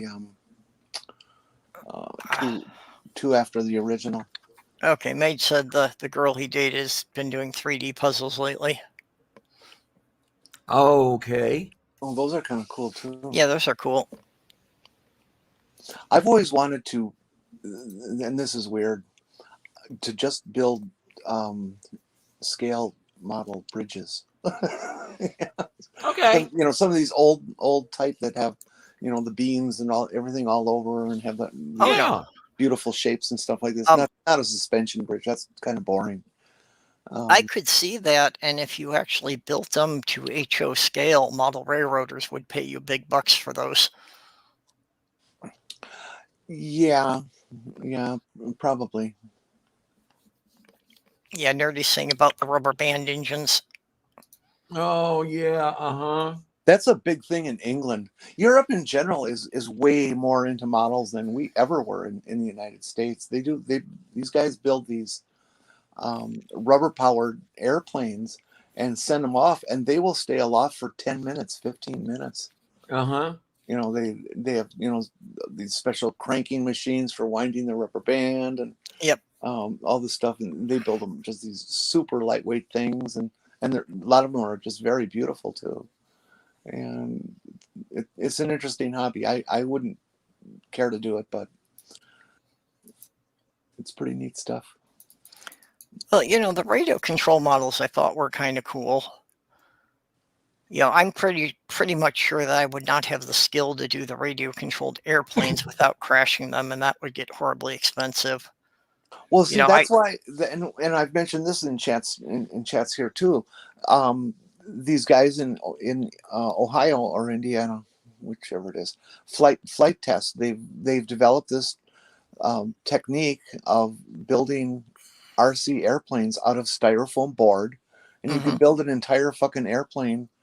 They'll give you the plans to do it for free. You can download them. For anything they got, if they sell it, you can have the plans for free. Well, yeah, I mean, I've seen the plans and the kits. I got a feeling I would not be gentle enough with the controls to make a good landing. You go to your dollar store and you buy the styrofoam board for $1 a sheet, and you can build a plane, you know, just out of that shit for like $20 or less. You know, the electronics are still expensive, but you can reuse those. Yeah. If you crash. And the other neat thing about the styrofoam things is if you do crash them, well, you've still got the plans. You can cut new pieces and put them back together.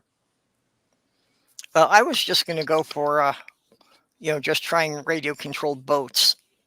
That, you know, I'd be more interested in, like, you know, building historic warships. Actually, again, way back when I was a teenager, to go with the term paper I was writing for school, I built scale models of the Monitor and the Virginia, you know, out of wood.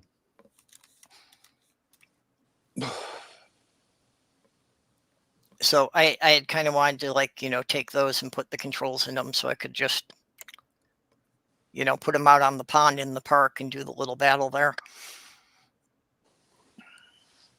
Although with my luck, they get eaten by snapping turtles.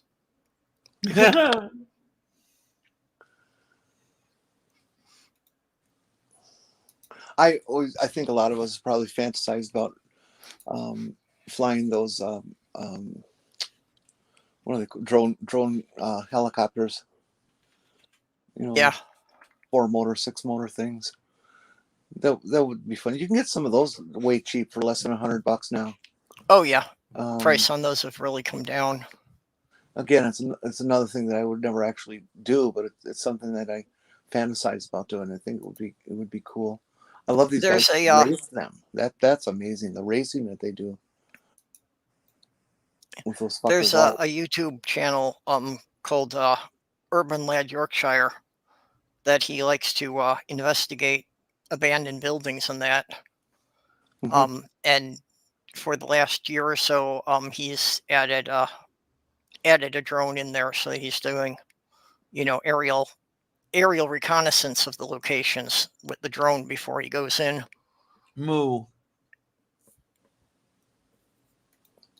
That's apparently become some kind of hobby where people, they're breaking into these abandoned buildings and checking them out and doing whatever they can do to look at them and stuff, explore them. Yeah.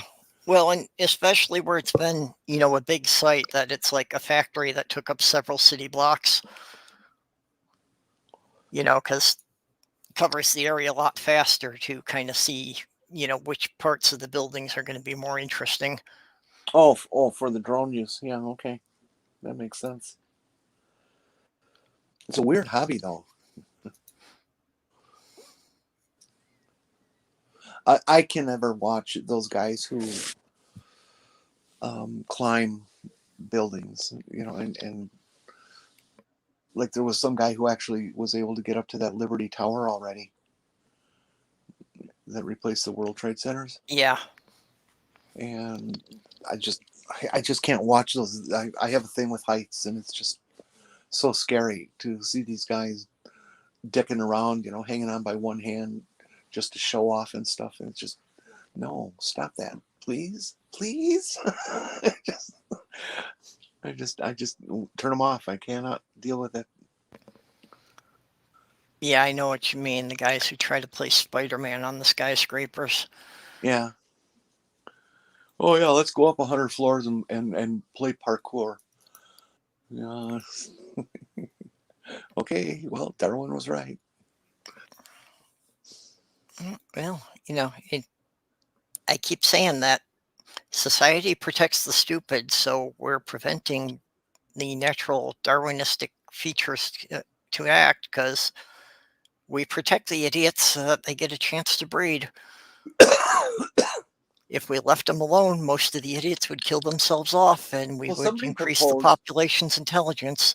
Somebody recently proposed that all males should be get a vasectomy at the age of 16, and done so that it's reversible at some point.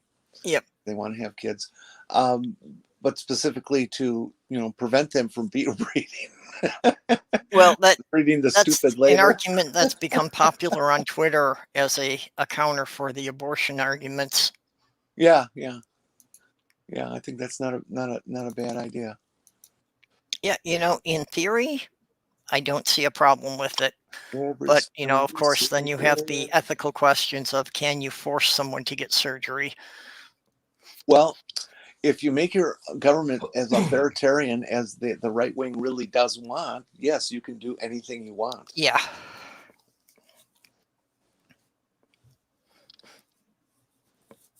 Besides, we used to do that kind of stuff. They used to sterilize mentally retarded girls, so that they would never breed. Well, actually, just within the last couple of years, they were doing that to women along the detainment camps along the border. I hadn't heard of that, but it doesn't surprise me. Yeah.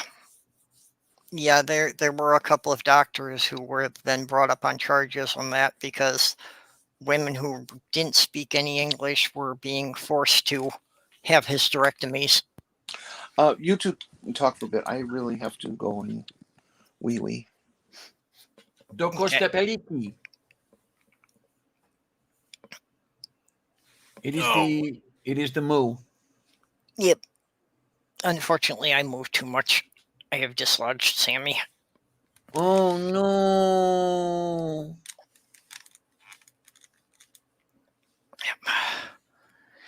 Yeah, I had to move my leg in.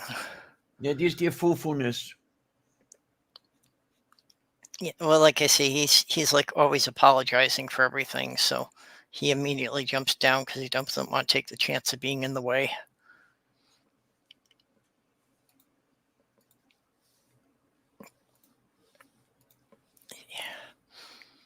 I think he is showing great faith in my plan to have Canada annex Minnesota, that he is already practicing how to be Canadian. Mao, eh? Yep, he's a very Canadian kitty. Meow. Meow. I is weird. I know. I really wouldn't have you hang around much if he was normal. Oh, okay. Well, there you go. Normal at its very best is boring. Oh, Lord.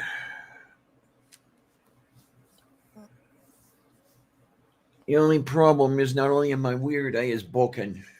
It is not good. Yeah.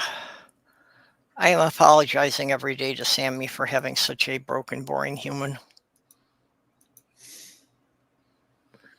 That I do not have the energy to play with him nearly as much as he needs.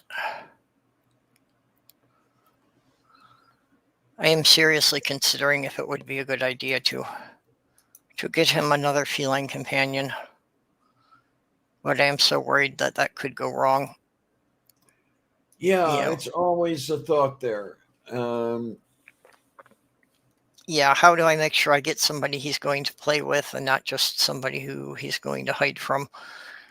I know things are going fairly well now, I guess, with Sandra in Colombia, but it took a while. Yep.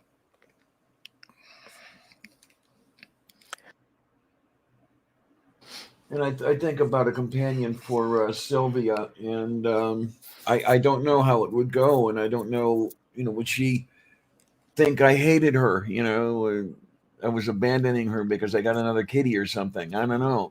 Well, that's one of my big concerns is that, could I get them to get the idea that there's room enough on the chair for both of them? Or would Sammy feel that if the other cat is up on the chair, he can't come up here with me? Yamu. Because that would be just really a huge change for his life if he couldn't, spend several hours a day just leaning against my leg while I'm on the computer.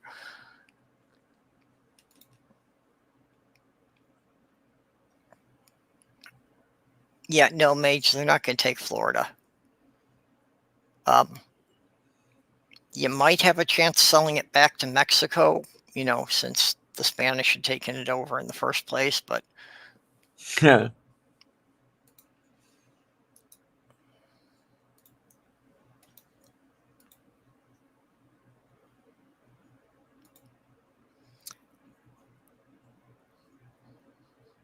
see, Florida, we did the proper way.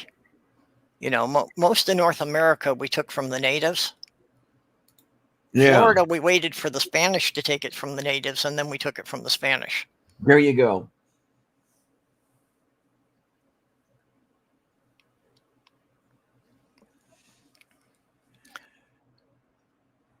Oh, it is the foo-foo is what it Doorknob is. says I should get him a baby duck.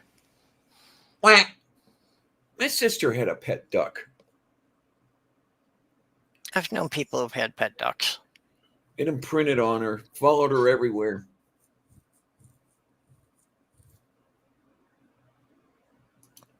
We used to put it in the swimming pool we had in the backyard. Damn duck would be swimming around in the swimming pool, loving every minute of it. Yeah, nerdy.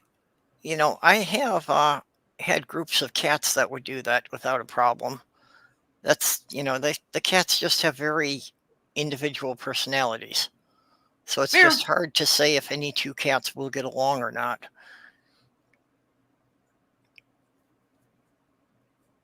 Although Sammy and Petunia are both doing better since we moved here. Even to the point of getting along with each other better, that, I bring them up there. Like Thanksgiving, since I was going to be up there for a longer time, I brought him up there. Meow. So Petunia doesn't bully him anymore, and he doesn't feel the need to hide. They can, at least be in the same room and walking around ignoring each other.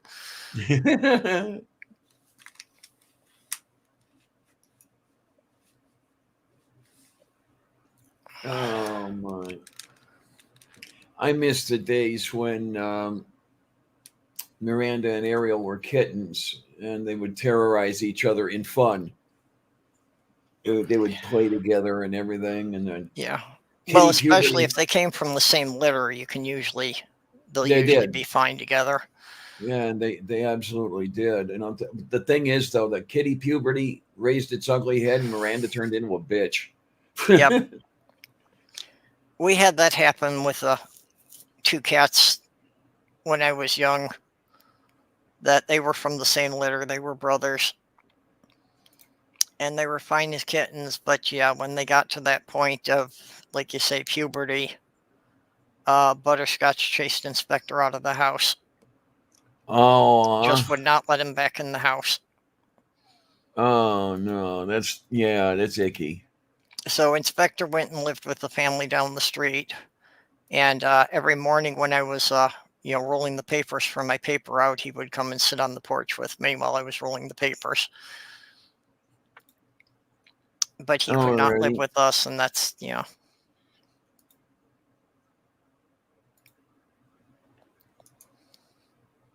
that's oh well. What is to doing on that thing? No, Doorknob had just asked if Jenny fell in and should someone call a scuba team. No, I'm here. I'm just listening. Oh, okay, you are back. Mm-hmm.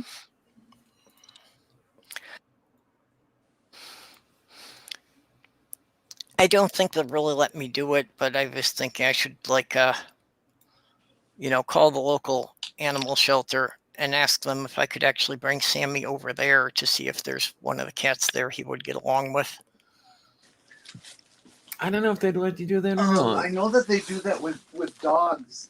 When I was looking for a pup, they actually required me to bring in my dog to check compatibility before. Okay. Caio Gorosto. Shelter.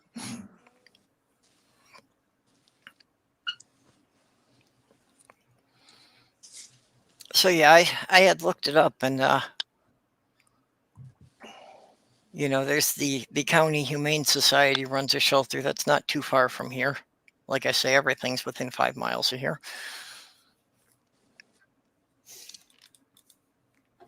Oh my. I'd like everything within 5 feet of here. Getting to the point where I hate leaving the house.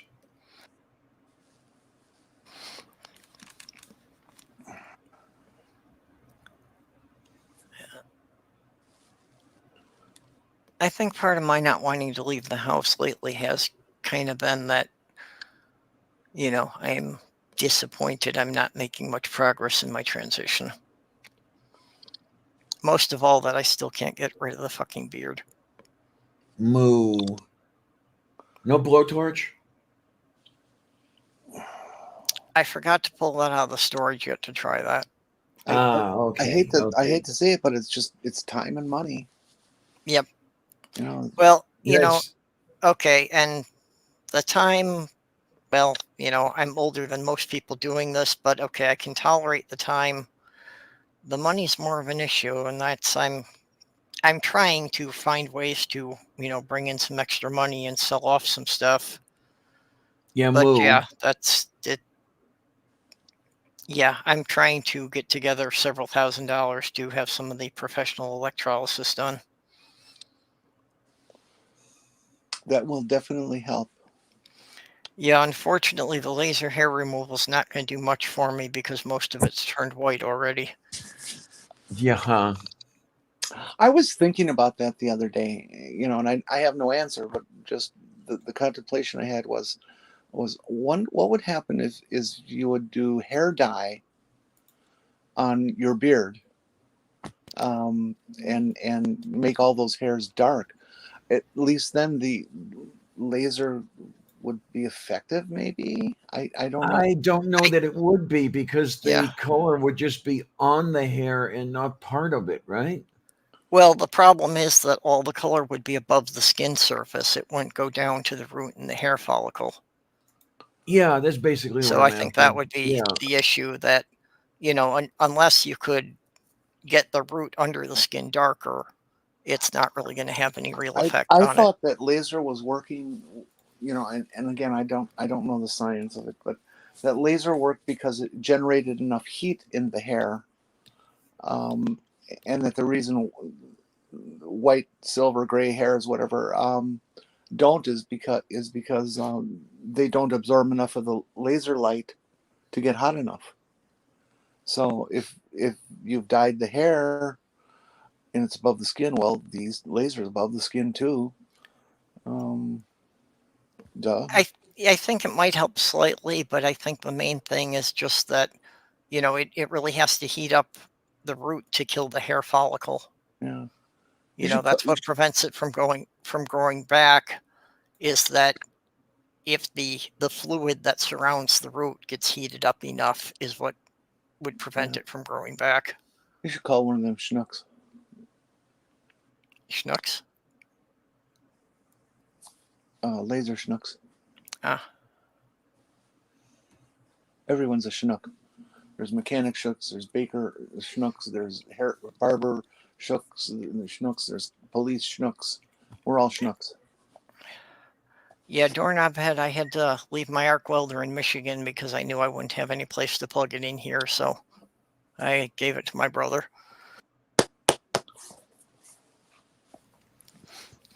But yeah, I have had a number of occasions where I at least burned all the hair off my arms, and one occasion where I scorched off my eyebrows.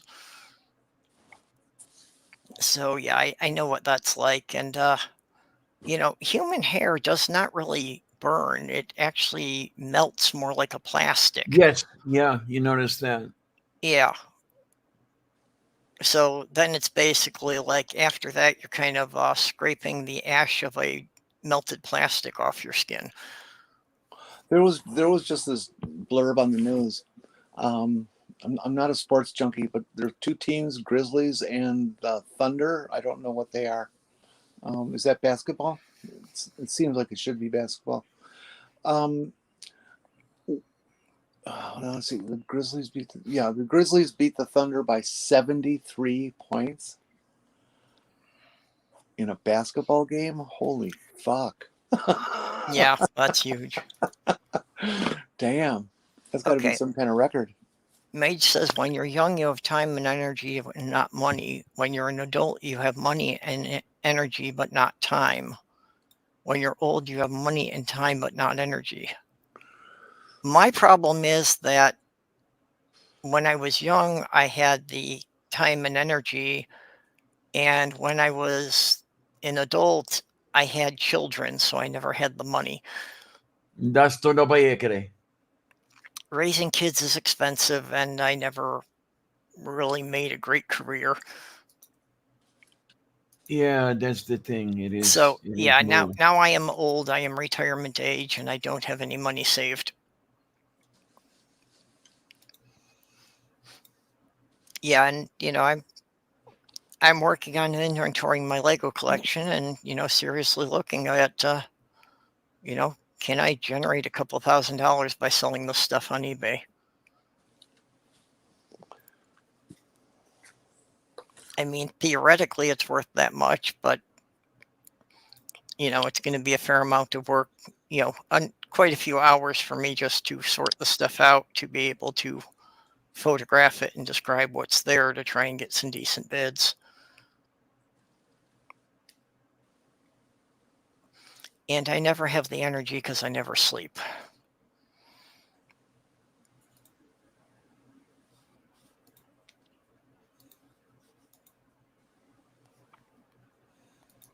Yeah, that's the other thing. I was kind of forced into an early retirement. I knew I couldn't afford to retire yet, but just the cumulative disabilities just made me realize I could not continue to be doing the kind of work I'd been doing.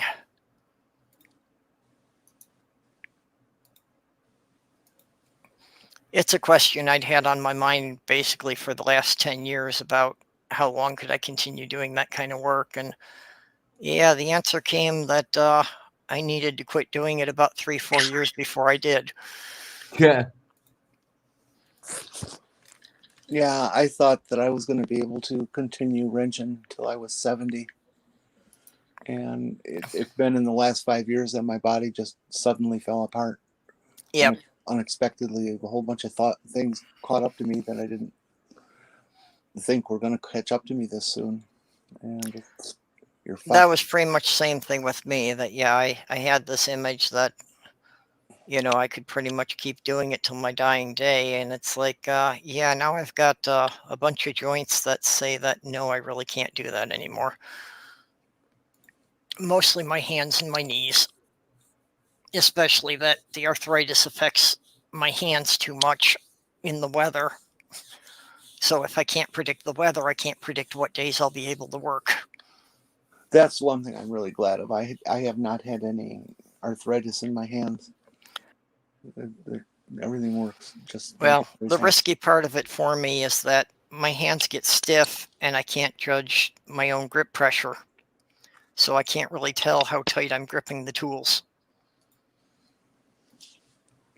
No, my biggest sore spots that I'd like to get fixed is my right shoulder and my left knee. If I had those pain free, I would be much better off. I could actually walk without a cane. Well, try to anyway. I don't know, drowning in hydrochloric acid, I don't think that would be a fun way to go. I don't think that would be as sudden as you think it would be.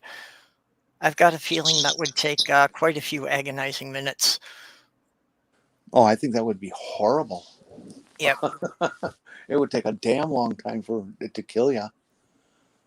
Yeah, odds are somebody would pull you out before it would kill you, and you would just be scarred for the rest of your life and survive it. No, I don't think you'd survive it no matter how fast they pull you out. But it sure would hurt. All those nerves are going to be exposed to air. Woohoo! Yeah. Well, and especially if you, swallowed it or got it down in your lungs. We had a patient when I was working on the psych unit who consumed Drano, which is the same thing as an acid, except it's an alkali. Yep. And I mean, it just completely destroyed his esophagus and his larynx. He could still talk, but it was just this very squeaky, light voice. It was hard to hear. And it wrecked his stomach too. And he was never right the rest of his life. He could, he lost like 150 pounds because of not being able to eat, and what he could eat just didn't get processed well enough by the stomach. And it was a bad scene. You don't want to try to kill yourself that way because it might not kill you. Yeah, Mage, I've got a feeling that, the quickest way for you to die would be for you to actually suck it down into your lungs. But if you didn't do that, you would probably remain conscious basically until the fumes caused enough oxygen deprivation for you to pass out. And yeah, I could easily see that being 10 or 20 minutes.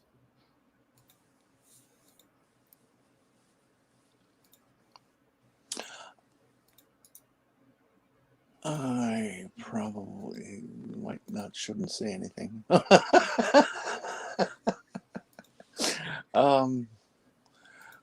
Back a couple months ago when I was in my worst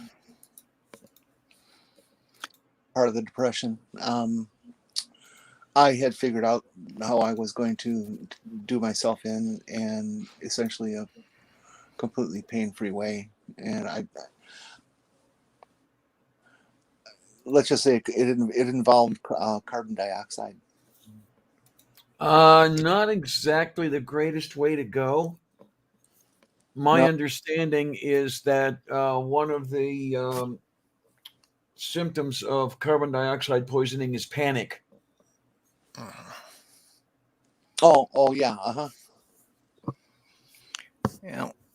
So yeah, you'd have to deal with that while you were Or you were losing it. Yeah, there was a second phase and all of that I'm not mentioning. Yeah, one of my attempts when I was a teenager was sitting in a closet and opening up a couple of those 1-pound propane tanks for the torches.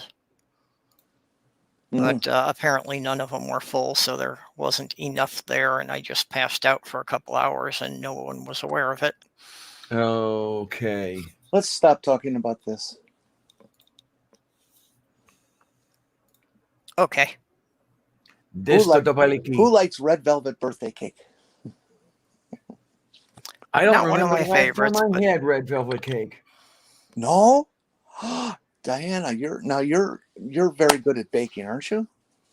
I'm reasonably good at baking. Well, I've then thought you of baking get a your cake. butt on the internet and you find a recipe for red velvet cake, and you will make it and you will eat it with the buttercream frosting, and you will just fall in love with it like everybody else does. It is. Oh, I've had it and I love it. I just can't remember the last time I did. It's been years and years and Oh, years. I thought you said you never did. Well, then you should just make it because you deserve it. Because I desert it. Yes. And Christmas is coming, so it's your job. It's been like 7 years since I made one. What? It's been like 7 years since I made one, but I used to impress people with a Black Forest cake. My little brother can barely boil a hot dog. Learned how to make red velvet cake from my mom, and he does it every year for Christmas and his own birthday. And he's really gotten very, very good at it. It is so tasty. Okay, Doorknob Head's asking what makes it red. Is it just food coloring or something else? Yeah, it's just food coloring because it's actually a chocolate-based cake. Which is weird because it doesn't taste like chocolate, but it is. You can definitely taste red velvet cake. But and the prime ingredient for flavoring is cocoa powder. Oh, but it doesn't taste like chocolate. Doorknob Head, I guess, looked it up. Red velvet cake, a chemical reaction between the cocoa and acid gives the cake its red color. And if it's a chemical reaction, then that's what changes the flavor of the cocoa. Interesting. Yeah, because chocolate is a base. Yeah, moo. Ah. What the hell was that? That was a really, really sick cow. I mean, that cow needs some milk of magnesia. Yeah. I don't even have my recipe anymore, but yeah, I got good at making a very small red velvet cake that was just big enough for 2 people. Somebody took the basic red velvet recipe and made red velvet cookies. And they're a slightly soft that sounds cookie. like yummy and tasty. Those were I've seen those. Good.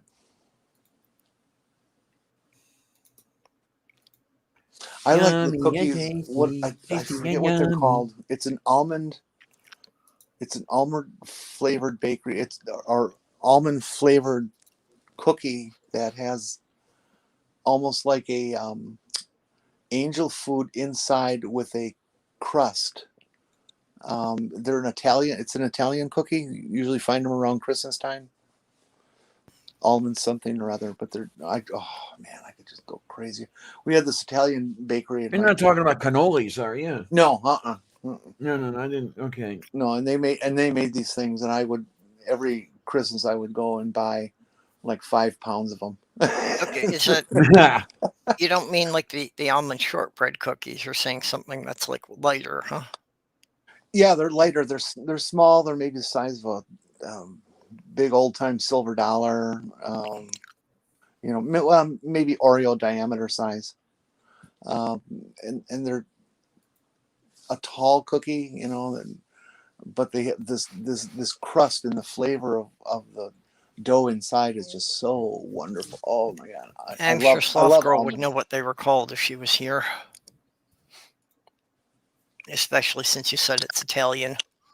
But there's the thing I've got to do is I'm trying to remember who was talking about cannolis just a couple of days ago.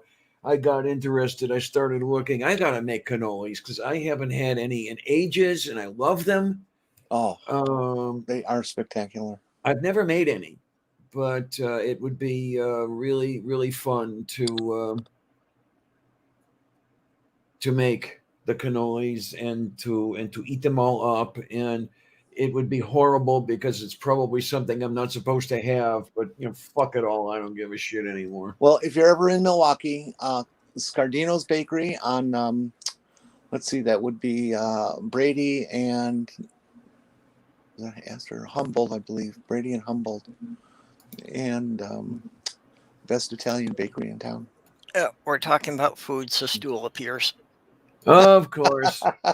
Oh God, I have not been in Milwaukee. Oh God, when was the last time I was in Milwaukee? I think that was about 84. It's been a while.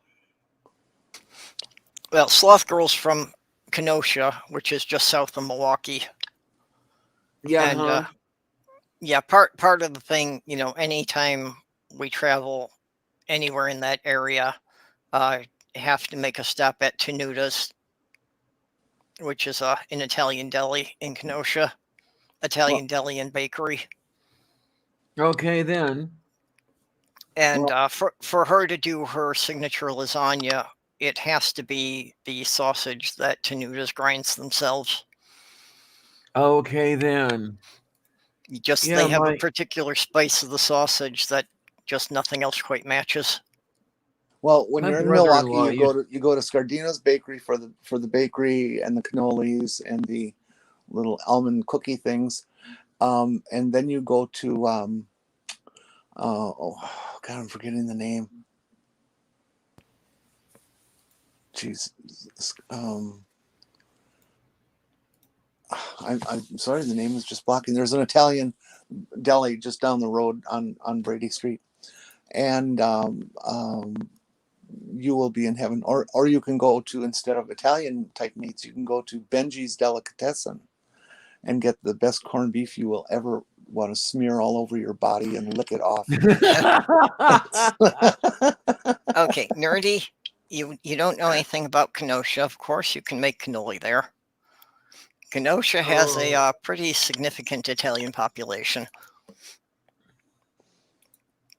And if you want to murder somebody or 2 or 3 people, they'll let you go. Yeah, absolutely. Just claim self-defense. But there was a really great Jewish deli that the slimy bastards would go to all the time. And you wanted a Reuben? Oh, my God. They had the Reubens. Oh, beautiful stuff. Oh, see, now you're making me hungry. Yeah, I don't even know that I could. I always go to Benji's and I bring back a pound of their corned beef and a loaf of their caraway rye. It's just, oh my God, it's sex. It's sex in your mouth. I don't know. I grew up in Skokie, and there was a Jewish deli every half mile. Yeah, okay. No, I don't know that I could make a Reuben as good as this place made. Oh, yeah. Well, of course, I'm not Jewish, so yeah.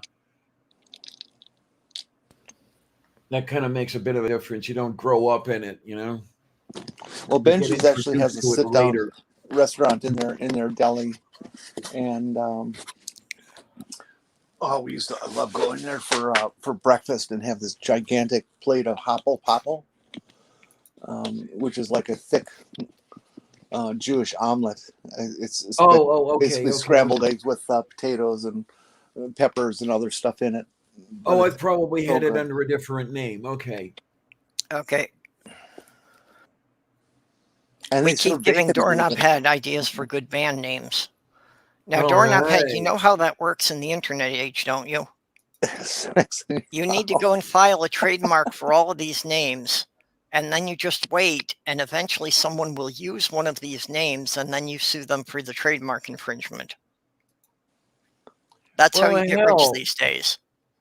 You don't even have to do that. What was that one place that they would file copyright claims on Strike's stuff? As soon as we had a movie night, they'd somehow file a copyright on it. and that they would keep trying to get him for that. And we would get, it would be filed and it would be taken care of in our favor every time, but still, there was a pain in the arse to do it every week. He even had it as part of the opening. It still is. Oh, it still is. Okay. I have Ass hats. I don't know. You guys doing one tonight? I assume so.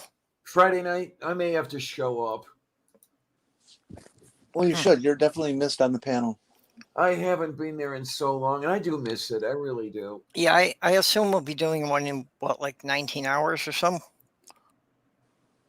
Da parodie shotala che ne te bella capotiana. Yeah, see.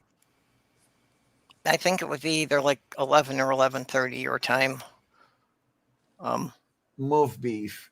And there's the other thing I need to do. I don't know who's doing the mechanics over there anyway, because I do want to ask how they have the how they show the movies and then play the movie audio through the panel discussion such that we can hear it as well as the audience can. So I want to do that here. Jess handles all that. Diana, if you want to get re-involved, she's frequently actually looking for somebody who can run the show for a week. Yeah, she often needs a co-host. I'll have to work on that. Something that she's got to be gone. My problem is that I have dialysis on Saturday mornings, so I've got to be up sometimes 5 a.m. Oh, yeah, that'd be kind of rough. I mean, usually it's 6 a.m., but if the nephrologist wants to see me, she always comes in early, and I have to be there. I have to be there an hour or two early. Well, I would just think that you dedicate yourself to the show a little more, Hey, I have an idea. Why don't we broadcast from the dialysis clinic? There we go. What is this crap about letting real life interfere with your YouTube?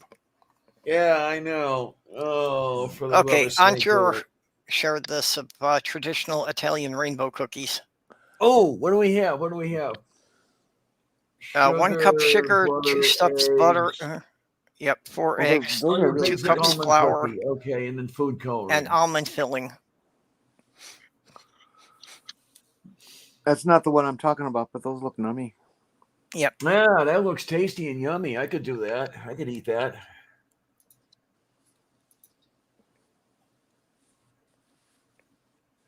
Yeah, you're talking about the recipes. You were talking about sausage earlier. My brother-in-law used to make sausage from the family recipe, Polish, with the natural casings and the whole bit like this every Easter, and God, that stuff was good.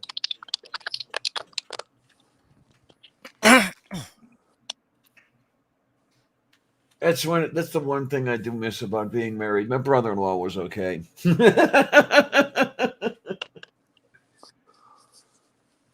My brother is getting divorced, and I kind of can't wait to get rid of my sister-in-law. Uh-oh. She's really a nutcase. Well, you could save him a lot of hassle. She's a good person. She's got a very big heart. I shouldn't say anything bad about her, but I just can't take her on an interpersonal level. She's just too different.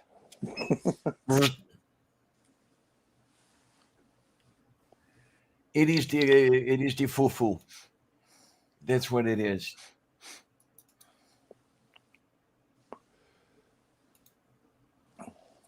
That shut the conversation down real quick.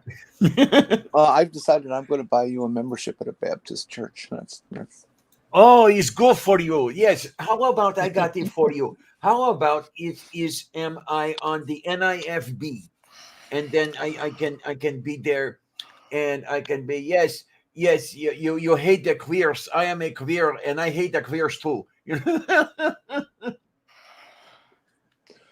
So, do you think the parents of the shooter in Michigan this week should be prosecuted? Oh, yeah, I really don't know anything about that case yet. I don't know enough about that one. Yeah, what happened? Daddy bought the gun on Friday, and the son used it on Monday to kill a bunch of students. Yeast. I don't know. Okay, this is the damn thing. Okay, Daddy bought the gun, but the kid took the gun. Now, did Daddy hand the gun to the kid? Well, I haven't heard that, whether or not it was like a gift or something. But regardless, he was certainly not maintaining control of it the way one is expected to if you're going to have a firearm in the house. This is what really gets. I don't know what to think about most of these things. I want to think that people are rational. I know that's a mistake on my part. And that they are responsible for their own actions and everything else. But I know it doesn't work that way. So I really don't know how to think about things like that.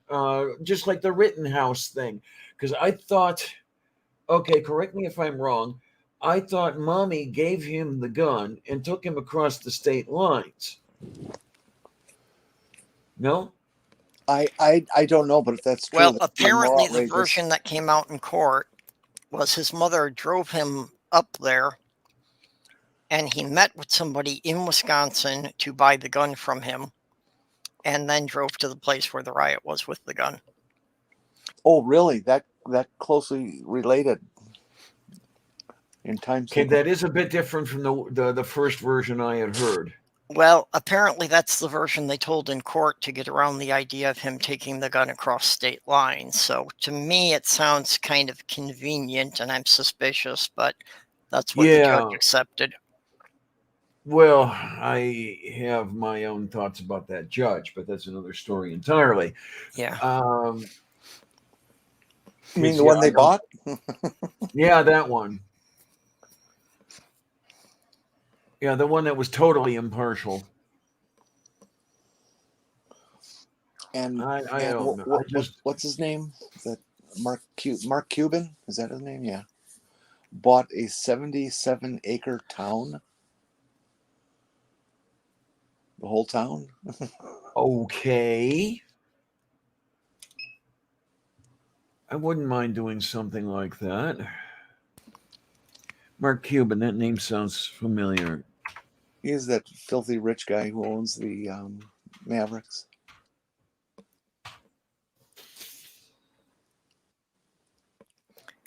Okay, so as a sports ball person, that's why I didn't know who it was. Oh, he was born here, huh? No wonder it's sports ball.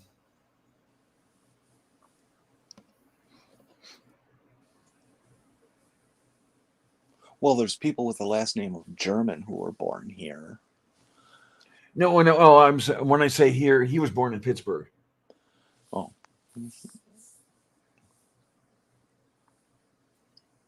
Geez, it's about my age too. It's amazing when you see these people in your generation who are filthy rich, and you're sitting here with, yeah, I could stand to be that rich. Yeah.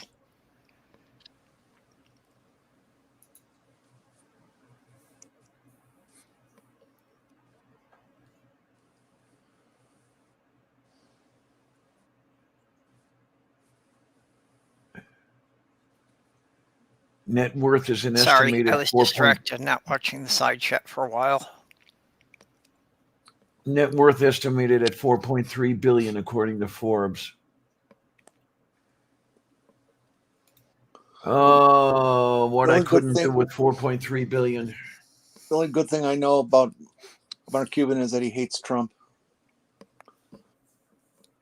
Okay, well that's one thing in his favor. Okay, yeah, Stool wants the Pomple Domple or whatever that stuff is. What is that called? Hopple Popple. Hopple Popple.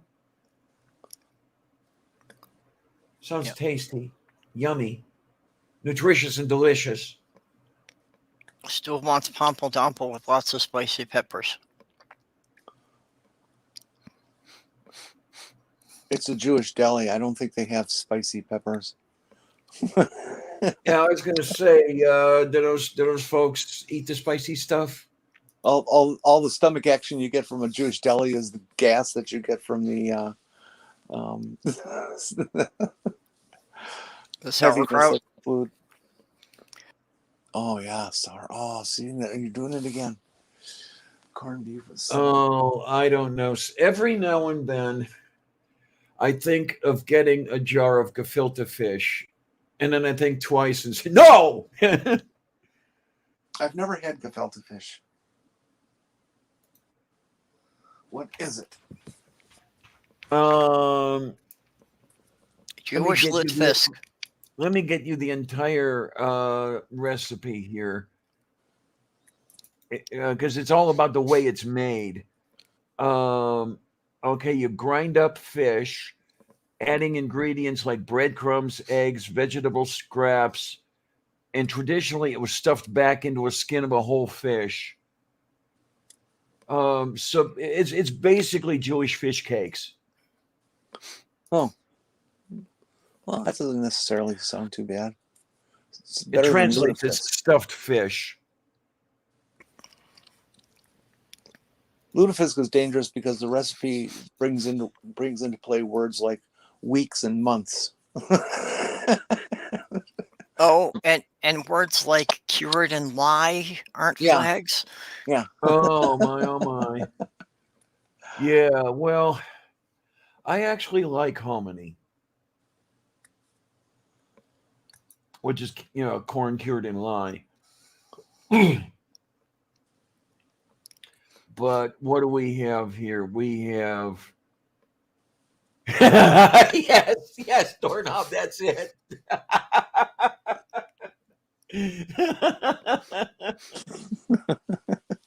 Oh, Just remember to wash your feet between making the fish and making the wine. Yeah, absolutely. Make the wine first, or you'll carry the fish taste over. That's what fish does. There are the stories about the ritual Detko would go through making the sauerkraut, washing the feet, trimming the toenails, then stomping around in the barrel. I never heard of that for sauerkraut. Sauerkraut. Oh, let's see what we've got. Okay, what we're going to do is go. There we go. Now we got it. Okay. There's your gefilte fish. Oh, they look like little potato poops. Yeah. One of the things I do need to have every year for my Yule ritual is a small bottle of the pickled herring and wine sauce. Oh, okay. Carp.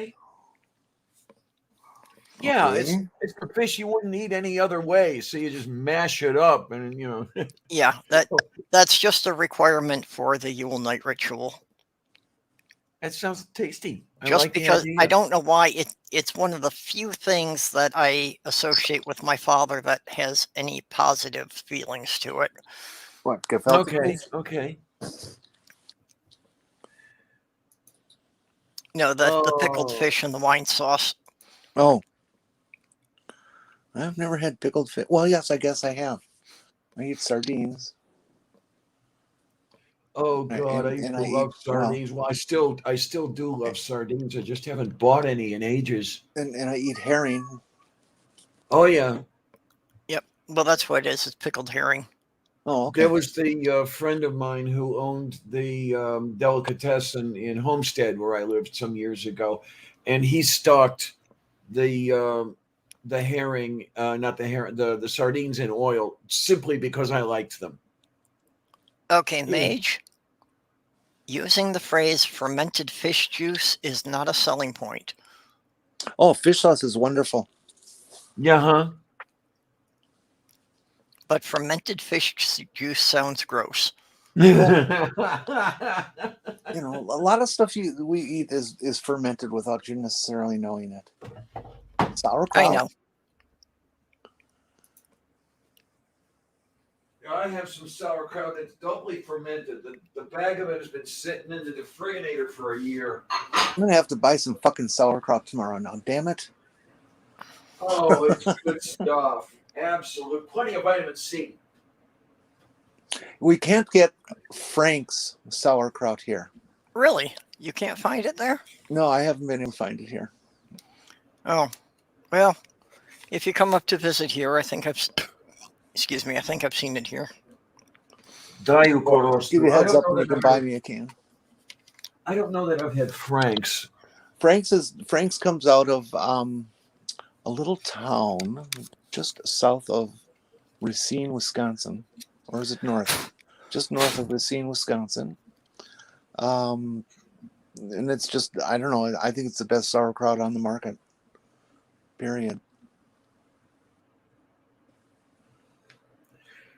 What I miss is Babka's root cellar, where you had all the cans of, the jars, of the canned foods, and the barrel of sauerkraut was down there, and you walk in and it just had that wonderful aroma, I miss that shit. I just saw on TV, I have got to go see this new version of West Side Story. All the clips I'm seeing from it look absolutely marvelous. New West Side Story. So what is it a stage play or is it a film? No, it's a new film. Okay. And Rita Moreno actually has a part in it that they wrote just for her. All right.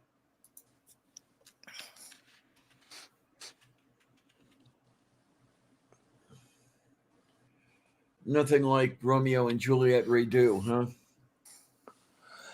No, I haven't heard if they stuck closely to the treatment originally done in the film, the first version.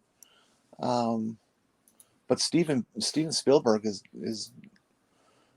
it's a Steven Spielberg film, so I expect it'll be pretty damn good. And that's something I saw a few days ago that I missed. Except they'll have to exchange all of the guns for walkie-talkies. Yeah. But I noted a few days after it happened that we lost Stephen Sondheim. Yeah, well, he was 90-something. It was about time. Yeah. It's humbling when you see people die and you watch their ages approach yours. Yeah.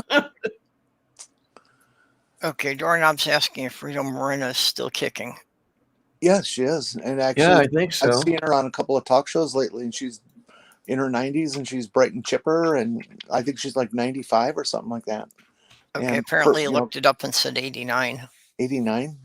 Yeah, she was born in 31. She's going to have a birthday next week. Okay, so December 11th. Wow. And she seemed no older than 60 in how she behaves and talks and lucidity and all that stuff. Yeah, but that means she's more than 30 years older than I am. Yeah, well.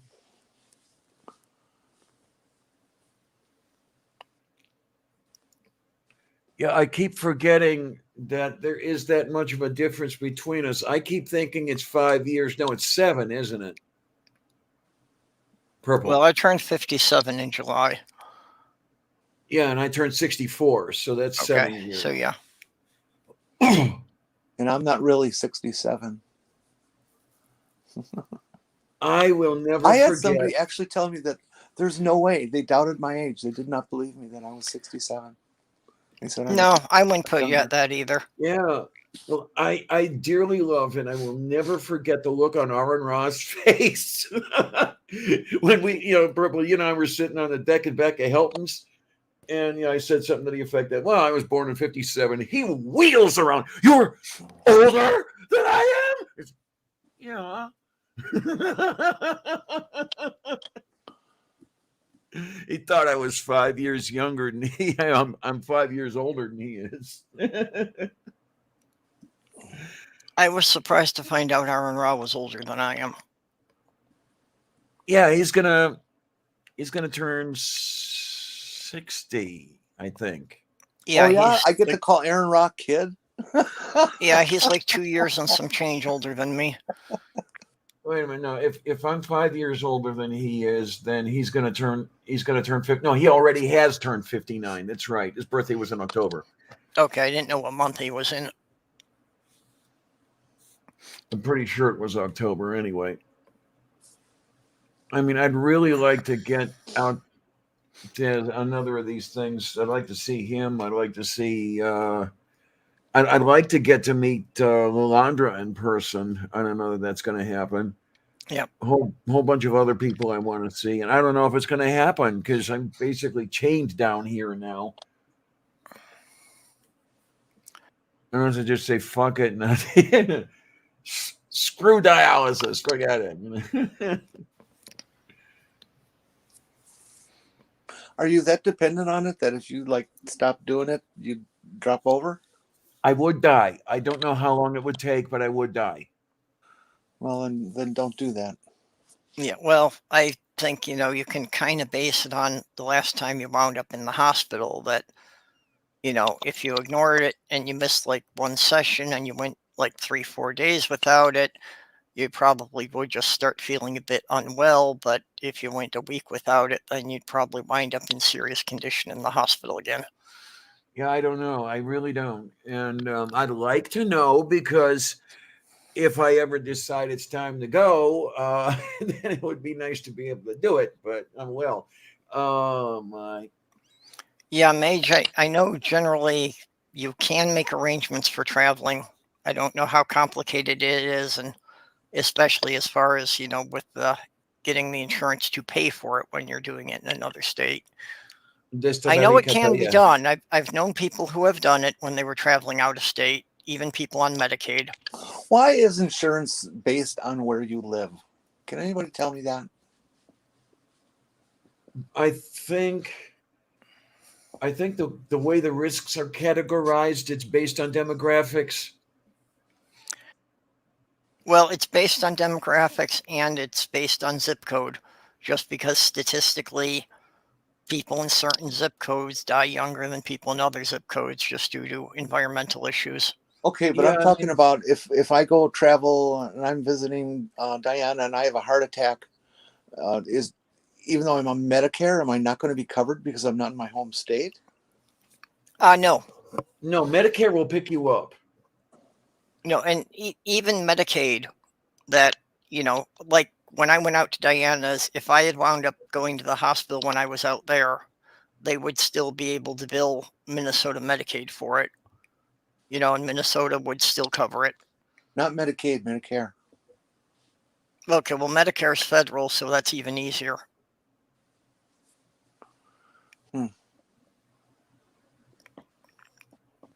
But yeah, if you wound up with an emergency situation that you had to see a doctor in another state, it would be covered. There might be a bit more paperwork for you to fill out, but that's all. Moo. We were very careful about that with my fiance because, with her asthma, wanted to make sure that if at any point, regardless of what state we were going through along the way, that she was going to, be able to check into the ER and get the treatment she needed and all. And actually, while we were down visiting my mom, we did wind up taking her to the ER.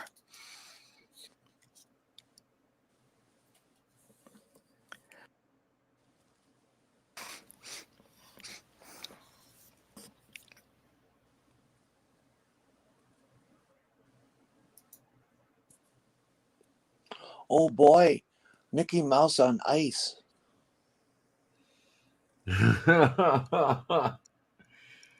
Well, yeah, I wasn't. And it's got all the Disney characters. Oh look, Luke Skywalker on skates. I wish I could remember that entire screed that George Carlin would go through about, everything wrong with everything is this, and the ice capades. Oh God. I think the ice capades are okay. It certainly is an extreme talent, and people show off what they're capable of. But the storylines that they try to create, to motivate, to be the driving force behind the show. And just send people out, let them skate. You don't need some show. Just let them show their talent.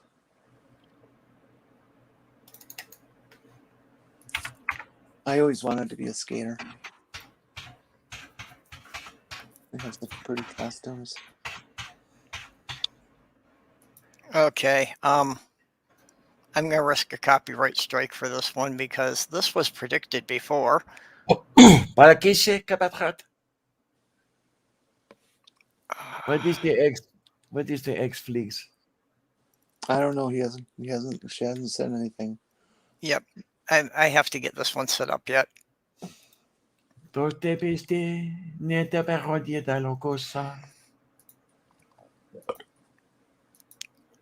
shoot, that's why I've got a problem. Hap.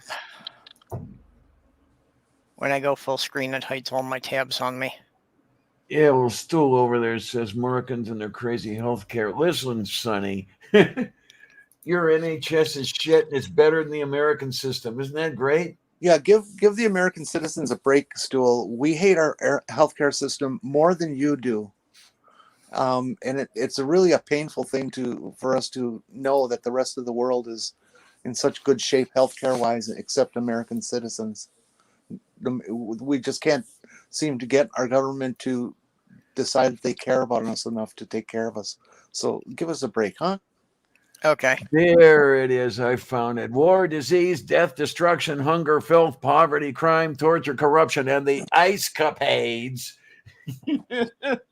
Okay, well, you were saying about Disney on Ice and Star Wars. Yeah. Robot Chicken predicted it several years ago.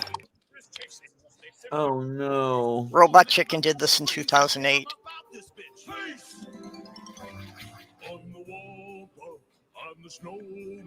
Can you make it louder?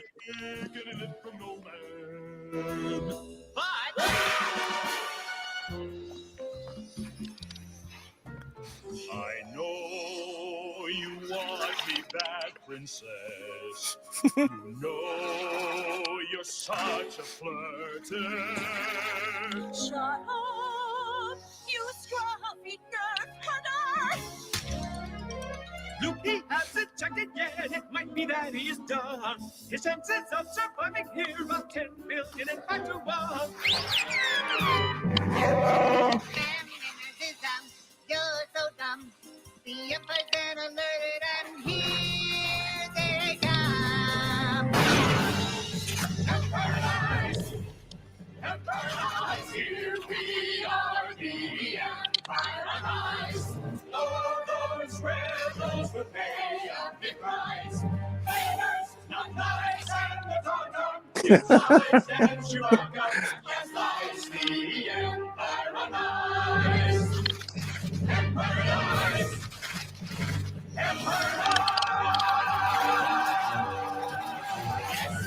Okay. That's pretty funny. Yeah. Somebody had a lot of time on their hands there. Well, it's just really funny, now that Disney is actually doing it. I wonder if No. they've got to was be making that up. I didn't say any Star Wars people in the ice capades. But okay. I wouldn't be Buzz surprised Lightyear if they did. Buzz Lightyear was there. Ah.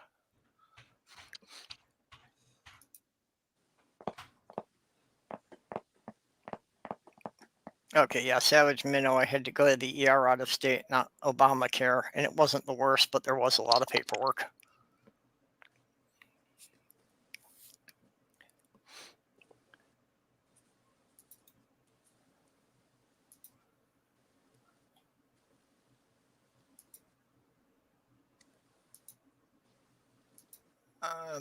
Where?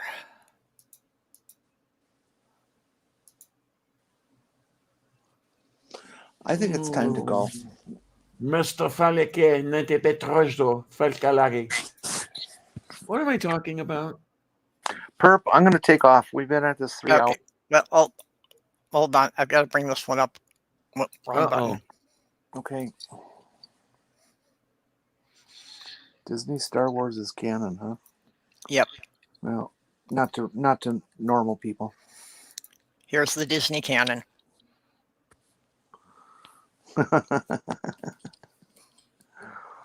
Hold that for a moment. There we go. Antivaxxers. We needed to get a screenshot of that. It is Oh, I can send it to you. Okay, do that. And if they see and fool. Okay, I'll send it to you on Twitter. And I am so full of poo. Moo, moo, moo, moo, moo. Okay, yeah, we should probably wrap it up here. Clarion is mooing all over the place. Diana's getting extra weird now.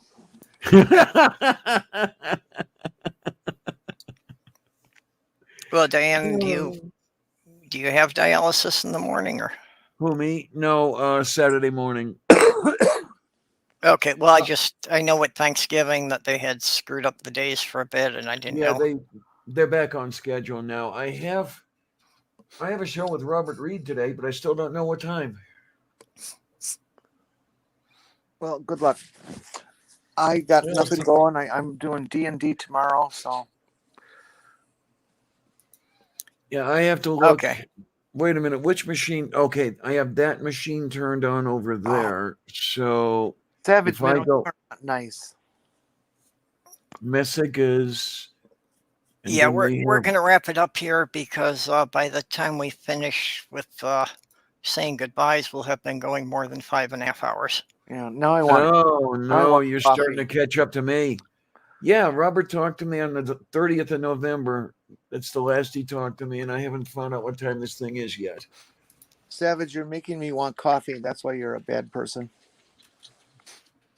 Move beef. Yeah, I just have to do a quick check to make sure that, okay, yes, I did get the links in the description for everybody who was in the chat here. Oh, yay? Just had to make sure I didn't miss anyone. So, okay, Diana, do you have upcoming appearances you want to plug? Oh, well, like I say, Robert Reed got hold of me a couple days ago, wants to have me on his show today. Hadn't said what time yet, so I'm going to look for that. I'm going to send him another note, say, hey, honey, what time do you want me on? Other than that, the next thing is the Sunday show, same usual time and usual place, Sunday at noon Eastern on the Lavender Lady channel, and Kate and I will be there at the very least, and I'd like to see Tina and Amanda there too, but we'll see what happens. And then, of course, we can't be without our bombardier in the plexiglass nose there, good old Tornado. Okay, Minnow says sorry about the coffee comment. That's all right. Enjoy it. Yeah, I just made some coffee here, and yummy and tasty and everything. I have to watch it. I can't drink too much of that stuff because over Thanksgiving I spiked my weight. I must have been drinking a lot of coffee because I was, let me think now, 6 kilos over my dry weight, my target weight. Probably when you're streaming that you don't keep count of how many cups you have. Pretty much, yeah. Yeah. And my dry weight is 84, and I had walked in on Friday morning at 90. And they're looking at me, what the hell were you eating? What were you drinking? It's like, oh, shit. Because that was a record for me. All right, be quiet. Now, see, I thought that was how much you had to pay a crow to wake you up. I thought that was the morning coffee. We're trying to wrap this up. There are no more new topics. Okay. Well, yeah. If I can stay awake, the shills will have pub chat tonight at 6. Moo. And then, of course, movie night at 10. Moo. And then the regular shills show Saturday at 6. These are all Central Time. Oh, that's what I should do. Then Monday, the shills have the Uncalled 4, which I think will be at 8 o'clock on Sunday. And then I'll be back here Wednesday at noon and Thursday at 10 p.m. Now, you just got me thinking, though, when you mentioned that show there, I should have movie night Okay, No, huh? leave now.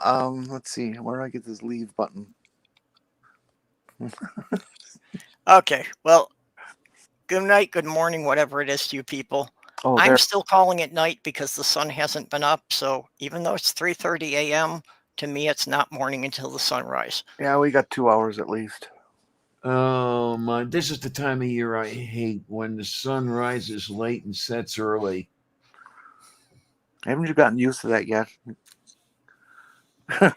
Yeah, no, I always have that problem with this time of year too. That I don't mind the sun rising later. That suits me just fine. But the sun going down so early in the evening, well, when it's still afternoon and not even evening yet.